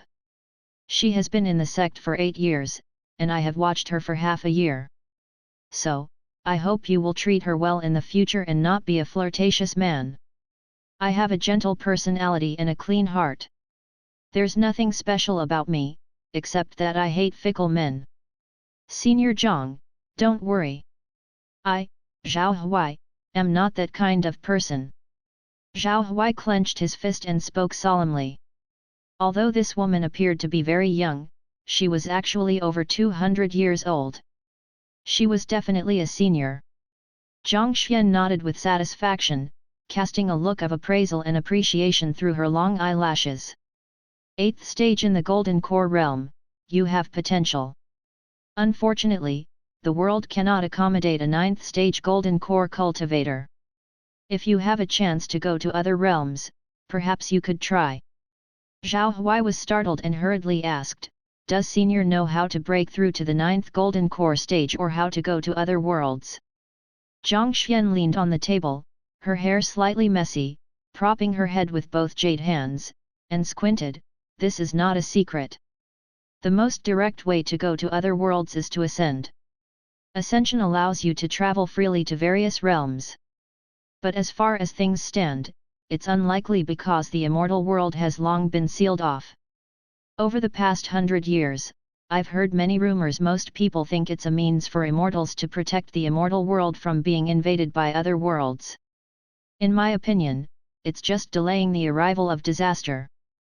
Although the world is relatively safe now, the strength of cultivators has also weakened. If one day a wolf enters the flock of sheep, it will be a disaster for everyone. Upon hearing this, Zhao Huai fell silent. Zhang Xian continued, want to break through to the 9th Golden Core stage? Simple. Just smash the seal with your ancestral weapon. However, I warn you that it's best not to do this. Because if you can get out, it means others can come in as well. After dinner. At the lakeside of Secular Immortal Peak. Zhao Huai and Yu Qinghan leaned against each other, lying on the trunk of a large tree. Facing the pleasant rural scenery, Zhao Huai was thinking about something else. Husband, are you still thinking about what senior sister said? Yu Qinghan glanced at Zhang Xian, who was swaying on a swing, and turned back to smile at Zhao Huai. Yeah, I'm not just thinking about breaking through to the 9th Golden Core stage, I'm also wondering what will happen in the future, and how I can survive in this great epoch. Zhao Huai sighed. So, what do you plan to do? Zhao Huai thought for a moment before saying. I plan to go to the Sword Pavilion. Oh. Zhao Huai explained, the spiritual mountain blessed land is full of opportunities. Since I've come to the spiritual mountain, I might as well seize more chances and increase my strength as much as possible. After saying that, he looked at the tranquil mountain stream, the white lakeside, and the simple yet solid thatched cottage, and sighed. I really want to live in this place for hundreds of years. Chapter 279, The Sword Skill Will That Has Not Dispersed for 1,000 Years. The Sword Pavilion was situated at the apex of the ancient peaks of the limitless immortal sect, where the smoky mountaintop was filled with thousands upon thousands of flying swords. Weapons are inherently instruments of violence. Since the sword's existence, it has always been a tool crafted for slaying and elimination. The swords in the hands of cultivators are forged from extraordinary resources and contain parts of heaven and earth's might. The higher the grade, the more powerful they become. As the sword wielder continuously infuses their will into the sword, nurturing it, the flying sword gradually acquires its unique attributes. FEWNL. Every flying sword is unique. The art of nurturing swords and its practitioners were born from this foundation. The flying swords in the Sword Pavilion of the limitless immortal sect were left behind by sword cultivators of past generations. Additionally, after other sword cultivators fell, their accompanying swords were brought to the Sword Pavilion as well. Other sects, to varying extents, also collect flying swords. However, compared to the limitless immortal sect, they pale in significance. The limitless immortal sect's stash of broken swords has reached 1,000,000. The converging sword chi can reach the 9th heaven. These masterless flying swords are hazardous and likely to harm people. Hence, a significant amount of resources was spent on constructing this sword pavilion. At this moment, Zhao Huai arrived at the sword pavilion alone, stepping onto the stairway paved with green stones that ascended into great heights. He looked up at the age-old sword pavilion. The sword pavilion has 9 levels. It resembles a black pagoda, and on the eaves of each level, there stood an aged lucky beast. The floating island where the sword pavilion resided was vast. As Zhao Huai ascended the pavilion, he saw many passing sect disciples, and occasionally, disciples riding on their swords whizzing past above his head. Detached training areas for practicing swords were arranged around the tower. At a glance, there were 1,000 people standing on each of the dueling platforms, all of them brandishing their swords in practice. After observing for a while, Zhao Huai quickened his pace and soon reached the peak of the staircase. He hadn't stepped into the sword pavilion when a bone-piercing, overwhelming aura attacked him from the front. A mysterious aura permeated throughout the sword pavilion. Your Highness, you're finally here. Zhao Huai turned his head to see a stern-faced, middle-aged man with a lengthy beard on his cheek, who nodded slightly at him. Are you the responsible person that Elder Bai mentioned? Indeed, I am the elder in charge of the sword dispensation in the sword pavilion. My last name is Guan, you can just call me Elder Guan. The middle-aged man nodded gently, his facial expression seriously meticulous. He was in a bright yellow long shirt with a pair of stylish long beards flanking his cheek. Clearly, he must have been a handsome man in his youth. Thank you for your assistance. Soon afterwards, Zhao Huai officially stepped into the sword pavilion's gate alongside Elder Guan. He looked around, and the first floor of the sword pavilion was filled with all styles of flying swords. The better ones are displayed on sword racks, the less desirable ones are casually tossed in a corner, deserted. There were still a lot of disciples observing the swords inside, but everyone was entirely silent, making no sounds. They quietly observed every sword, seemingly seeking for the flying swords suitable for them. Upon entering, Zhao Huai felt a chill that seemed to belong to the weapons. The temperature dropped, causing an involuntary shiver to run through him. With great care, he noticed an approximately 2 meters tall ink painting at the very end of the first floor. The figure on it was brandishing a sword, standing alone in mid-air. Below him was a vast army of demons. Despite his face swarmed with enemies, the sword-wielding figure showed no fear and bore an invincible aura, readying his sword. The painting seemed lifelike. The figure's scornful expression seemed ready to leap off the painting. Seeing Zhao Huai's gaze wandering over, Elder Guan explained, "This is one of the few sword immortal ancestors in the history of the limitless sword. Immortal. He is a senior who has completed the cultivation of the Sword Immortal's sword manual and earned the title of Sword Saint. He was also the one who presided over the construction of the Sword Pavilion. Several thousand years ago, this place was merely a sword tomb, scattering swords unattended." Zhao Huai nodded his head and swept his eyes around before asking, "May I ask how many flying swords are in the Sword Pavilion?" Upon hearing this, Elder Guan thought for a moment and said, "The last time the number of flying swords was counted was 86 years ago. Back then, it had already exceeded 1,000,000. Over the years, I don't know how many sword cultivators have fallen and have their accompanying swords brought here. I guess there should be over 1,000,000 now." Zhao Huai listened and remained focused on the strangely shaped flying swords. They were arranged one next to the other on several wooden racks. At first glance, it was daunting, and the end was not in sight. Some swords were still decent, appearing ordinary, but some flying swords gleamed with a gloomy light. From afar, you could feel the chill, the coldness seeping into your bones. Zhao Huai noticed a particularly charming black long sword. He couldn't help but want to touch it, but he was interrupted by a voice. "Don't touch it recklessly." Zhao Huai turned around to look. An old man with a goat beard, wearing a hemp-brown long shirt, rushed over and scolded him. The goat-bearded old man just glanced at the black long sword and warned. "Zhao Huai. This sword is named Mo Yuan. It weighs about 4 pounds and 2 ounces, about 3 feet and 6 inches long. It was the accompanying sword of a devil cultivator in the late initiation stage. It has been stained with a lot of blood, and ordinary people touching it haphazardly would be affected by the will in the sword. It is hazardous. Once you're in here, you only look, but don't touch, let the flying swords choose their masters. Isn't this the rule of the Sword Pavilion that you are made unaware of?" Upon hearing these words, Zhao Huai expresses his regret. "I'm sorry, I didn't know the rules." Seeing this situation, Elder Guan frowned and said, "Old man Wang, this man is a distinguished guest of our limitless immortal sect, don't be impolite." Chapter 280, The Sword Skill Will That Has Not Dispersed for 1,000 Years _2. After hearing this, Elder Guan showed a helpless expression and turned to Zhao Huai, saying, "Your Highness, the sword quality on this floor is average. Let's go directly to the 3rd floor." "All right." Zhao Huai nodded in agreement. The two walked shoulder to shoulder onto the stairs. During the process, Elder Guan apologized to Zhao Huai, saying, "Please don't blame him, Your Highness.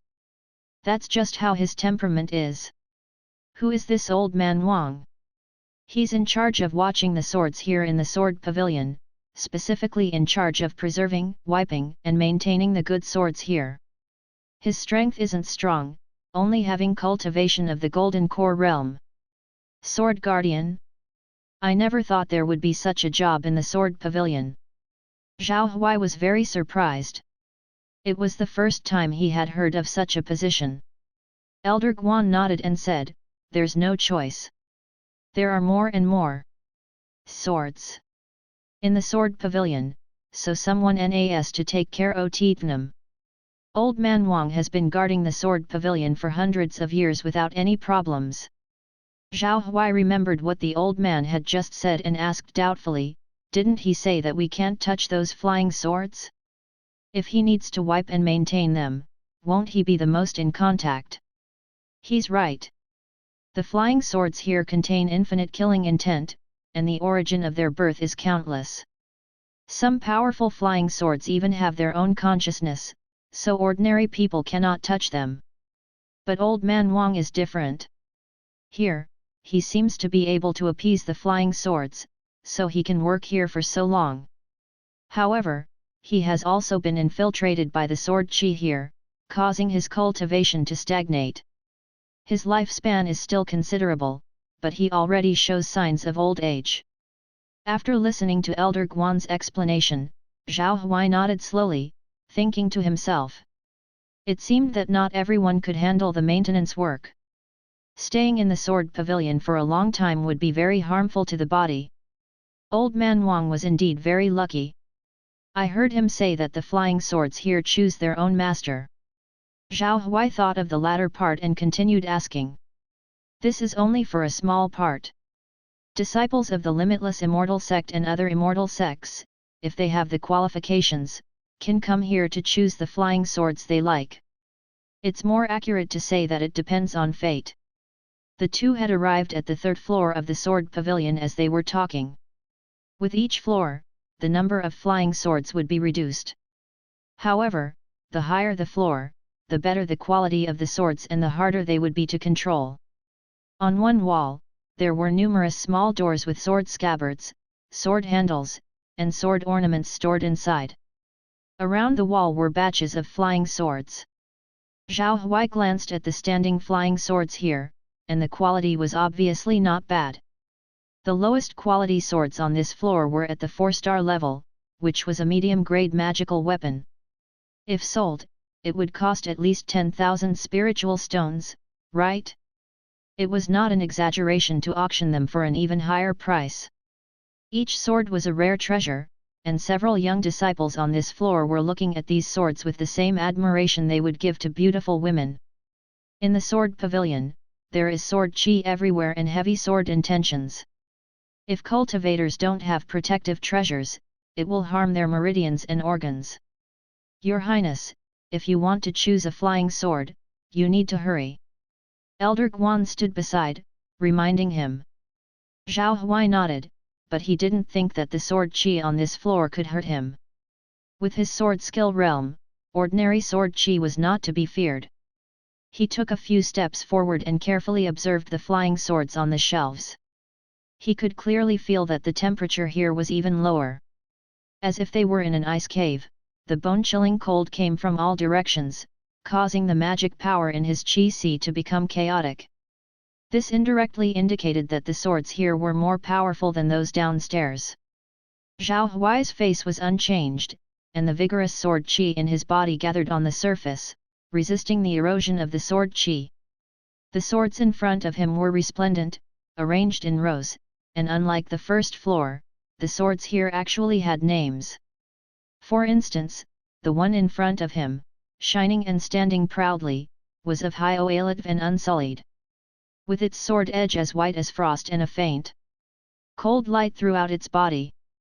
The blade was engraved with exquisite patterns that stole one's heart at first glance. It was named Frosty Cold. Bloody Funeral, the handle of the sword resembled a dark red blood dragon, while the blade emitted a strong killing intent. Green Cloud, the slim sword edge was blue-green in color, shining with dazzling light, like a starry sky, giving people a fascinating feeling. The Lethal, a cold and chilly sword that could not be seen in the dark, almost transparent, as if it could kill people invisibly. Each sword had a distinct quality, whether it was gorgeous, low-key, or elegant. It was undoubtedly the case that their original owners were all strong people walking in the world, encountering unknown dangers, and dying with hatred. Zhao Huai's process of looking at the swords was also a process of understanding the lives of these spiritual swords. However, after looking for a long time, he didn't find a suitable flying sword. With the pervasive sword qi, some young disciples who had come in just now had begun to feel uncomfortable and could not bear it, so they left one after another. But Zhao Huai remained calm. He took a deep breath, releasing an even more powerful sword intention. It was at this instant that the sword qi on this floor suddenly became still. All dissipated. Seeing this scene, Elder Guan's eyes revealed a surprised and astonished look. Such a strong sword intention! Obviously, he never expected Zhao Huai to have reached such a high level in sword skill realm, being only at the Golden Core realm. The concept of sword intention is elusive, but in reality, it's a form of invisible killing power. For example, when an ordinary person faces a fierce tiger, even if the tiger doesn't pounce, the person still feels terrified, with their legs trembling. If this feeling is strong enough, it can directly destroy people's will and obliterate everything. Seeing that Zhao Huai was unaffected by the flying swords, he said, "I heard that your highness has already collected a sword-nurturing gourd. If your strength allows, you can take more swords with you." Ordinary disciples could only take one sword, or taking one sword was already their limit. But this was specifically ordered by Elder Bai.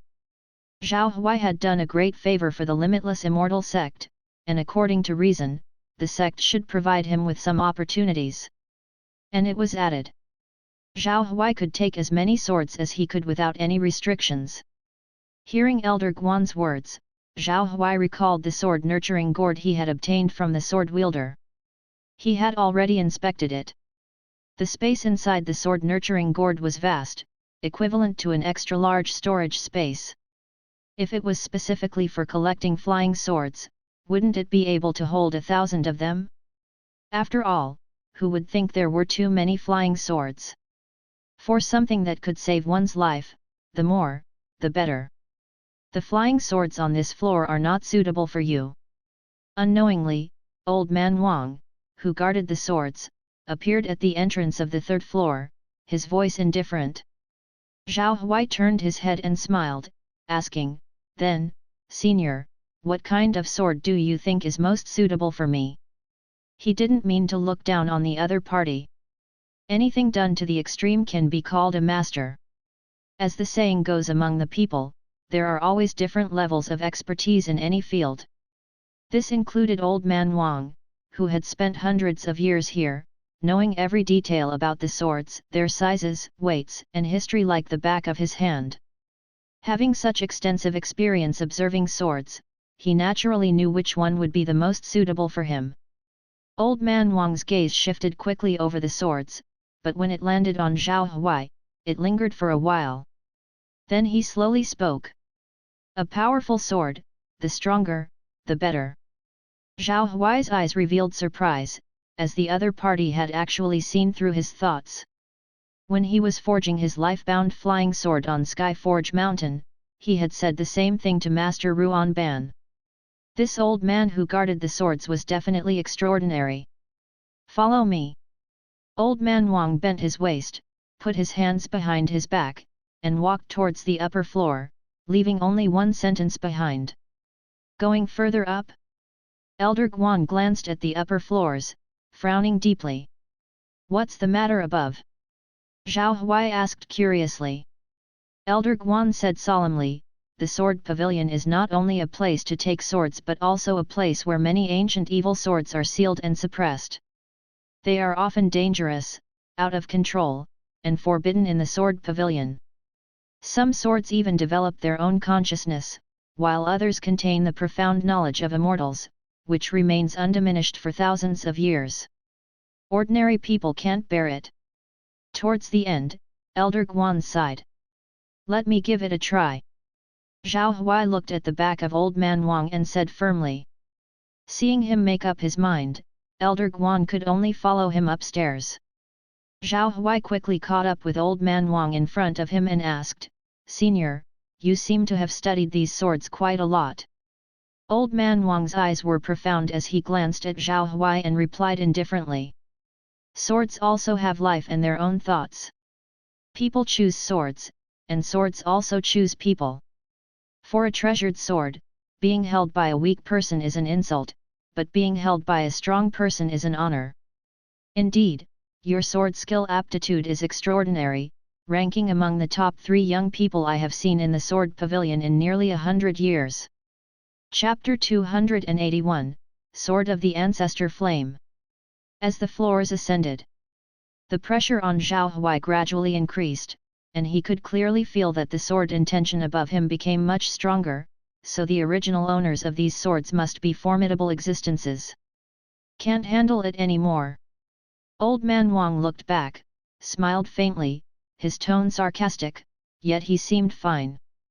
Zhao Huai closed his eyes, took a deep breath, the 8-turn golden core revolved slightly, summoning the power of the blazing sun illusion. Sword chi leaped and emerged from his body, emitting a crimson glow, converging on his body's surface and forming a solid barrier. He opened his eyes and said calmly, "A man cannot admit that he can't handle it." When old man Wang saw this, he muttered quietly, 8-turn golden core. I see. It's quite interesting. Old man Wang's eyes revealed an imperceptible smile. You can come up. Welcome to the 6th floor of the Sword Pavilion. As long as you can pick one of the swords on this floor, it's a testament to your own ability. As soon as Zhao Huai stepped into this floor, he was faced with an overwhelming and vast sword skill aura. Compared to the pressure below, the swords here were even more powerful, giving a sense of compulsion. The darkness seemed to have countless pairs of eyes staring at him. A bone-chilling breeze brushed past his ears, like whispers of greetings. Elder Guan said solemnly, "The swords on this floor are all extremely dangerous, and they are all walking swords of the mighty in the rebirth realm and above. Your Highness, be careful and let things happen naturally. Safety first, don't force it." "I understand, Elder." Zhao Huai nodded, and then walked into the dark room where the swords were stored. There weren't many swords here, and they were not arranged so closely, making the space feel more expansive. Quickly, a bluish-green sword scabbard caught Zhao Huai's attention, and he leaned in for a closer look. A slender long sword, with a gem on the sword handle that shimmered with blue light, the flowing rays of light seemed alive. At this moment, old man Wang had unknowingly walked over and extended his wrinkled old hand. Clang! The crisp friction sound was heard as the slender long sword was unsheathed. The sword light was serene, and the blade extremely slender, clearly a sword for women. Zhao Huai frowned and said, "Senior, didn't you say we can't touch the swords casually?" Even old man Wang, who had resistance to the swords in the sword pavilion, was too reckless to draw them indiscriminately, not taking his own life seriously. But old man Wang ignored him and continued speaking to himself. "This sword is called Flowing Firefly. Its owner is Lin Kangyu, a woman who was a peak powerful cultivator in the rebirth realm, sect master of the Taikang sword sect. She passed away 300 years ago during a great battle between the Devil sect and Immortal sect. To protect the entire sect's disciples in retreat, she fought alone against the 4 deacons of the Devil Palace, lost an arm but continued to fight without retreating, ultimately facing her death with an overwhelming tragic heroism." Old man Wang's muttering voice entered Zhao Huai's ears word for word. But he only saw old man Wang staring at the flowing firefly for a long time before finally placing it back into the scabbard, turning his head and saying earnestly, "I am telling you what kind of sword skill is truly sword skill and what kind of sword is suitable for you. Obviously, the sword of the dead is not suitable for you. Change to another." After finishing talking, old man Wang walked forward, and Zhao Huai looked confused and asked, "A sword of the dead? Are there any swords of the living?" "Certainly." Old man Wang squatted in front of a sword, wiped the sword handle with his sleeve, and said leisurely, "The swords in the sword pavilion come from all over the world. In addition to the swords of the dead, there are swords discarded by others, broken swords, recast swords no one is interested in, and swords replaced when the owner's cultivation becomes higher." "I see." Zhao Huai nodded as if enlightened. "Take a look over here." Old man Wang stood up and made way for an area. Damaged immortal swords, of very good quality, have all been used by the mighty in the sword skill realm. After ascending, they were left here. They may be suitable for you. It seems like the last time someone took a damaged immortal sword from here was 20 years ago. Time flies so fast. Old man Wang said nostalgically. "Was it Zai Yun?" A woman in a purple skirt appeared in Zhao Huai's mind. Old man Wang thought for a moment and said as he twirled his goatee, "It's her. She has great talents and excellent flowing qi, so a damaged immortal sword followed her and became a superior flying sword after recasting." Zhao Huai crouched on the ground, observing these immortal swords, looking at the rusty cracks, as if they had experienced a great battle and were then discarded here. "Senior, can I touch it?" Zhao Huai asked again. Old man Wang pouted and said, "You really don't change. You're still so eager to touch the sword." After contemplating for a moment, he sighed, "Considering your high level of sword skill, I'll make an exception this time. But let me warn you first, you can touch, but absolutely do not believe anything you see." "I understand." Zhao Huai nodded vigorously in agreement. "Go ahead and touch it." Old man Wang didn't fuss, sat down on the floor, supported his chin, and watched Zhao Huai. With permission granted, Zhao Huai extended his hand, slowly approaching the damaged immortal sword. In the end, his slender index finger stroked the sword edge. The first touch felt cold, with a grainy sensation from the rust. It seemed nothing special. Just an ordinary sword. Zhao Huai thought as much. Chapter 282, Sword of the Ancestor Yan Ziu 2. His pupils suddenly contracted. A multitude of scenes appeared before him, constantly reshaping and presenting themselves. Lofty mountains that reached the sky, a sky filled with golden clouds. It was indeed the familiar sight of the vast mountain range, only the sky was now enveloped by a sun-shrouding golden mist. "So even your immortal world has come to such a day." An ethereal and mighty voice echoed through the mountains. This terrifying voice caused the surrounding heaven and earth to tremble violently for thousands of miles. Although the perspective was from high above in the vast sky, one could still clearly see the ground covered with countless casualties, the fallen, and the crippled. The scene suddenly changed. The sound of wind could be heard, obviously the sound of a flying sword soaring through the sky, eventually landing on an azure stone cliff. A large hand appeared before him, gripping the sword handle, unable to see the person's face clearly, only capturing a side profile of a man clad in white. But Zhao Huai could be certain that it was a man. "Zhao Yan, you have arrived too late. You can't protect this blessed land in the spiritual mountain anymore." The terrifying voice spoke once again. The sword's owner did not speak but took action instead. His wide white sleeves fluttered in the wind as he soared straight into the sky.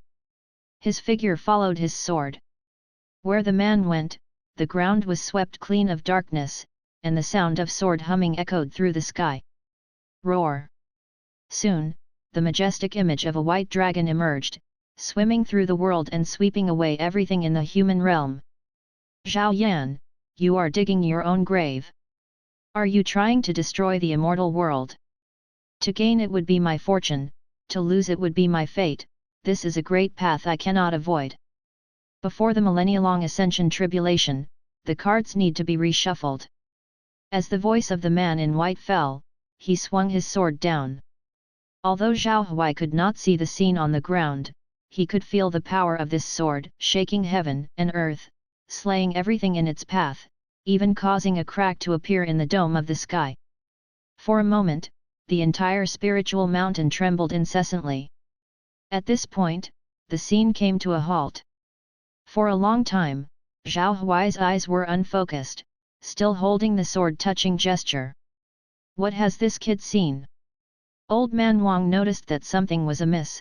His wrinkled old hand also touched the damaged immortal sword, and after sensing it for a while, he suddenly said, "No wonder, it's such a coincidence." Zhao Huai's consciousness returned to his body, his eyes filled with shock that took a long time to subside. It took him quite a while to calm down, then he looked at Old Man Wang and asked solemnly, "Whose sword is this?" Old Man Wang, with a head full of white hair, twiddled his goatee and raised his eyebrows in response. This was the walking sword of Ancestor Yan Ziu back in the day. "You, kid, are very lucky to have picked such a treasure. Could this be destiny?" It seems like this sword has already chosen you. Zhao Huai's eyes slightly narrowed as he held the sword handle and looked at the rusty, cracked sword edge. He fell into deep thought. Could it be that the man in white he saw just now was the ancestor Yan Ziyu? Was Zhao Yan the name of Yan Ziyu? If so, who was the enemy in the scene? Who was Yan Ziyu battling, and how did the final outcome unfold? What did he mean by reshuffling the cards? As he pondered, the surrounding flying swords twitched slightly. Old Man Wang looked at them and said with a faint smile. It seems like you're a person of great fortune too. It's unheard of for so many swords to want to follow you. It's usually difficult for ordinary people to even find one, yet so many swords want to follow you. By normal standards, one sword would be paired with one person. Swords, like people, have pride. It's rare for multiple flying swords to follow one master. But such a phenomenon was indeed happening right now. The surrounding damaged flying swords seemed to tremble, heading towards Zhao Huai's direction, apparently wanting to recognize him as their master. Kid, why don't you quickly open the sword nurturing gourd and claim the flying swords? Old Man Wang reminded him. Zhao Huai nodded, took out the green sword nurturing gourd, and opened the stopper. Swoosh! Swoosh! Whoosh! Soon, there were noticeably fewer flying swords around. Zhao Huai roughly counted that he had collected about 6 damaged immortal swords just now. Old Man Wang showed a faint smile at this time and said, "Don't underestimate these damaged immortal swords. In any case, they were made of immortal-grade spiritual treasures back then. Their masters were the mighty of that time. With the current conditions, it's impossible to have flying swords of this quality anymore. Once you recognize one, there's one less. Ordinary magical weapons will break in one touch upon contact." Zhao Huai nodded slowly. He could feel the profound and long-lasting aura in the immortal swords, flowing constantly through his meridians and bones. As long as they were cultivated, their power would be extraordinary. He also felt subtle changes in his body, but he couldn't quite say what they were. After putting Ancestor Yan Ziyu's walking sword into the sword-nurturing gourd as well, Zhao Huai let out a sigh of relief. His trip to the sword pavilion was almost over. Zhao Huai bowed to Old Man Wang and said, "Zhao Huai thanks Senior for his guidance." He knew that without Old Man Wang, it would be difficult for him to find a suitable flying sword among the vast sea of swords. If you want to express gratitude, thank your aptitude for sword skill. Old Man Wang shook his head and said, "I wouldn't have cared about ordinary disciples, but your aptitude for sword skill seems to be unfixed, and you're born with the material for cultivating swords, which is quite rare." Of course, Zhao Huai knew what the other party was talking about.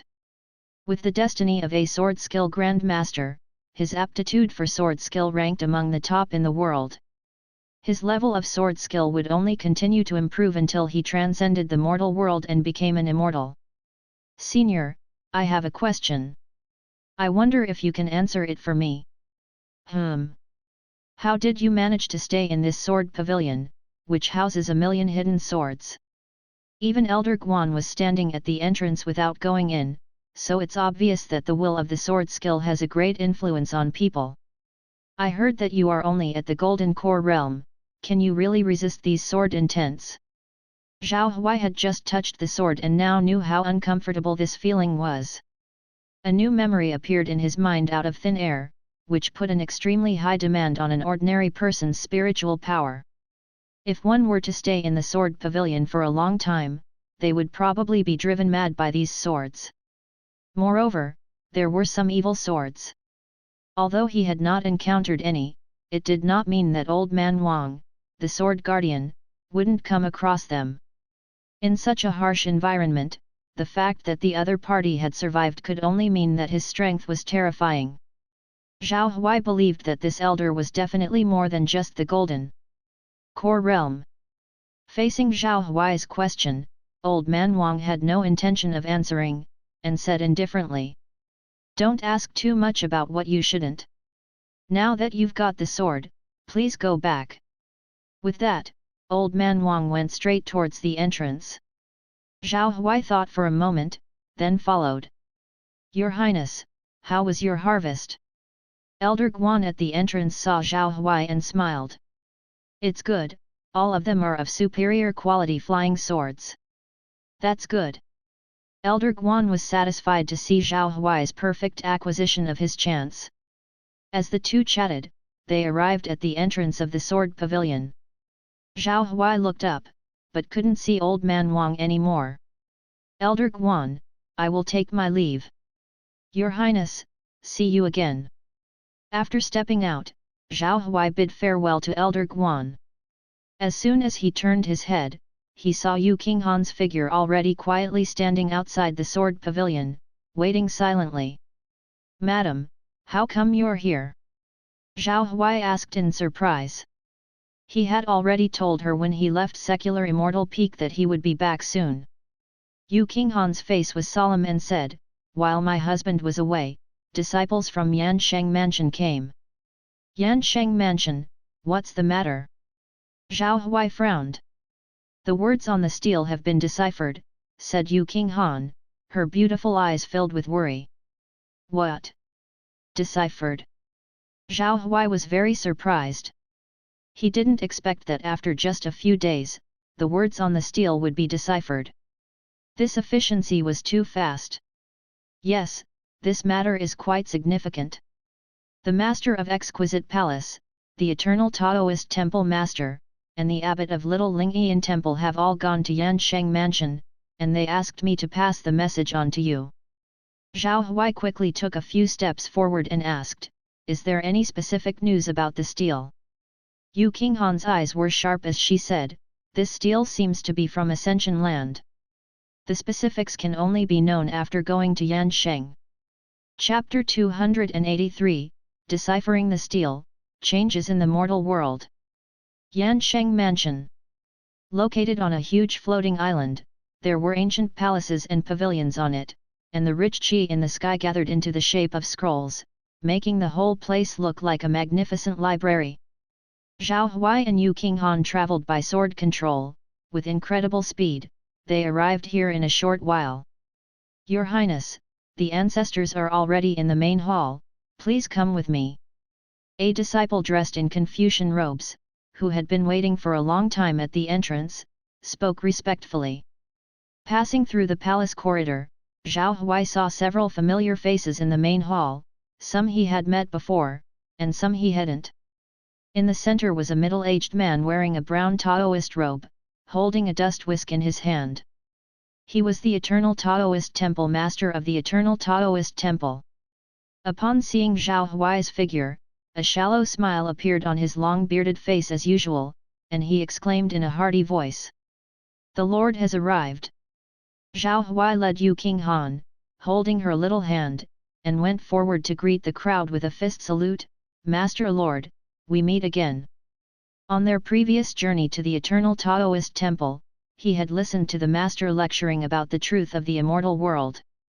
The Eternal Taoist Temple Master's cultivation was profound and mysterious, and the universal chess game's divine skill he demonstrated was unforgettable to this day. Zhao Huai, do you still remember me? A beautiful woman in palace attire, with an exquisite figure and a full bust, looked at Zhao Huai with a gentle smile and a soft, gentle voice. Of course, I remember Senior Lu from the Exquisite Palace. Zhao Huai nodded in response. Lu Tianxiu of the Exquisite Palace, whose disciple Chu Yuking had once managed to kill a bat demon king in the Black Wind Cave with just a single finger when they were 10,000 li away. Thinking back now, that strength was indeed overwhelming. This spiritual root aura is Xia's Empress Yu Qinghan, I presume. An elderly white-bearded monk examined Yu Qinghan with a smile in his eyes. Zhao Huai was unclear about the identity of this person and looked at him questioningly. Could he be from an immortal sect backed by Xia? Yu Qinghan nodded slightly, indeed, as hierarchy of the limitless. Immortal sect is garrisoning the spiritual pool and could not come personally. I am here to represent the limitless immortal sect in the meeting. Upon hearing the word I, Zhao Huai realized in hindsight, his expression breaking into a smile. His wife was putting on airs. In front of these immortal sect ancestors, she didn't want to concede any momentum. The old monk held a cane, showing no dissatisfaction, but rather satisfaction, and even hidden beneath his white eyebrows, his delight could still be sensed. When my two disciples returned to the temple, they said that the current empress had an extraordinary aura, and it seems she has even more potential than we thought. The old monk's voice was aged, full of admiration. An immortal spiritual root should be unparalleled in the world. With the Xia's empress and the Yan country's lord working together, it seems the mortal world should be unified. The palace master of the exquisite palace mused. None of the ancestors seated showed any surprise at Zhao Huai and Yu King Han, as they had already learned the news from the limitless immortal sect in advance. Let's not be so anxious to catch up. First, let's talk about the content of the steel's deciphering. Meeting later is not too late. Calling me over here is for this matter, right? My time is precious, I still have many pills to refine, don't let this young man cause any delay. An elderly man in a dark green cloud pattern robe said discontentedly. He had been refining in seclusion, only to be interrupted and dragged here. Zhao Huai shifted his gaze to the elder, guessing from his words that this must be the ancestor of Medicine Pill Valley. Medicine Pill Valley was a holy place for alchemists and contained a large number of heaven and earth panaceas, making it an excellent place for refining any kind of pill. Elder Yao, don't be anxious, with so many disciples under your tutelage, which one can't refine pills? A little time won't matter.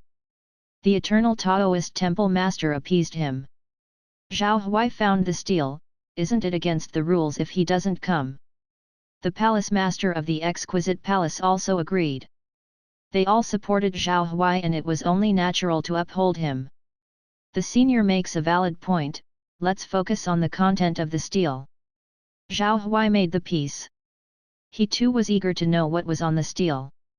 Seeing everyone quieting down, the supreme elder of Yansheng Mansion, Yadaran, pointed to the steel and said, the immortal characters engraved on the steel should be impossible to decipher, but I found that after being washed away by the vast immortal power of the previous generations of our ancestors, the obstructions on it have disappeared. According to the records of the steel, 30,000 years ago, a great change took place in Ascension Land, and every heaven and earth almost perished. Ascension Land underwent a major transformation, forming two forces of influence that confronted each other for 10,000 years. 1,000 years ago, a settlement was achieved between the two sides, with one force becoming extinct and the victorious side sending out a large number of celestial immortal-like existences to participate in a grand meeting. Unfortunately, internal contradictions arose, disputes broke out over the division of interests, and a large-scale purge took place, resulting in the deaths of many people, including many immortals. Palace Master Lu pondered, even in the Middle Ages, ascensions were rare, and I didn't hear my master mention any forces in Ascension Land at that time. Could it be that my status at that time was not high enough? Could the content of the steel be wrong? Eternal Taoist Temple Master shook his head, not likely, the person who engraved the steel had cultivation that reached the heavens, far surpassing surviving in superior tribulation, and was a celestial immortal. Such a terrifying cultivation would never be wrong. What exactly is Ascension Land? Is it the immortal realm? Or something else? At this point, Zhao Huai was puzzled. Elder Yat, who was deciphering the steel, responded slowly, young friend, you may consider it as the place where immortals dwell, different from the heavenly court of ancient times. The immortal palaces of the past have long been destroyed, and now Ascension Land has become a pure land left behind by them. Those who can set foot in Ascension Land are the top figures of each. Chapter 284, Deciphering the Steel, Changes in the Mortal World too. Now that I think about it, 1,000 years ago was not only the day of change mentioned on the steel, but also the day when the immortal path was cut off. Could there be a connection between the two? Zhao Huai frowned, paused, and continued, is there any record on the steel of how the story ends, and do any of the seniors here know who it was that caused the immortal path to be severed? Old Ye stroked the steel, repeatedly confirming, this steel is not complete, it only records a part of the content. I'm also not sure if this is the ending, but what is certain is that all the major heaven and earth regions joined forces and the survivors reorganized the Ascension Land. Reorganized the Ascension Land. Zhao Huai muttered the phrase, suddenly recalling the scene he saw when he touched the sword of ancestor Yan Ziu. That line about reshuffling the deck. Perhaps it was related to this. Zhao Huai's words do make some sense upon careful consideration. The severance of the immortal path may have something to do with this change. The elder abbot of Little Lingyan Temple said. An elder from Medicine Pill Valley snorted coldly. It was clearly that sword saint from Limitless Immortal sect back then, who severed the road to heaven with a single sword. How is that related to the changes in Ascension Land? It's just that the other worlds covet this place, otherwise, why would Ancestor Yan Zia go through such great trouble to seal the entrance? Despite being important figures in the immortal sect, none of the people present could make head or tail of the content on the stele, let alone provide a definitive answer. Because on the day the immortal path was severed, there were no immortals left in the world. To know the truth, they would have to find an immortal from that time. But that was undoubtedly impossible. Did the person who engraved the stele leave a name?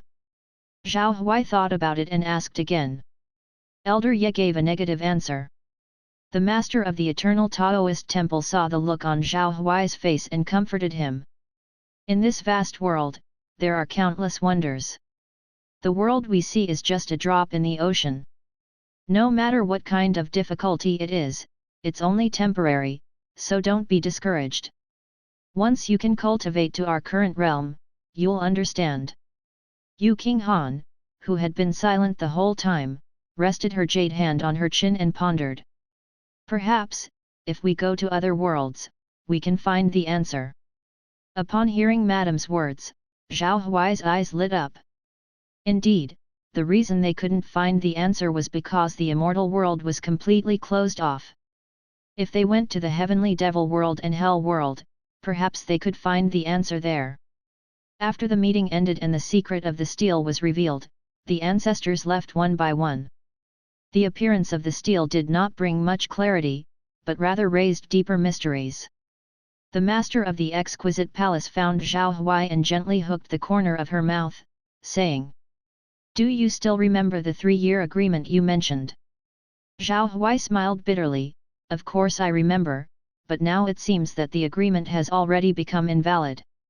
Your rapid rise is truly surprising. No wonder you didn't take a liking to my disciple, as you already have her." The master of the exquisite palace looked toward Yu King Han, who was waiting nearby, with her extremely deep beautiful eyes. FEENV.com. How has the exquisite fairy been doing lately? Zhao Huai didn't want to continue discussing his personal matters, so he changed the subject. Ever since she blocked a sword for you, she has been recuperating in the immortal palace, occasionally mentioning you. She's also become a lot nicer to people in her daily life, improving her interpersonal skills. Boy, you don't like her, but what did you do to cause her to change so much? The master of the exquisite palace asked curiously. She knew her disciple best, unapproachable, cold by nature, preferring to be alone and focusing only on cultivation. The only person she could talk to was her good-for-nothing senior sister. I didn't teach her anything, maybe she changed on her own. Zhao Huai replied honestly. No more talking, I'm leaving. I hope that when I see you again, your cultivation will be even higher. Before leaving, the master of the exquisite palace winked at Zhao Huai. The eternal Taoist temple master came over with a white dust whisk in hand, stared at the direction where the master of the exquisite palace left, and said, "That old woman still has a fondness for young grass as always." He paused, then smiled at Zhao Huai.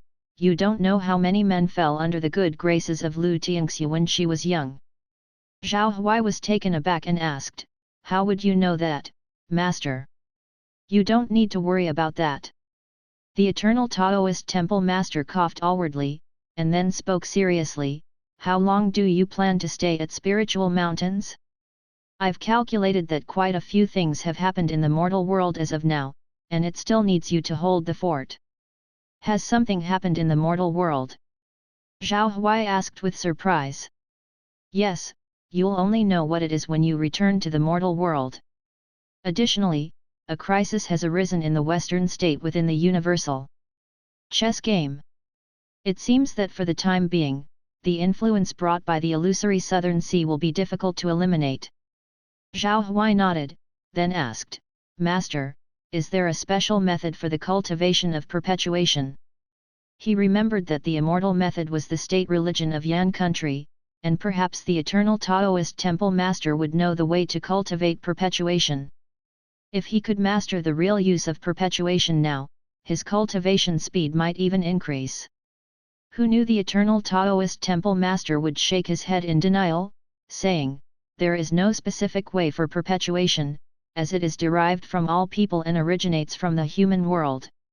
If you want to truly use the power of perpetuation, it's best to unify the human world as soon as possible, so that the power of perpetuation can reach its peak state. Moreover, with her help, isn't unifying the human world a piece of cake? Towards the end, he looked in the direction of Yu Qinghan. The meaning was self-evident.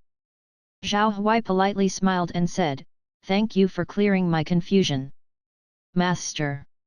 I will consider it.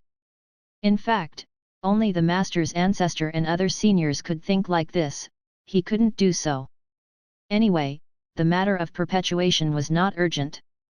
After bidding farewell to the eternal Taoist temple master, Zhao Huai walked to Yu Qinghan and smiled. Madam, it's time to go. Although Yu Qinghan didn't hear the conversation among them just now, she could guess a few points from their expressions. She looked up with a slight. Husband, when are you going back to the mortal world? After retrieving the sword, in a few days, my life-bound flying sword will be ready.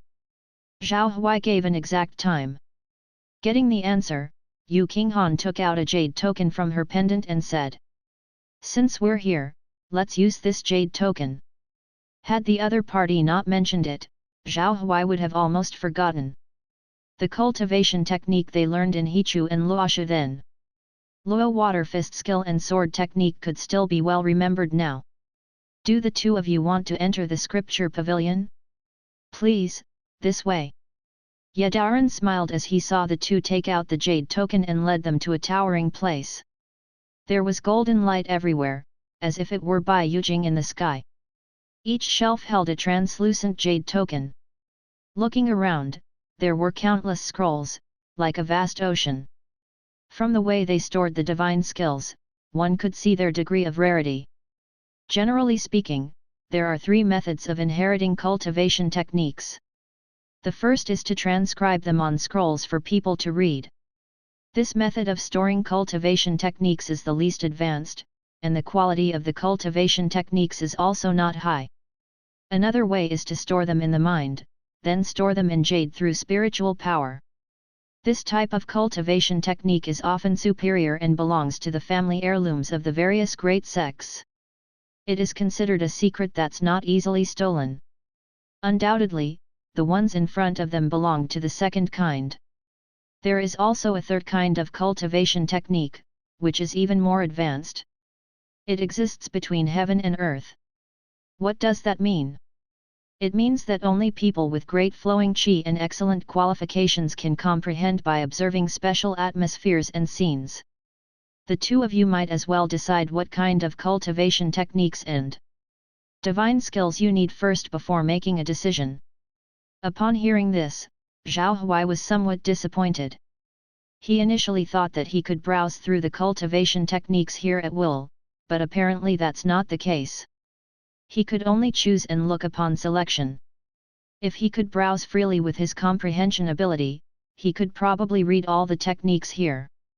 Elder Yadaran smiled and said, although the cultivation techniques here may not be as top-notch as those found in Cloud Sea Views and Sunset Solitude, they are also the inheritance of many ancient sects, some even include immortal techniques. As long as you can learn them, that will be enough. I understand, Elder Yat. Soon enough, Zhao Huai and Yu Qinghan began searching through the endless sea of books. In this process, Zhao Huai naturally didn't forget about using his divination abilities. Chapter 285, Cutting the Dragon Immortal from Afar, The Misfortune of Duya-l's Change. In the golden sea of books, Zhao Huai held a golden bronze coin, divining each jade slip on the shelves one by one. This sea of books contained a large number of divine skills, but through the descriptions of the techniques, he could only choose one to remember. Ordinary skills recorded on paper can last for many years, depending on luck. As they erode over the long years and are affected by wars and human misfortunes, they may be lost or destroyed. Therefore, using texts as a medium is not suitable for long-term storage. Only by using spiritual power as a medium and storing it in the mind can one accurately and comprehensively access them. These jade slips were all of top-quality nurturing spirit jade, capable of storing the spiritual power memories of some cultivators, achieving the effect of inheritance, and having an extremely long storage time, reaching thousands to tens of thousands of years, commonly referred to as unwritten texts. However, there is no doubt that such nurturing spirit jades are of high value. The rarer the cultivation technique, the more matching the content of the text will be passed down, like how an emperor would not use a wooden box to hold the imperial jade seal. Zhao Huai looked through each of the techniques one by one, becoming more and more astonished. He had not known that the Yansheng Mansion, which acted as the epitome of studying ancient magical skills and secret arts, stored not only an extraordinary quantity but also a high-quality collection of cultivation techniques. Ordinary sects often have hidden secrets that they don't pass on, many effects being kept secret, with numerous complicated rules, such as only passing on to true disciples, passing from men to men but not from women, or passing from women to women but not from men. But here, there are no such restrictions. For one thing, this place is recognized by spiritual mountains as the scripture pavilion, which is very difficult to enter. Second, a large number of cultivation techniques originate either from sects that have already declined or vanished, or from cultivation techniques that have been cracked and deciphered, or from ancient books deduced by the Yansheng Mansion. Existing sects in the world, if they find that their own techniques have been collected by the Yansheng Mansion, can do nothing about it. Regarding reputation, no sect has as big a name as the Yansheng Mansion, and no sect is as formidable regarding strength. The Yansheng Mansion is protected by the 5 immortal sects, so it is extremely difficult for any sect to settle any grievances. If they had to blame anyone, the sects would blame themselves for not doing a good enough job in keeping their secrets, and for their leaked techniques not being profound enough, which allowed the Yansheng Mansion to decipher them. Hexagram 1, the mountain is not in the height, it has immortals, hence it is famous. The water is not deep, it has dragons, hence it is spiritual. Practice this divine skill, and the indication you will receive is favorable fortune.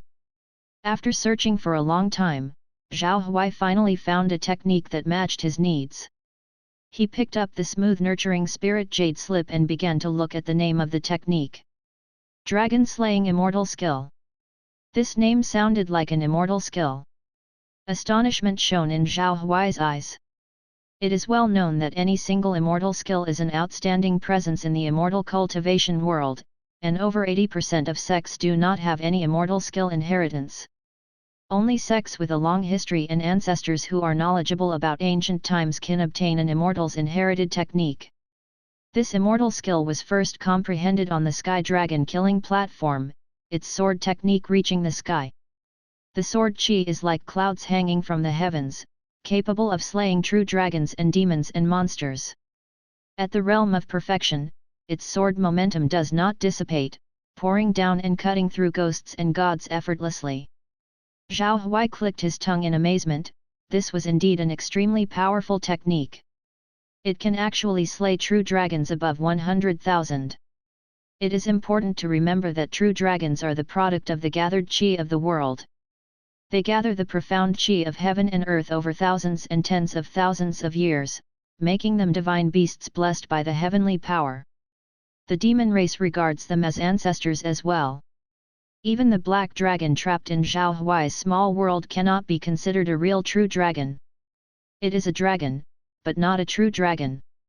The flowing qi gathered in the body of a true dragon can enable people to soar into the sky, whether it is a human opportunity or an immortal's cave and blessed land.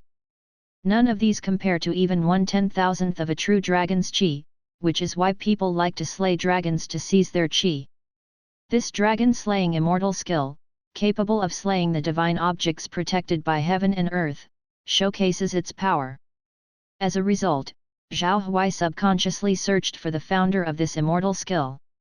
This divine skill was first used by the dragon-slaying true immortal 1,500 years ago when a demonic dragon descended to the human world, causing disasters and havoc, flooding rivers and seas, and slaughtering living beings.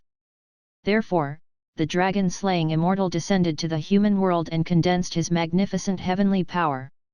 From 10,000 li away, he struck the demonic dragon with a single sword. The demonic dragon died, scattering its qi to heaven and earth, and all living beings were blessed by it. Concentrated on the immortal skill, Zhao Huai made up his mind and decided on this skill.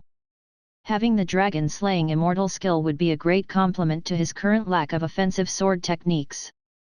Zhao Huai's spiritual power officially entered the jade slip and began to examine the content of the dragon-slaying immortal skill. One after another, astonishing sword technique diagrams appeared in front of him as if they were arranging formations, with human shadows wielding sword techniques on each chart. The movements were precise and the techniques were distinct. The scene was like ink-splashed paintings, flowing along the water. Within the sea of clouds, a 10,000-meter-long demonic dragon emerged, smashing mountains and rivers, and its roar echoing through heaven and earth. In a flash, the sky was illuminated, and a vast sword qi broke through the clouds. In the midst of the vast sea of clouds, an immortal stood proudly, looking down on the demonic dragon. This scene was no different from that of a deity. Zhao Huai's eyes sparkled with extraordinary brilliance as his spiritual power circulated in his mind, digesting the content of the immortal skill. His comprehension could be said to be top-notch, and under the double boost of the heavenly heart wisdom eyes and human immortal body, there was virtually no cultivation technique he could not learn, including immortal skills. A divine light appeared before Zhao Huai's eyes, and he reached out his hand. In an instant, shiny spiritual qi gathered and flowed around his hand.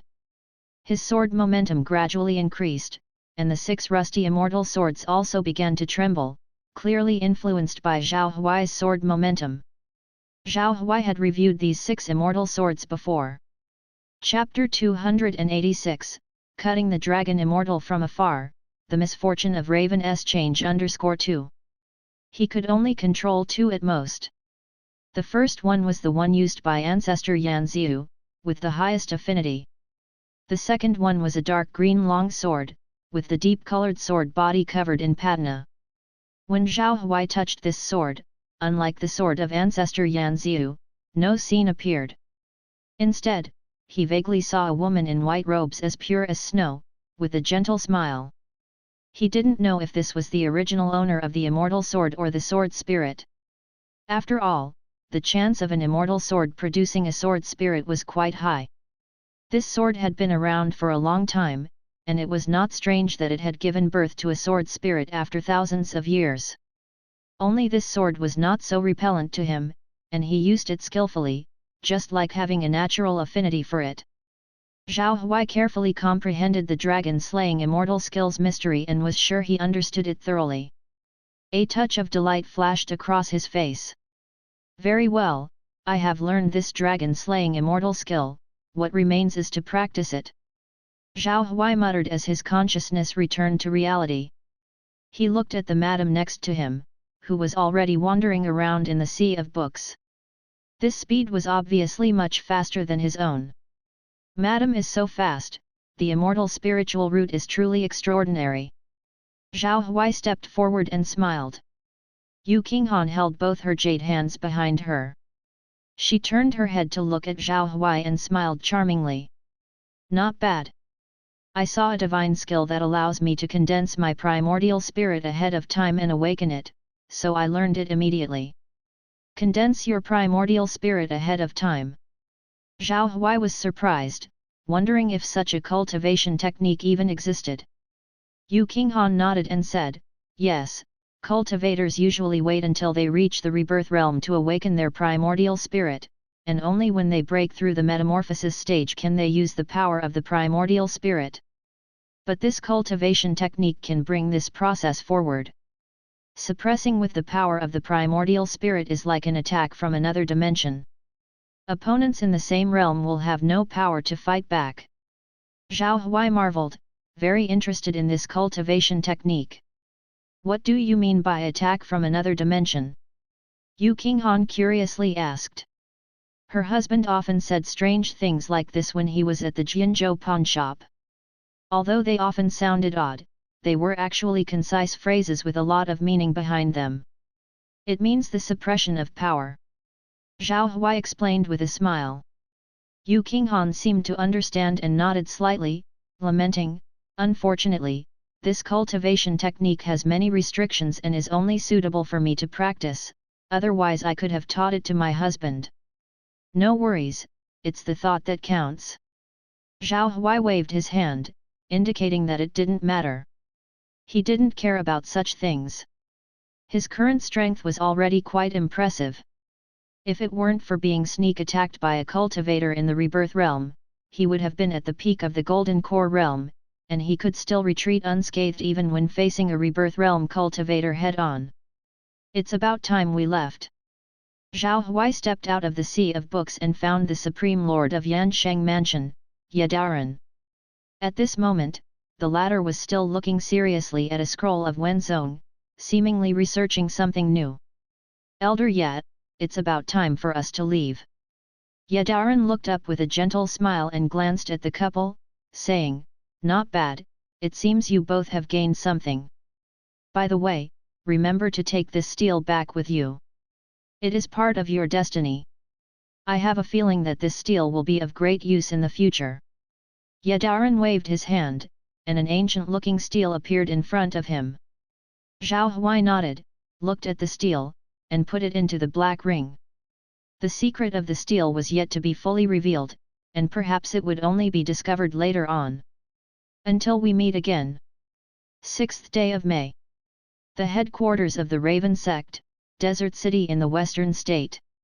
Yin Nanya was held in a stone-built castle, isolated from the outside world, and no one was allowed to approach. A blind old man with an entourage arrived at the stone castle, accompanied by the sect's disciples. Many sect members stood outside the black castle. They looked at the people inside, their eyes inevitably flashing with sadness. Protector, why is the saintess locked up by the Crow Master? Didn't she have everything going smoothly in the central state? She has contributed so much to the sect. Is this really the right thing to do? A Raven disciple said, with sympathy in his eyes. Some time ago, the saintess was brought back to the western state by the four protectors, causing shock within the sect. Many wondered if the saintess had committed a serious crime. The blind old man glanced at the disciple and said indifferently, don't ask questions you shouldn't. All you need to know is that the respected saintess made a mistake, the Crow Immortal's plan was delayed, and the Crow Master is very dissatisfied. She got what she deserved. I never thought that the strong saintess would make such a mistake. Creak. The woman in red clothes pushed open the heavy iron gate, casting a long shadow on the cold wall. The imprisoned Yin Nanya looked up at the shadow and was expressionless. At this point, she had changed her appearance, her long white hair was messy, she had taken off her black robe, revealing the thin clothes underneath. The raven pattern under her collarbone was still prominent, but her hands were shackled. She was quite different from the aloof holy maiden of the Raven sect she used to be. The woman in red clothes couldn't help feeling sorry, as she had admired Yin Nanya in the past. So she tried to persuade her, Yin Nanya, won't you admit your mistake? I did nothing wrong. Yin Nanyu's voice was cold. The blind old man's cane hit the ground with a thud, and he sternly questioned, "How dare you say that you made no mistake?" Chapter 287, Distantly Slaying Dragon Immortal, Raven S Misfortune _3. You claim to consume the national fortune, yet the fortune of Yan and Xia countries thrives like never before. How can Lord Crow Immortal value you? Yin Nanyu indifferently replied, "That's part of the plan. As long as Xia and Yan start a war, my role will be fully revealed. You are the ones who disrupted my plan and made the mistakes. Stubborn fool. In a year's time, the influence of Raven sect in Central State hasn't shown any signs of expansion. Do you dare say you haven't betrayed Lord Crow Immortal? Both Xia and Yan are attacking the Ravens. Why don't you consider that? Humph, enough nonsense, now the Crow Master has a new plan. Invading Central State no longer needs you. Just wait for the trial the day after tomorrow." The blind old man did not want to say more, letting out a cold snort and leaving with a swish of his sleeves. The woman in red came in front of Yin Nanyu, gazing at her gem-like beautiful eyes, and said softly, "Yin Nanyu, the Crow Master suspects you for a reason. In 1 year, you showed no results, anyone in your position would be suspected. Whether or not you are a traitor, someone will always talk behind your back. The main reason you were brought back this time is the situation in the world. Not long ago, the Immortal Sect and Devil Sect waged a great war. The Xia's Empress has been missing for a long time, and the Northern Wolf Empire, including Yan Country, are eager to act. News from the sealed illusion South Sea in the western state is secretly circulating, making everyone believe that the opportunity is gradually approaching. The Raven sect can no longer invade Central State using the past methods. The Shenluo Empire has reached an agreement with the Raven sect, Sorceress sect, and other forces to share the flowing qi of Central State. So, your presence is just a pawn in the changed path of the Raven sect. Admit your guilt early, and perhaps you can still be pardoned by the Crow Master. However, the title of Saintess will likely be difficult to reclaim." Seeing Yin Nanyu remain silent, the woman in red closed her eyes, took a breath, and asked, "Do you know that the Crown Prince of Yan has gone missing?" "I didn't know." Yin Nanyu shook her head woodenly. When she left, Zhao Huai was still in seclusion and did not leave a single word. Nanyu Prefecture is probably looking for her whereabouts now. Would they be sad after her disappearance? Yin Nanyu let out a bitter smile in her heart. Probably not. After all, she had been so explicit and impulsive, yet he acted as if nothing had happened and restrained himself. Now, she was just a discarded pawn. "Do you not know that the entrance to this heaven and earth has already loosened?" The woman in red asked again. "I don't know." The woman in red sighed lightly, realizing that Yin Nanyu had been locked up here for a long time and could not possibly know the news from the outside world, which was undoubtedly unclear to her. She first explained the battle between the Immortal and Devil sects, followed by the internal changes in Xia country, and finally the news of the entrance deep in the western state. She said seriously, "You only need to know that the rule of the sects not intervening in the mortal world has become a mere formality. Now, many sect disciples are walking among the people, and the Devil sect is even more so. All of this is because the influence of the Immortal sect has greatly diminished." Yin Nanyu laughed and said, "What are you trying to say with all this?" The woman in red glanced around, making sure no one was around, and said solemnly, "Yin Nanyu, only you can truly communicate with the Crow Immortal and steal the luck perpetuation. Most of the people in the Raven sect who serve the Crow Immortal do so for wealth, honor, and cultivation resources. Everyone stands together out of mutual interests, so they can't get the Crow Immortal's protection. But you're different. You're the only one truly chosen by the Crow Immortal. I hope you know your rightful status. If it weren't for the intervention of the Crow Master, no one could remove you from your position.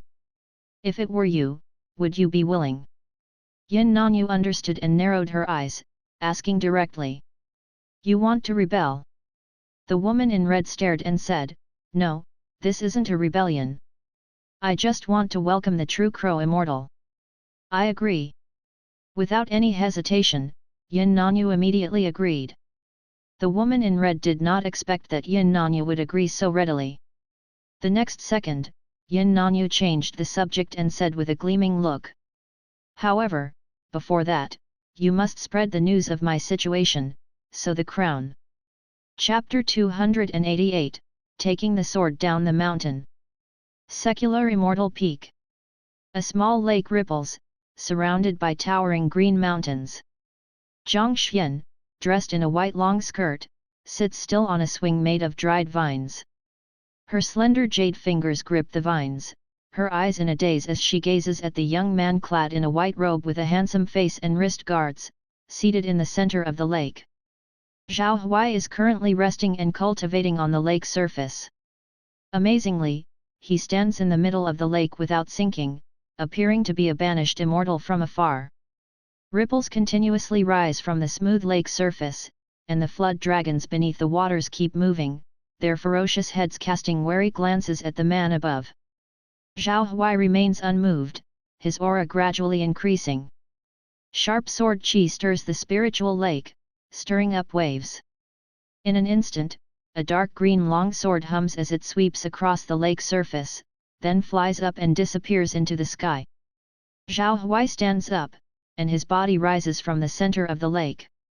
He takes a step in the Bagua formation, feet apart. He throws a punch. Water from the lake surface surges and rises, following the movements of his fist. The mist splashes through the mountain forest, transforming it into a fairyland, with sunlight reflecting off the leaves as if they were jade. Whoosh! Zhao Huai closes his eyes, one punch after another. RioBL.cm. The might of the fists roll away, the magic power of the fist skill flows through heaven and earth, like a rushing river that flows from one side of the sky to the other. In the end, it falls like heavy rain of ink, pouring down on the entire immortal peak. Under Zhao Huai's comprehension, the power of Luo Water Fist skill is even greater. If his previous use of the technique was just an imitation, the Luo Water Fist skill he mastered after digestion suits him even better. After completing a set of punches, Zhao Huai still seems unsatisfied and reaches out. Hum! The dark green longsword falls straight down, landing in his hand. At the same time, he grabs another rusty sword from the black ring. With a toss of both hands, the two swords fly and dance together, circling around him and speeding up. Soon, the lake water flows with the flying swords, and another great river of sword movements emerges. The principle of Luo Water Sword skill is similar to that of Luo Water Fist skill, manifesting illusions. Zhao Huai nods slowly, understanding the concept, and ceases to perform the sword skill. Instead, he reaches out and grabs the dark green long sword in the air. Compared to the sword of ancestor Yan Ziu and several other swords, he feels a special connection with this dark green long sword. This rapport even surpasses that of the sword of ancestor Yan Ziu, which is truly strange. Zhao Huai grips the sword handle tightly, and he can't help but feel a trance. For an instant, he seems to see a woman in snow-white clothes, smiling and looking back at him. Returning to reality, the surrounding spiritual qi converges rapidly toward him, condensing into strands of sword qi. Roar! At this moment, a flood dragon bursts out of the lake, unleashing a thunderous roar. Zhao Huai's practice on the lake surface undoubtedly disturbs it. It decides to teach this guy a lesson. The dragon's sound waves surge towards Zhao Huai, who quickly retreats backward. A look of interest appears on his face, and he smiles. This rebirth realm flood dragon is his son's road guardian, a gift from Hierarch Hai. It's perfect for honing his skills. The method of the dragon slaying immortal skill continually flashes through his mind. Zhao Huai holds the sword, circling it once in the direction of the flood dragon, and the sound wave instantly dissipates. Tens of thousands of sword chi converge, the sword edge points forward. Swoosh! A wave of sword rain comes surging like a tide. Seeing this, the flood dragon with green eyes swishes its tail, creating a huge water tornado. Zhao Huai remains calm and unhurried. The golden light of his golden core flows through his meridians and enters the dark green long sword. The sword edge is now covered with a layer of dazzling golden sword qi. Zhao Huai proudly stands in the void, raises his sword slightly, and an overwhelming sword intention bursts forth. A sacred shadow gathers behind him.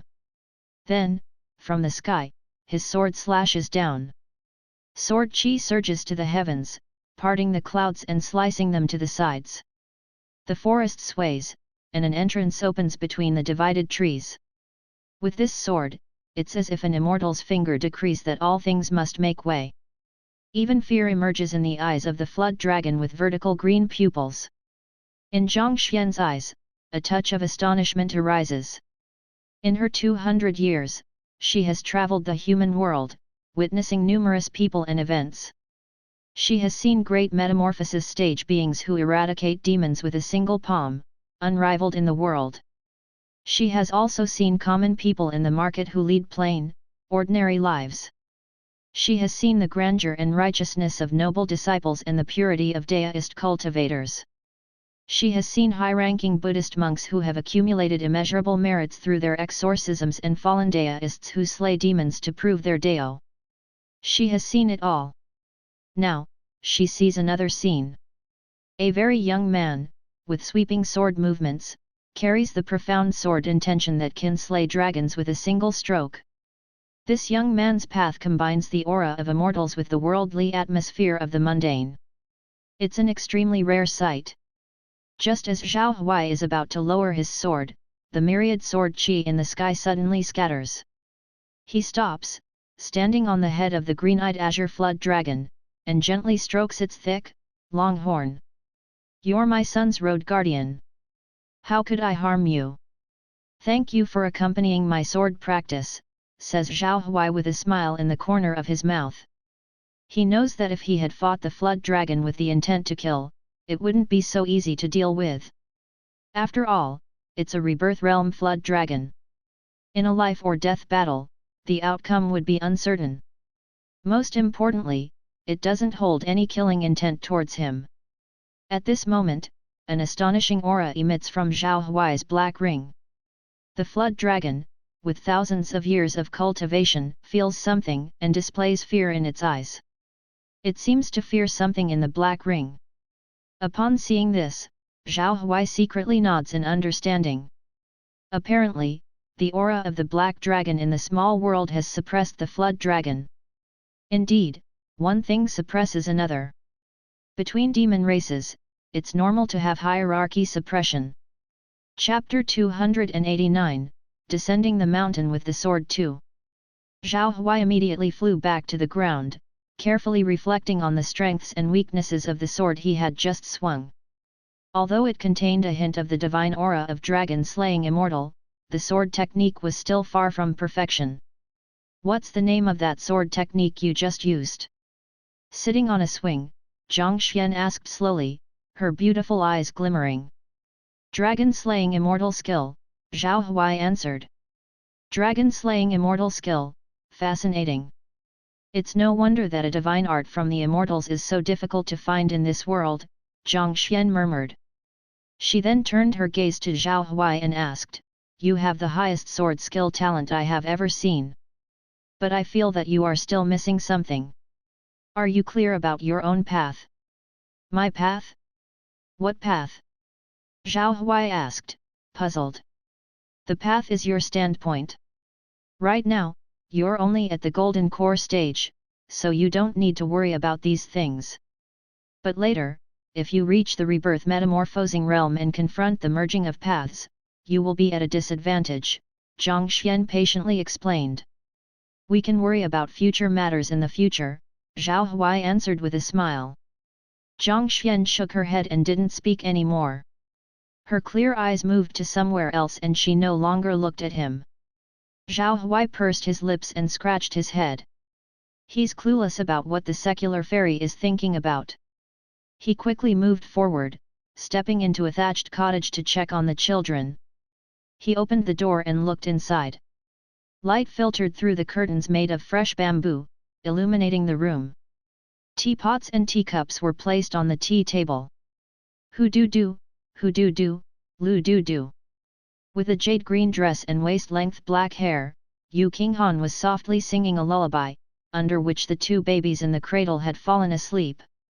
After humming for a while, she picked up a stack of documents on the table and began to read. The documents spread out to half a meter in length. Zhao Huai found a stool and sat down, yawning with his head propped up. He asked lazily, "What's written on it? This peaceful life really is addictive." Yu Qinghan schemed over the documents, her eyes becoming slightly focused as she frowned. "My uncle is such a headache. The moment I'm not here for one day, he's already up to no good. He wants to reshape the power structure. Shouldn't he first consider how much he can do?" "Do you mean Chongning King Pei Ming?" Zhao Huai asked. "Yes, the fact that this document can be delivered here was already extremely difficult. The news is from half a month ago. Judging from the long time that has passed, many significant changes must have occurred in the outside world. The Northern Wolf has finally shown its true colors. There are still treacherous forces within Xia country, and Yuyan country people are also causing troubles at the borders." While speaking, Yu Qinghan looked at Zhao Huai. Zhao Huai shrugged helplessly, "Don't blame me. As for state affairs, I choose not to worry about them. Perhaps it will be better once I return. Don't feel so proud, your Yan country has offended the Shenluo Empire. The western state is now in great danger. Countless disciples of the devil sect have taken refuge there and it has become a land full of evil and chaos. I suspect that Shenluo Empire and the devil sect have reached a collaboration." Yu Qinghan glanced at him and warned. Zhao Huai, with his eyes half opened, didn't seem to take them seriously at all. He raised his head and said, "Don't worry. As long as we, the husband and wife, join hands, what can the Shenluo Empire do? What are you planning to do?" Yu Qinghan turned around, looking curious. "There is a plan, but we will have to wait until we descend the mountain." "Hey!" Zhao Huai stood up, stretched, and expressed some regret. "It's time to go." Hearing his words, Yu Qinghan also sighed. She took another longing look at the two sleeping children. Zhao Huai looked out at the mountains and contemplated for a bit. The mortal world has been without a leader for a while, and it can no longer be left unchecked. The trip to spiritual mountains should end here. But there is still one thing to do before that. Skyforge Mountain. A hot breath surged out from the mountain top, accompanied by the incessant sound of iron forging. A young man in white came to the gate of the mansion and sent a message. "Prince Zhao Huai of Yan is here to fetch his sword." A lot of gazes were instantly fixed on the entrance where Zhao Huai stood. "The Prince of Yan is here." "Yes, I heard that our master has been forging a sword during the past half-month. It seems to be his sword." "What? The master personally crafted it and has been forging it for half a month? What kind of sword is it?" "I don't know. Let's go and have a look. I am curious about what kind of sword warrants such serious attention from master." The mansion gate was opened wide. Zhao Huai and Yu Qinghan were invited in, followed by many disciples from Skyforge Mountain. Walking through the long corridor of the sword forge, passing by the burning furnace and the exhibition hall, Zhao Huai soon arrived at the room of Master Ruan Ban, who seemed to have been overly exhausted during the past half-month, judging from his paleness. Despite this, his face was still full of vigor. "You are here," Master Ruan Ban said with a smile. "This life-bound flying sword will leave you completely satisfied," he assured while patting his chest. After finishing speaking, he stepped aside, revealing a large sword pool shrouded in shadows. The disciples standing outside the door widened their eyes. "Did I see it wrong? Master actually used the sword cleansing pool. I heard that only the best flying swords can be placed in the sword cleansing pool. Even scrap iron would turn into nice magical weapons after being put in the pool. The sword cleansing pool is a heritage of Skyforge Mountain," created by melting a million magical weapons. Master must have his reasons for doing this.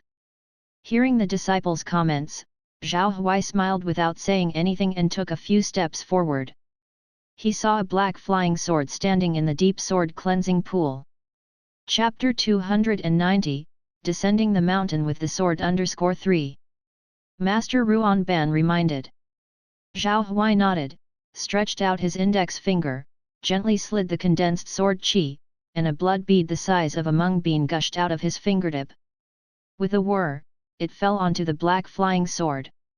The moment the blood bead merged into the sword body, Zhao Huai felt a heartfelt connection. A domineering, extremely arrogant aura rushed up, making his mind tremble. He felt as if he was in a dark, void space, and in front of him was a towering, winding giant black dragon, looking down from above, with its crimson eyes glaring viciously at him. However, he quickly suppressed this aura. This should be the sword's sword soul. Where's the scabbard? Zhao Huai turned his head and asked. Master Ruan Ban smiled slightly, saying, "This sword has no scabbard." No scabbard? Zhao Huai looked surprised. Yes, according to your highness's request, this sword is extremely powerful, so powerful that there is nothing that can be its scabbard, at least I can't find it. It turns out to be a sword without a scabbard. Yu King Han on the side couldn't help but marvel. After recognizing its master, Zhao Huai reached out, and the black sword at the bottom of the sword pool slowly rose. It fell into Zinao War's nankle. With a clang, the black sword fell to the ground, piercing a huge hole, and the marble floor cracked in 4 directions, going halfway through the sword body. Heavy. Very heavy. This was Zhao Huai's first feeling when he picked up the sword. You should know that he was a cultivator in the middle golden core stage, and the strength of one hand, purely in the flesh body, was already tens of thousands of pounds, right? He couldn't even lift a sword? Injecting magic power into his arms, Zhao Huai finally raised the sword handle with ease. He caressed the sword's edge and began to scrutinize it carefully. The black sword body, with its deep and mysterious patterns, was dignified and low-key. It felt like touching dragon scales and was very smooth when touched. The sword's edge was dark and cold, and he could vaguely feel the violent aura within the flying sword. Just holding it and injecting magic power, Zhao Huai felt a strong and rich aura emanating from the sword, hot and magnificent. It seemed like a layer of black flame was attached to the sword's edge. Zhao Huai's body shook slightly, and he clearly felt the power of the sword traveling through his meridians. This could greatly increase the power of his sword. This was incomparable to his previous flying sword. Zhao Huai's grip on the sword handle tightened. The next moment, he had already lifted the sword with one hand, and the sword qi within his body didn't require him to control it, as it flowed spontaneously towards the sword body. The power went from head to toe, from the whole body to the sword handle. Zhao Huai merely waved the sword gently and set it down. Be careful, this sword is very powerful and hard to control. Master Ruan Ban hurriedly warned. Before he could finish speaking, a sword qi suddenly shot out, accompanied by a violent wind and a buzzing sound similar to the roar of King Long. The faces of the disciples present turned pale, and they subconsciously retreated. In front of them, a deep cut was left on the house built from top-quality spirit stones. Zhao Huai's face was quite embarrassed, he scratched his head and apologized. I'm sorry. Master Ruan Ban shook his head and said, it's fine. This sword is much stronger than you think. In the future, you'll understand that what it shows now is just 1%, or even less. The key is that this sword contains the soul of a black dragon and is a demon-slaying weapon. It can devour the demon body and demon essence and grow stronger from it. I hope you will use it properly. Hearing this, Zhao Huai's eyes lit up. Understood, Elder. This sword should be my proudest work in the past 100 years. I hope that hundreds or even thousands of years later, I can still hear its name. Master Ruan Ban stroked his beard and laughed lightly. Under the blue sky, The 100,000 great mountains reflected in their eyes, and the immortal aura was vast and foggy. The gaps on the ancient immortal formation were filled, the stacked layers of sword chi looked like a long wall, guarding a heaven and earth. Zhao Huai and Yu Qinghan walked hand in hand, side by side, with their backs against the mountains, finally about to leave this paradise. As if thinking of something, Zhao Huai turned his head and waved at the spiritual mountains, bidding them a silent farewell. Husband, do you miss the spiritual mountains? Chapter 291, Returning to Black Wind Cave, the little demon from the past. Green Pine Town. Located to the east of Central State, it was one of the towns that first pledged allegiance to Yan country a year ago. Surrounded by mountains, quiet and peaceful, the uneven green slate stone roads were lined with bustling taverns and inns. The sunlit verdant pine forest immersed people in the simple atmosphere, extremely comfortable and leisurely. Have you heard? It's not very peaceful in the nearby mountains.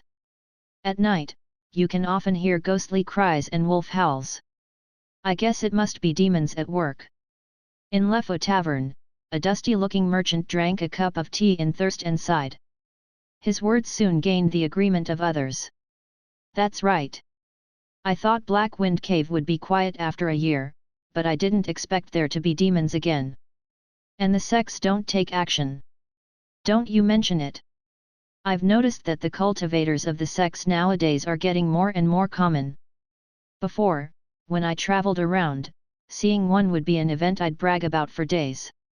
Now, it seems like every few days I see one. I don't know what they are doing. The world is in chaos. When immortals fight, mortals suffer.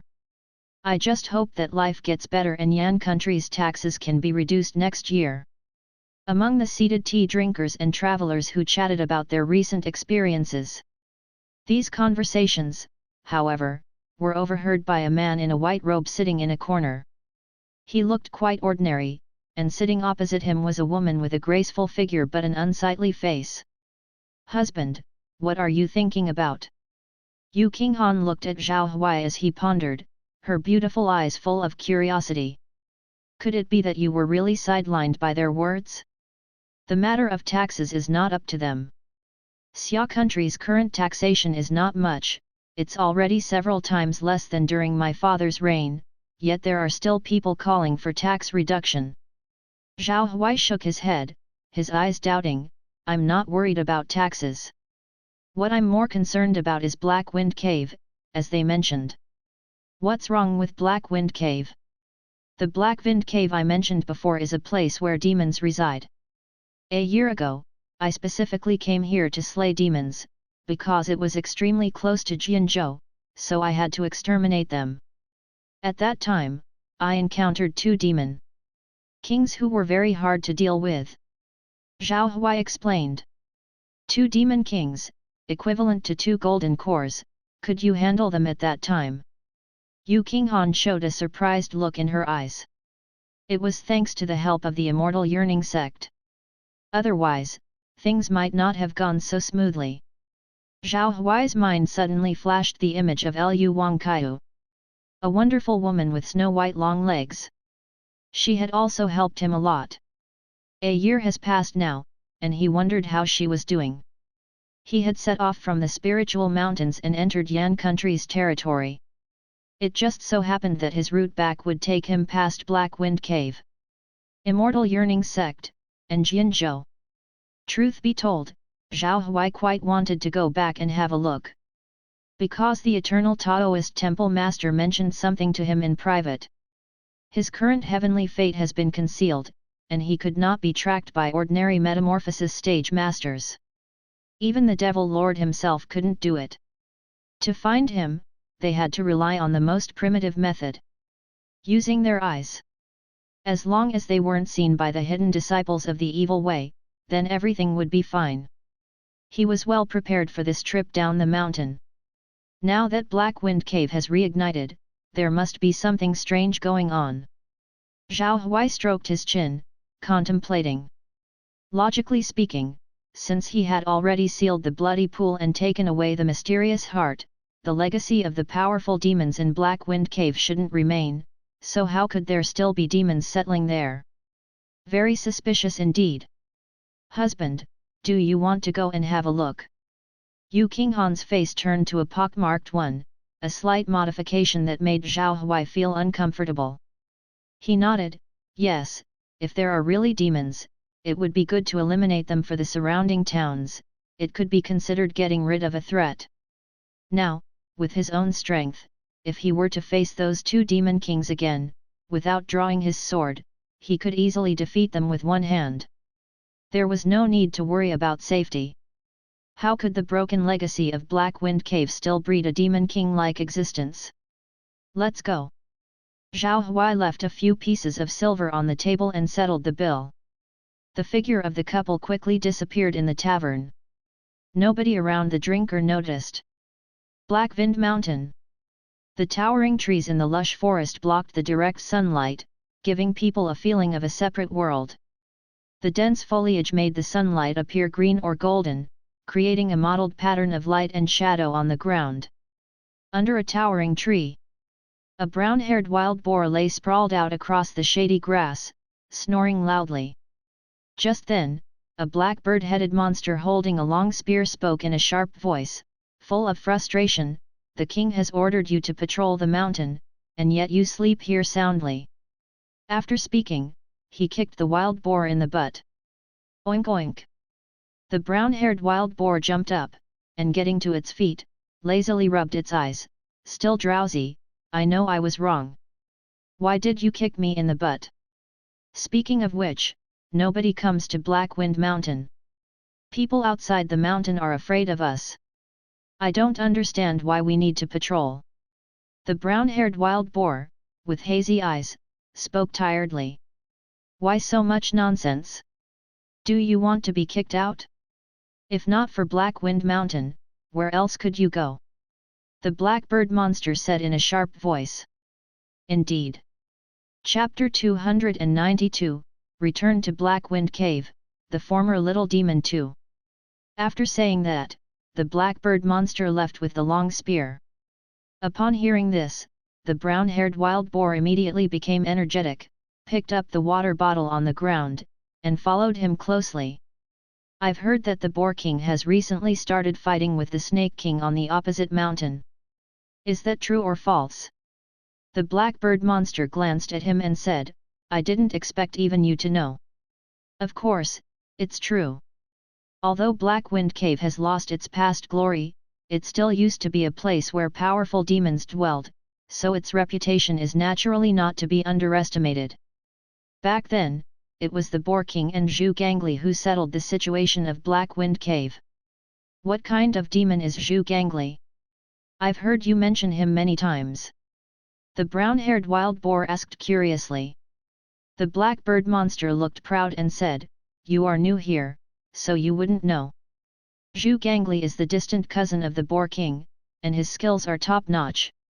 A year ago, Zhu Gangli appeared out of nowhere, killing the crocodile commander and bull commander with a single punch, and together with the Boar King, took back the Black Wind Cave."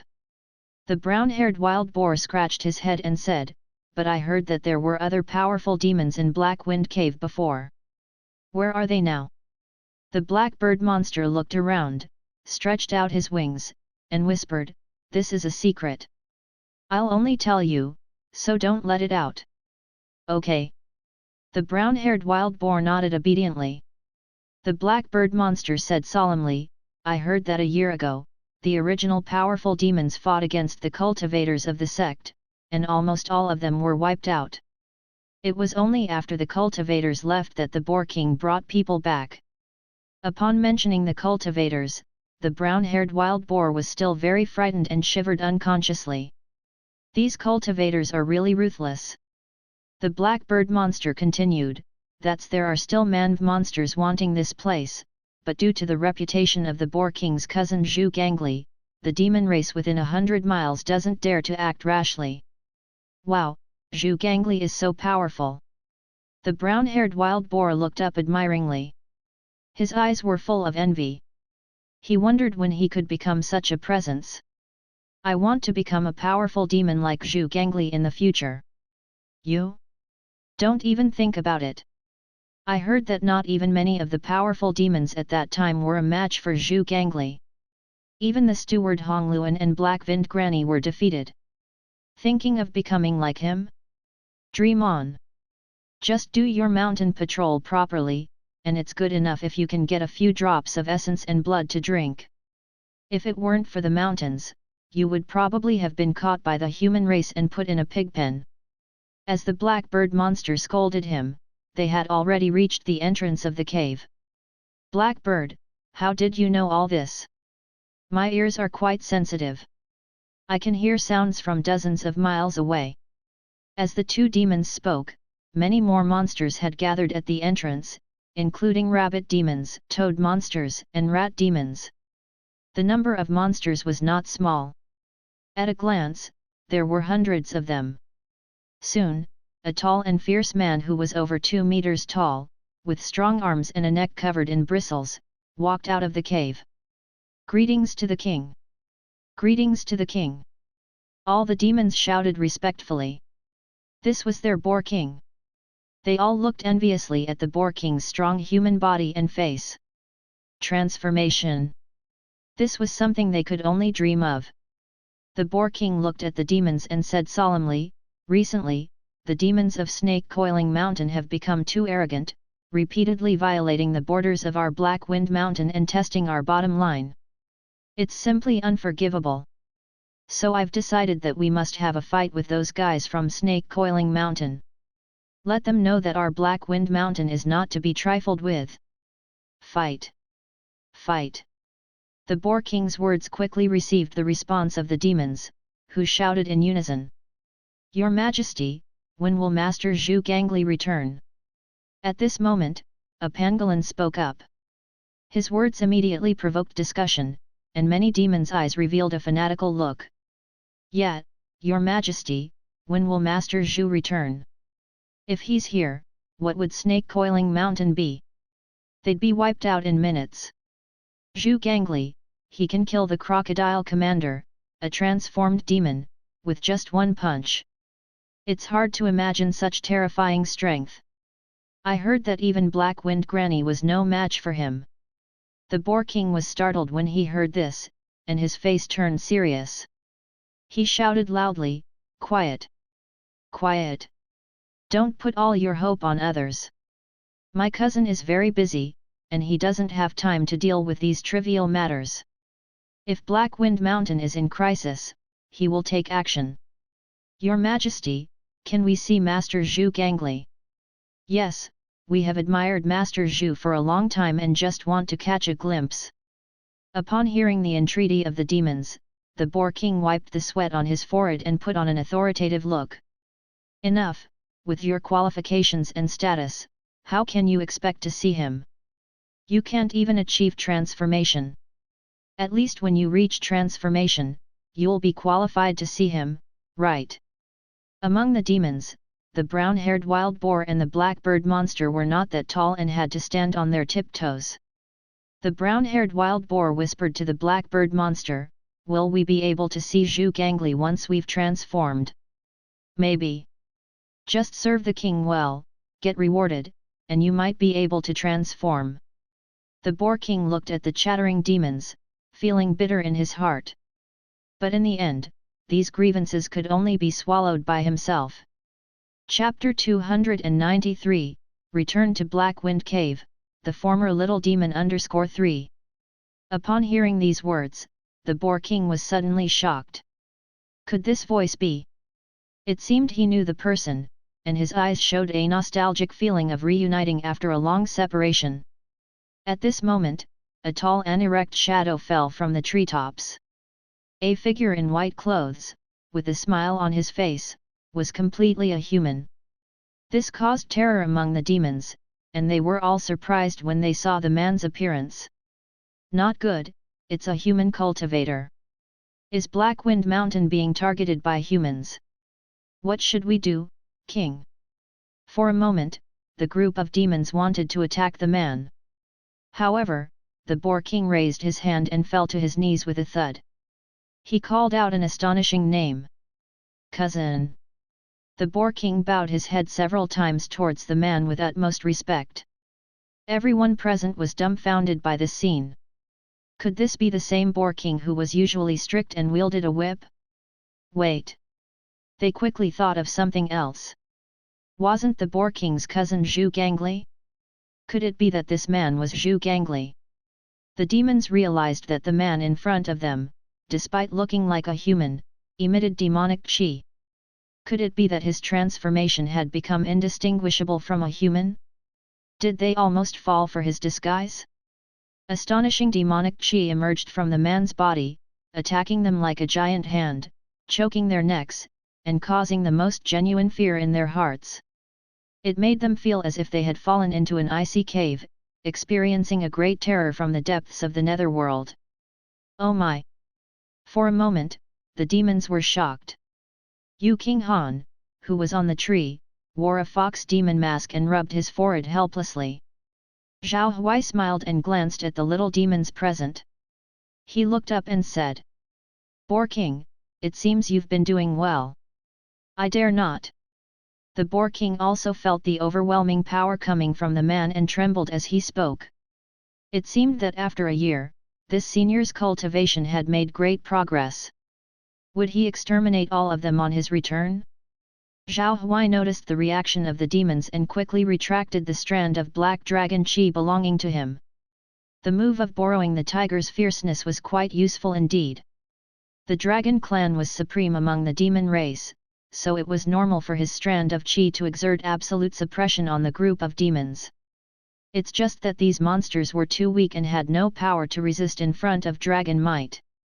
Zhao Huai looked at the Boar King's transformation degree and was quite surprised that the most difficult part, the head and face, had changed into a human form. Having a body that was 90% human, he was considered to be quite powerful within the demon race. It was obvious that the Boar King had a new chance encounter.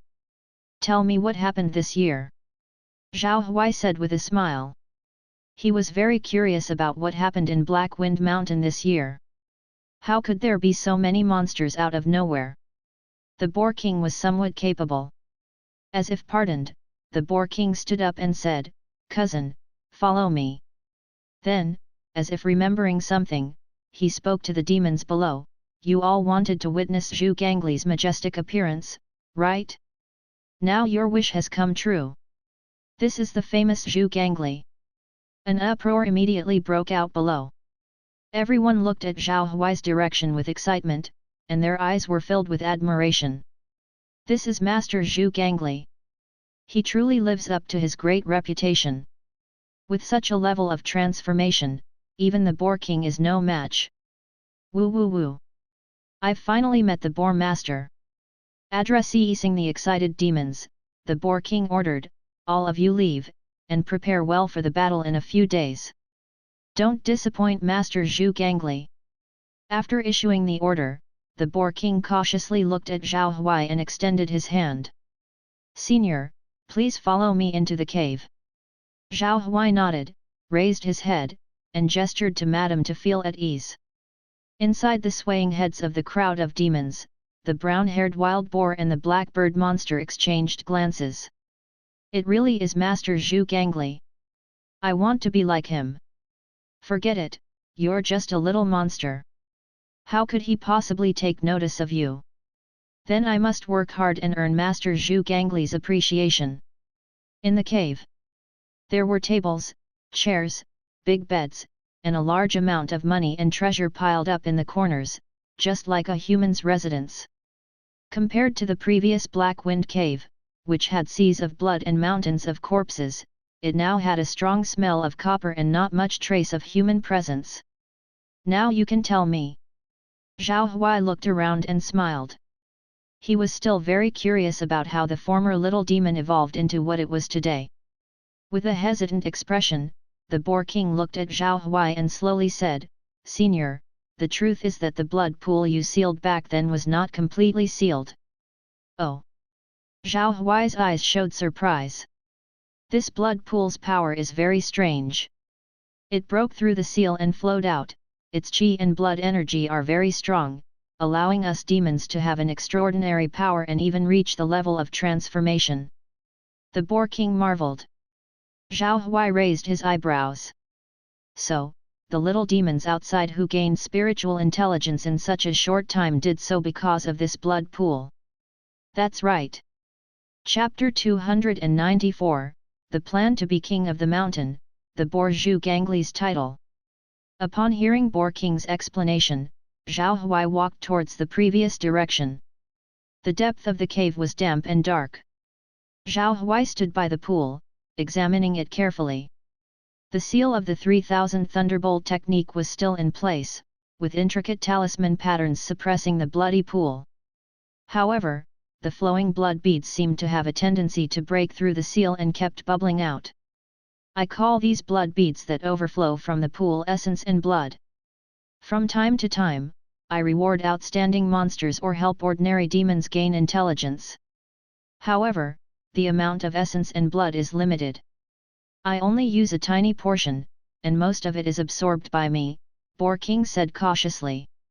Although this blood pool is of little use to the human race, it is undeniably valuable for the demon race. It could not only greatly increase the cultivation speed of demons but also speed up the transformation process. Zhao Huai stared at the blood pool, lost in thought. He obviously didn't expect that this remaining blood pool still had such tremendous energy. Would releasing the mysterious heart cause even more miraculous effects? Upon contemplating, he gazed at Boar King and said profoundly, "Your strength has already reached the peak of the second realm with the help of this bloody pool, even though it has been weakened. If the pool were in its original state, you might be able to break through to the Demon King level the next phase after a few years of cultivation." Senior, are you saying that I can cultivate to the third realm and reach the core formation stage? Boar King, a fierce and muscular man, had an unexpectedly simple and honest expression on his face, full of astonishment. Being acknowledged by Zhao Huai, he never imagined that he could one day have the opportunity to step into core formation and become a demon king. It was something he didn't dare to think about before.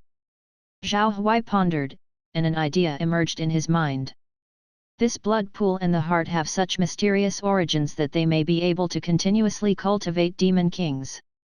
He could utterly raise a demon army under his command. However, undoubtedly, such behavior would not be permitted by the sect.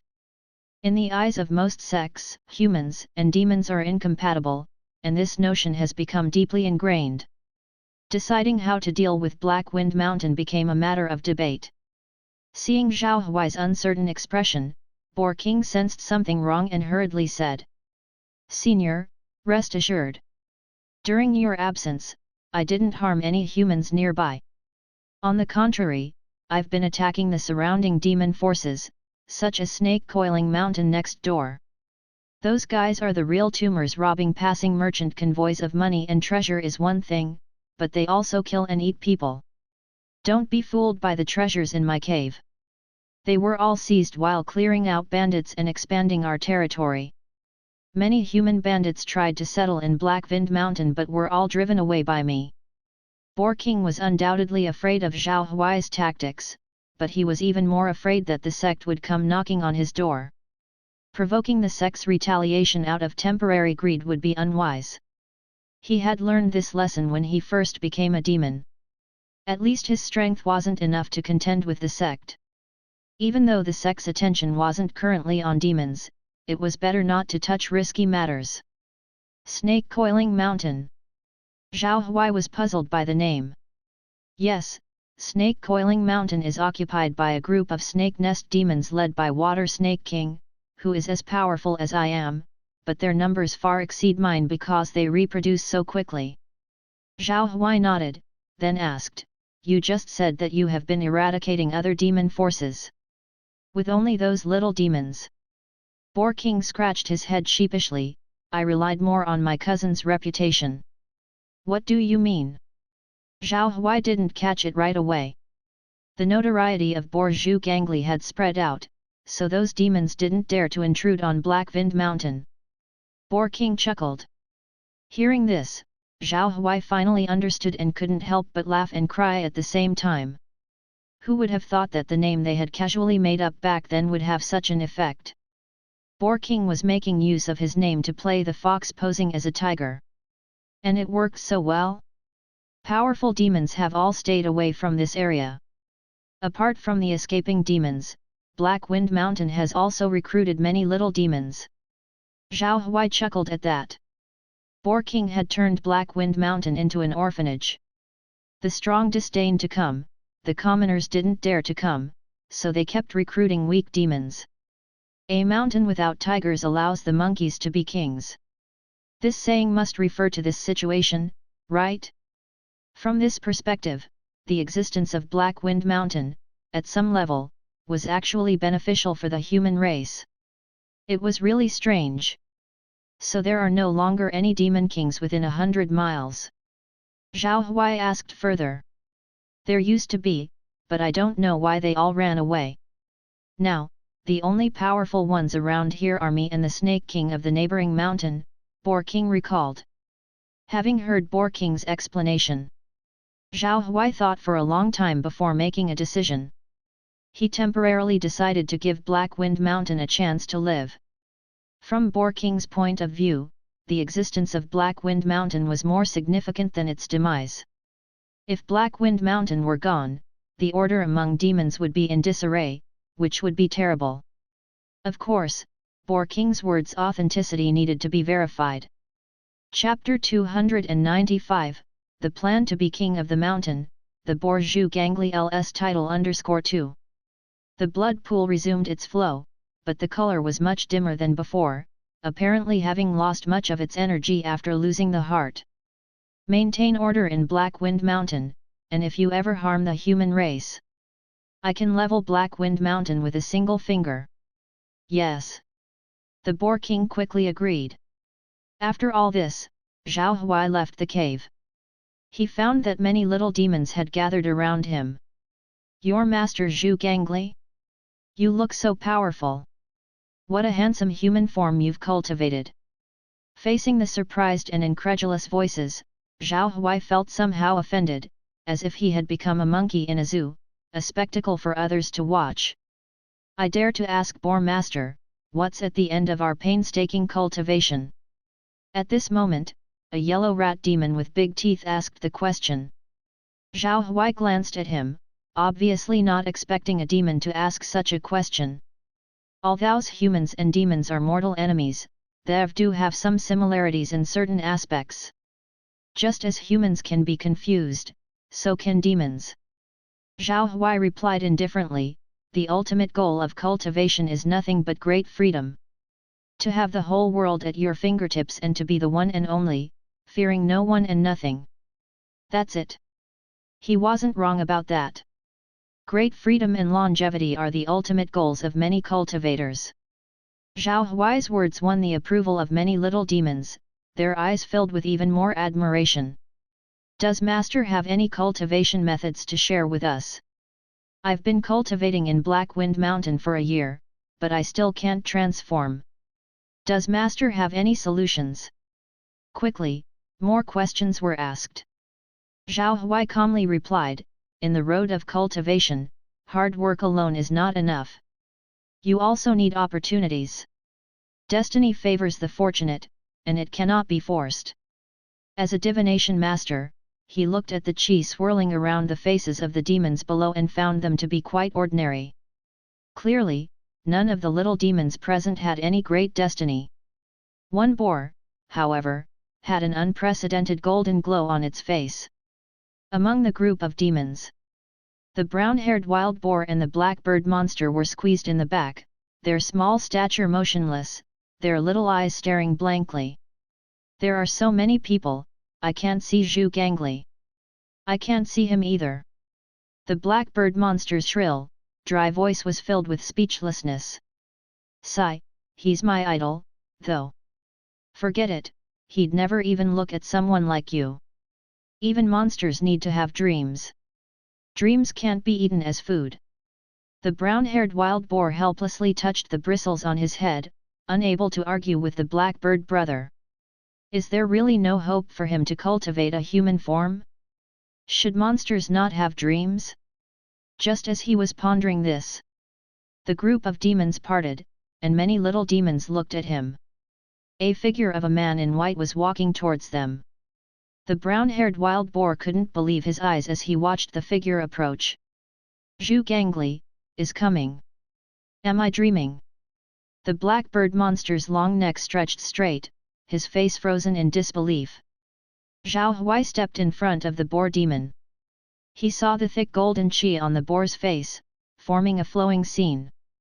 In the golden scene, an image appeared of a familiar blood pool, with the brown-haired boar standing curiously beside it. Then, with a splash, his feet slipped, and he fell into the pool. The next moment, the scene vanished. Zhao Huai couldn't help but smile when he saw this. It seemed the boar was just lucky, no wonder. He looked at the brown-haired wild boar and asked, "What's your name?" The brown-haired wild boar touched the back of his head, feeling embarrassed. "Master, I don't have a name." Zhao Huai nodded gently, stood up straight, and loudly said to the surrounding demons, "Remember my words, destiny favors the fortunate. Relying on others is not as good as relying on oneself. Everything depends on you." Then, Zhao Huai reached out his hand, tapped the brown-haired wild boar's head 3 times, and laughed, "Do you understand now?" Having said that, he turned and left. The brown-haired wild boar touched his own head, his small eyes pondering. Suddenly, there was a bright flash before his eyes. Nightfall, Snake Coiling Mountain. Zhao Huai and Yu Qinghan's figures moved quickly through the mountains like dark shadows. "Husband, do you think the little boar understood your intention? Leave it to his fate. What were you thinking? Teaching demons to cultivate. Using demons to tame other demons." After a while, Zhao Huai stood still on a rock atop Snake Coiling Mountain, his eyes gazing into the distance. The moonlight of the night spread like frost and snow across the ground, illuminating every corner of Snake Coiling Mountain. Hissing sounds came and went, countless red lights flickered, and the putrid smell of snakes permeated the air. "Who are you?" A thin man with pale skin and blue snake pupils, wearing a bamboo hat, stretched out a long, thin tongue and stared at Zhao Huai. Without answering, Zhao Huai closed his eyes, and his divine insight spread out from his mind. As a result, he found that there were still people trapped in the mountain, obviously captured by the demons of Snake Coiling Mountain. His cold eyes flashed like electricity, a sharp gaze directed at the demons below. All the snake demons felt an overwhelming pressure rushing towards them. The thin man saw that Zhao Huai remained silent, while his aura was not to be underestimated. Coming to Snake Coiling Mountain at this late hour, he couldn't be a kind person. Left with no choice but to brace himself, he said, "I admit that you are very strong, but there are thousands of little demons on Snake Coiling Mountain, and I have Mother Snake as my backer. If you kill me, how would you deal with them all?" "Kill them all," Zhao Huai responded indifferently. Chapter 296, The Plan to be King of the Mountain, the nickname of the pig bristle _3. Any large or small snakes they encountered on the way, regardless of their color or pattern, were all cut into 2 sections. Seeing this, the thin man's pupils constricted, his eyes filled with fear. The power of the human cultivator before him was too potent, more than he could handle. A black flying sword burst forth. Parallel to the ground, it aimed towards the thin man. With a single sword strike out, the violent wind stirred, a brutal killing aura flowed along the sword's edge like a tangible hand gripping the throats of the demonic creatures, filled with silent fear. The scene shocked the man with green snake pupils, making him break out in a cold sweat. He hurriedly revealed his true form, a huge green python 20 meters long, let out a howl. Its majestic look made Zhao Huai think it will confront him personally. But then, an unexpected scene occurred.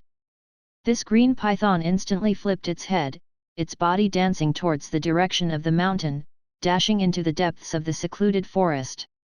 Obviously, it was running away. The smaller demon snakes rallied and went forward, covering for their boss retreat. Trying to run. Zhao Huai chuckled coldly, his black life-bound flying sword quickly pursued, its speed completely catching up with the opponent. It must be said, such is the excellence of his life-bound flying sword. The control felt good, although it was very domineering, but there was a feel of heart-to-heart connection, very handy. The green python was halfway in its escape. Bang! A loud noise was heard. The next second, a deep blue long halberd fell from the sky. Crash! It severed the giant rock wall, a large amount of rolling stones fell, blocking the green python's escape route. The green python resumed its human form and looked at the woman in the long skirt in the sky with an uneasy expression. The glow on the long halberd was crystal clear, sometimes like a fiery phoenix rampaging, sometimes like a swift green phoenix. Upon closer inspection, several types of magic powers were actually present on the woman. Yu Qinghan held the long halberd aloft, standing on the fallen rocks, her skirt fluttering, hair flying, displaying great valor. "If you dare to kill me, the mother snake will not let you go!" The thin man roared in anger. As soon as he finished speaking, a black light flashed past, cutting him into two segments. Large amounts of green blood gushed out, revealing the true form of the green python. Zing! After the black light slashed out, it didn't stop there but landed on the rolling stones and cut down deeply. For a moment, it seemed as if the heavens had shone down. The cliff was suddenly split into two, revealing a smooth cut, the whole thing collapsed, and the sound of falling rocks was unceasing. Yu Qinghan leaped from the huge rock, her beautiful eyes filled with astonishment. The power of this sword chi was just so immense. Zhao Huai stretched out his hand and immediately retrieved his life-bound flying sword. He stroked the untainted sword edge and murmured, "This sword can quell demons and slay evil, maybe it should be called Yu Shat." The black long sword hummed lightly in response. And then the flying sword shrank into invisibility and returned to the sword-nurturing gourd to be nourished. Zhao Huai looked and saw that under the fallen rocks, there were hardly any demonic creatures that survived. His previous sword had already killed many snake demons, and this avalanche served as an extra stab. Still, the cultivation energy brought by the slaying demon destiny did not bring Zhao Huai too much of an increase. It only increased by 10%, compared to the time of the initiation stage. It was as if one was in the sky and the other on the ground. Obviously, with the increase of his cultivation, these minor demons could no longer satisfy the intensity of his breakthrough in cultivation. But no matter how small a mosquito is, it is still meat, it is still better than nothing. Immediately afterward, Zhao Huai flew towards the place where the slaves were imprisoned. The small insects and animals around only dared to show their heads long after Zhao Huai had left. In their eyes, this man's cultivation was too horrifying. Chapter 297, The Terrifying Power of the Blood Pool. Deep in the mountains, the leaves rustled as the wind blew through them. There was a cave sealed with wooden shackles, and many glowing red-eyed little snakes guarded its entrance. Inside the cave, one could see many people dressed differently, including men, women, old and young. All of them were pale, thin, and lifeless, looking as if they had been starved for a long time. Breeding humans was a habit that demons had always maintained. Just like humans raising chickens, ducks, and fish, they also needed a continuous supply of food. In a corner of the cave, a frail, delicate figure was curled up. Her face was filthy, and her hair was unkempt. As evening approached and the cold wind blew within the mountains, her body trembled in the chilly gusts under the only piece of dirty, grey cloth that barely covered her. Not just her, but most of the people around were in the same state. Apathy was apparent on many people's faces. Whoosh! A sound of splashing shards flew by. In the dark, they seemed to see a flash of light, and then all the little snakes guarding the wooden shackles were cut into two. Boom! Even the tall, sturdy wooden shackles collapsed with a loud crash. The frosty night wind rushed into the entrance of the cave where a man stood. The man's tall figure stood straight against the wind, his white robe fluttered, giving an indescribable sense of ease and elegance. His eyes, like stars, swept over the people. The man was Zhao Huai. Since forming his golden core, Zhao Huai exuded an intangible aura and possessed an extra bit of authority and coldness, making him appear like an otherworldly expert in the eyes of mortals.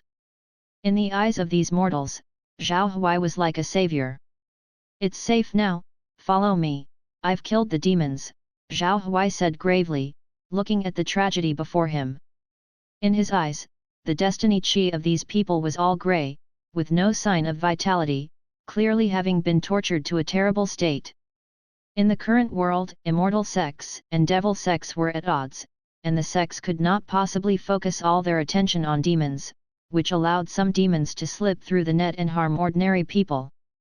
No matter what, mortals would always be the victims. Even though Zhao Huai said this, not many people moved. Most of the people were too hungry and weak to even lean against the stone wall. "Husband, let me help." Yu Qinghan stood out from the side and ran her magic power, her golden core energy turned within her body, and strands of magic power flowed into the bodies of the people in front of her. This gave them a bit of strength to stand up. The people slowly stood up and walked outside. Zhao Huai nodded, suddenly noticing a little girl in the corner, who was sitting helplessly. As the adults left, she slowly stood up last.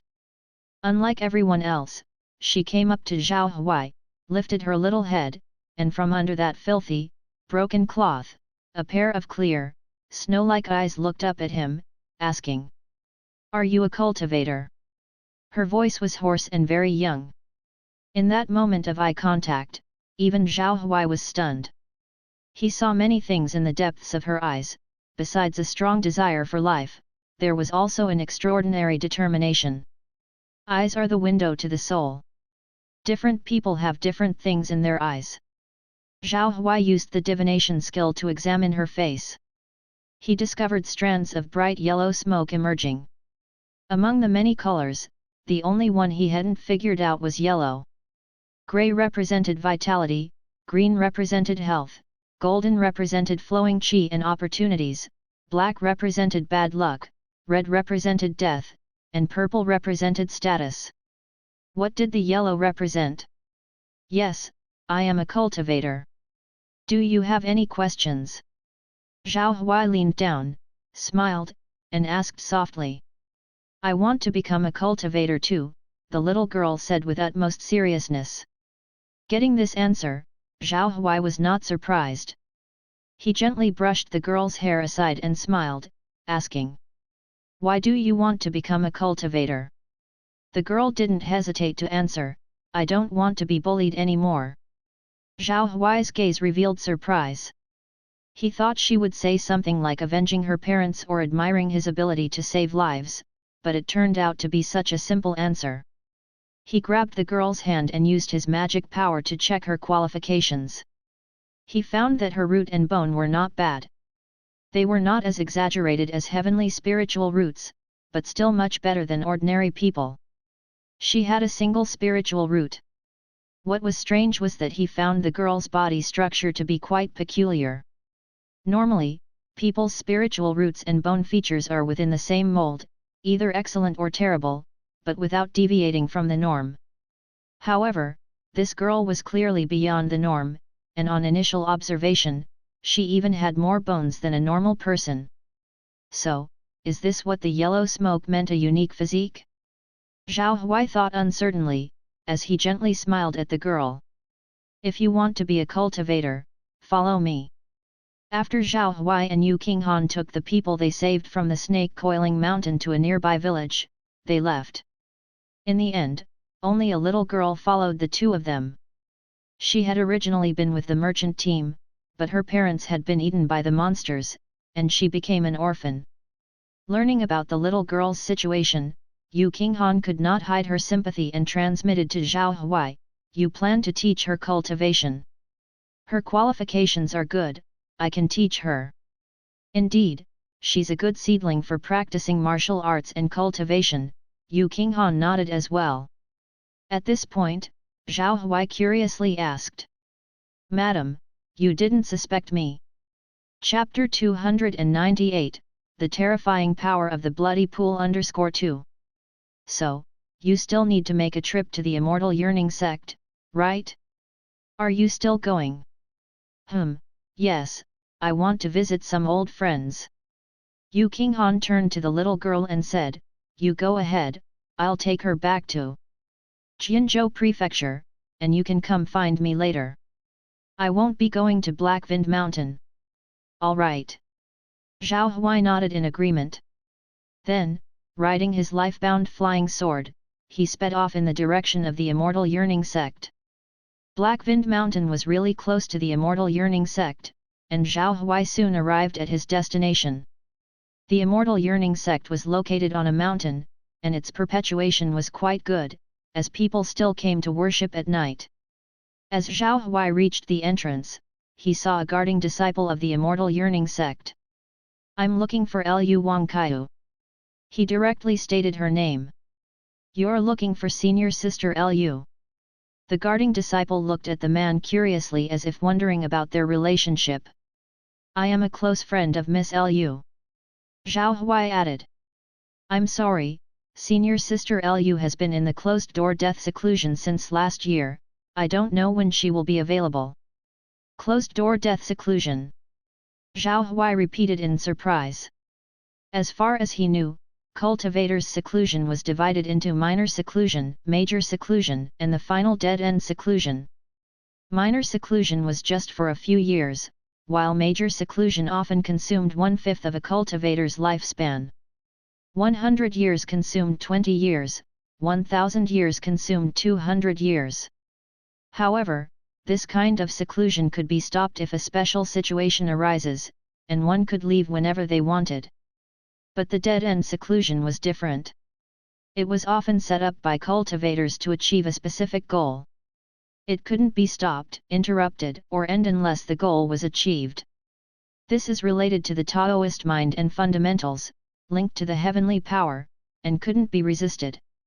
As for the time, there was no limit, it could be 100 years, 1,000 years, 2 or 3 years, or even never emerge.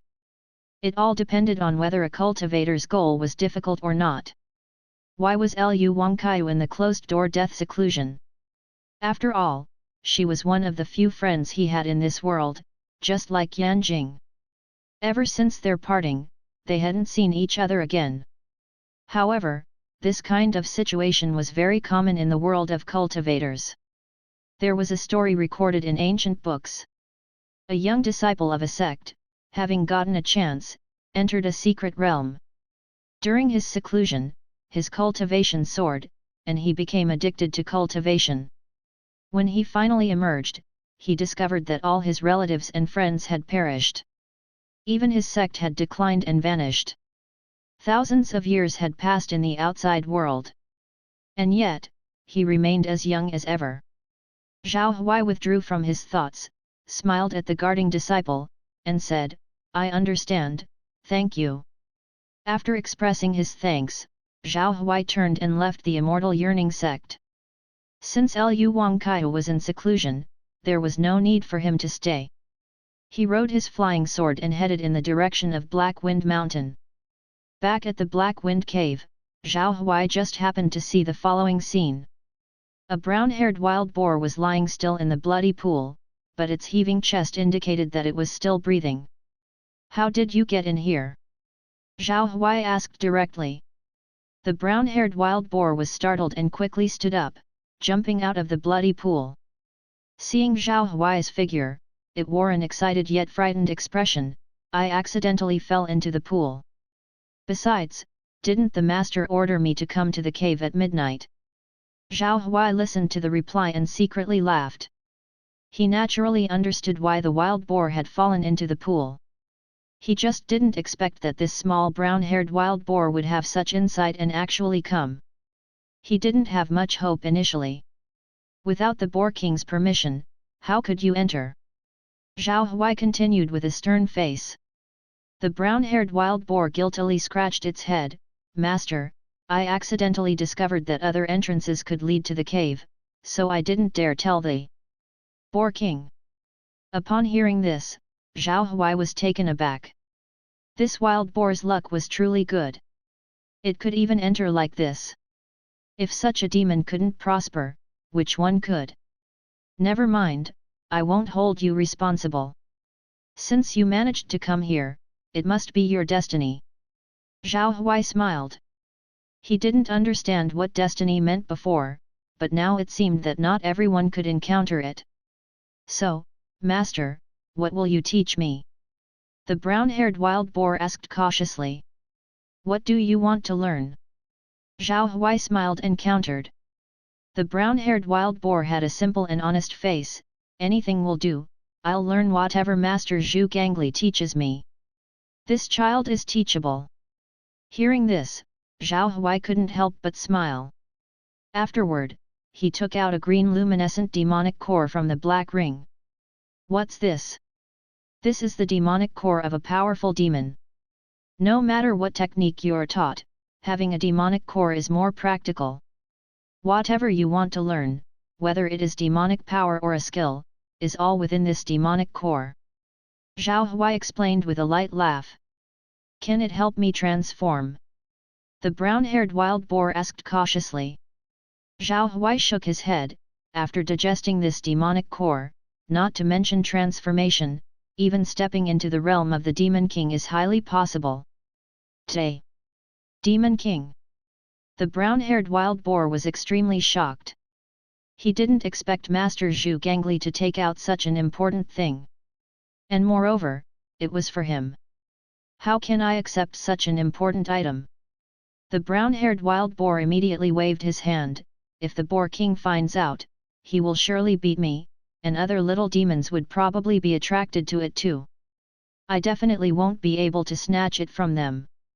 Chapter 299, The Terrifying Power of the Bloody Pool _3. The brown-haired wild boar suddenly paused, scratching his head, thinking. It seemed to make sense. Can I really take it? The brown-haired wild boar asked cautiously, confirming again and again. It's for you. Zhao Huai nodded, tossing the demonic core directly to him without hesitation. It's useless for me to keep it. The brown-haired wild boar took the demonic core, as if holding a fragile piece of jade, examining it closely with his small eyes wide open in amazement. How could there be something so beautiful? Swallow it. Zhao Huai reminded. The brown-haired wild boar nodded seriously and swallowed the demonic core. Green light could be seen clearly from his neck to his stomach. The brown-haired wild boar shook his head and blinked his eyes, not yet noticing any changes. Master Zhu Gangli, how's this pill? Before he could finish, a majestic surge of demonic power suddenly burst forth from his stomach. Thud! The brown-haired wild boar clutched his stomach in pain and rolled on the ground. Master, my stomach feels so swollen, like it's about to explode. Zhao Huai knew this was normal. This demonic core was from the Spider King himself. How could ordinary little demons possibly endure it? They would need external help to digest it. Without hesitation, he stepped forward, infused his magic power into the brown-haired wild boar's body, helping it to balance the turbulent demonic power within. The moment his magic power encountered the demonic power, it was like fire meeting water, instantly melting it away. Sit cross-legged and circulate your qi. Zhao Huai helped the brown-haired wild boar up while reminding him verbally. The brown-haired wild boar acted quickly, enduring the pain as he sat down.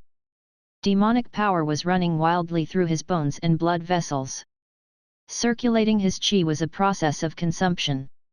In an instant, he felt his cultivation level rising rapidly. The demonic power became incredibly solid and gradually stabilized. The result was that the fur on his body began to gradually shed, revealing his skin, and his arms and body became more human-like. His body also grew taller, reaching the height of a normal human. Time passed quickly. Soon, the brown-haired wild boar mastered the demonic core's power and no longer needed Zhao Huai's help to control it. Zhao Huai wiped his sweat. From now on, you can use this demonic core to cultivate. Your speed will be several times faster than ordinary monsters. Thank you, Master. With a runny nose and tears streaming down his face, the brown-haired wild boar knelt before Zhao Huai in gratitude. Why are you helping me so much? At the same time, the brown-haired wild boar was also very curious in his heart. It seemed too good to be true that the master just gave him the demonic core. Zhao Huai replied indifferently, everyone has selfish desires, even demons. I hope that once you've received this demonic core, you'll make good use of it and follow my instructions. Can you do that? Yes. The brown-haired wild boar nodded solemnly. I have high expectations for you. There are many rules under me, and I hope you can remember them. The most important among them are the 9 prohibitions. The first one, without my permission, you shall not harm any member of the human race, including cultivators. The other 8 are, intentions of killing, greed, lust, deceit, drunkenness, extravagance, evil, and discipline. Since you don't have a name, I'll give you one. Juji, corresponding to these 9 prohibitions. The brown-haired wild boar listened carefully and with a look of surprise on his face, he said. Understood, Master. I'll be called Juji from now on. Afterward, Zhao Huai hesitated for a moment before taking out the sealed heart. He placed it back into the bloody pool. In an instant, rich blood light shone on the heart, wisps of mist surrounding it. With each beat, pure energy was sent out, flowing into the pool. The bloody pool was restored to its former state. Boom! An extremely strong aura emanated from the heart, causing the entire cave to tremble slightly. Just by inhaling a single whiff of the red mist emitted by the heart, Juji felt his demonic power surge. He was already close to transforming completely, just lacking a few details in his head. He wasn't far from a full transformation now. With the added power from the bloody pool, his flesh body became even more solid, and his eyes brightened significantly. What happened? What's going on? The Boar King hurriedly ran out from the other side of the cave, seemingly just waking up. Seeing the already restored bloody pool, he was dumbfounded. Zhao Huai walked up to the Boar King and pointed at Juji. Cultivate him well, this child has the potential to become a demon king. Chapter 300, Returning to Jianzhou, the Great Fire's Transformation. Second year of Long-Xing period, Jianzhou Prefecture. Unknowingly, a year has passed since Jianzhou was promoted to a prefecture-level city. The rooster crows, and the sky is bright. The splendid sunlight sprinkles on the orderly green tiles and red walls, and a gentle breeze blows up the colorful shop flags. People and horses pass by in an endless stream. Ever since the Xia's Empress upgraded Jianzhou to Jianzhou Prefecture, the favorable conditions provided by the government and the reduced taxes have attracted more merchants to do business here, making Jianzhou Prefecture even more prosperous. On the street, passers-by look at an open shop and discuss. Is Huai family's small shop open again? Who's the woman inside? I remember, hasn't this pawn shop been closed for a year? No one bought its location in a year. It's so strange. Didn't the pawnshop young master die? Inside the pawnshop at this moment, Yu Qinghan looks at the familiar scene in front of her, and her mind is filled with memories from the past. There are lively and happy kitchens, leisurely counters, shameless and impatient boudoirs, and peaceful and serene backyard gardens. But now the scene is gloomy and dim. Fairy sister, where is this place? The little girl asks. She is a native of Qinghe village, who has always stayed in the village and has never seen such a big city, so she is full of curiosity about everything. The sister in front of her can actually fly directly, taking her around just like a fairy in the sky. So she also calls the other party fairy sister. It's a place in my dreams, and a place I've always longed for. Yu Qinghan wears a blue silk long skirt, holding the little girl's hand, turns her head, and smiles slightly. Since she took the throne, this shop has been directly managed by the government, and it has not been rented to other merchants. It has been left empty, just to keep a memory. People always have a soft spot for the old, like to look back while moving forward. Today, I will cook a meal for you here. Thinking of this, Yu Qinghan takes the little girl to the market to buy vegetables, and then cleans up the shop.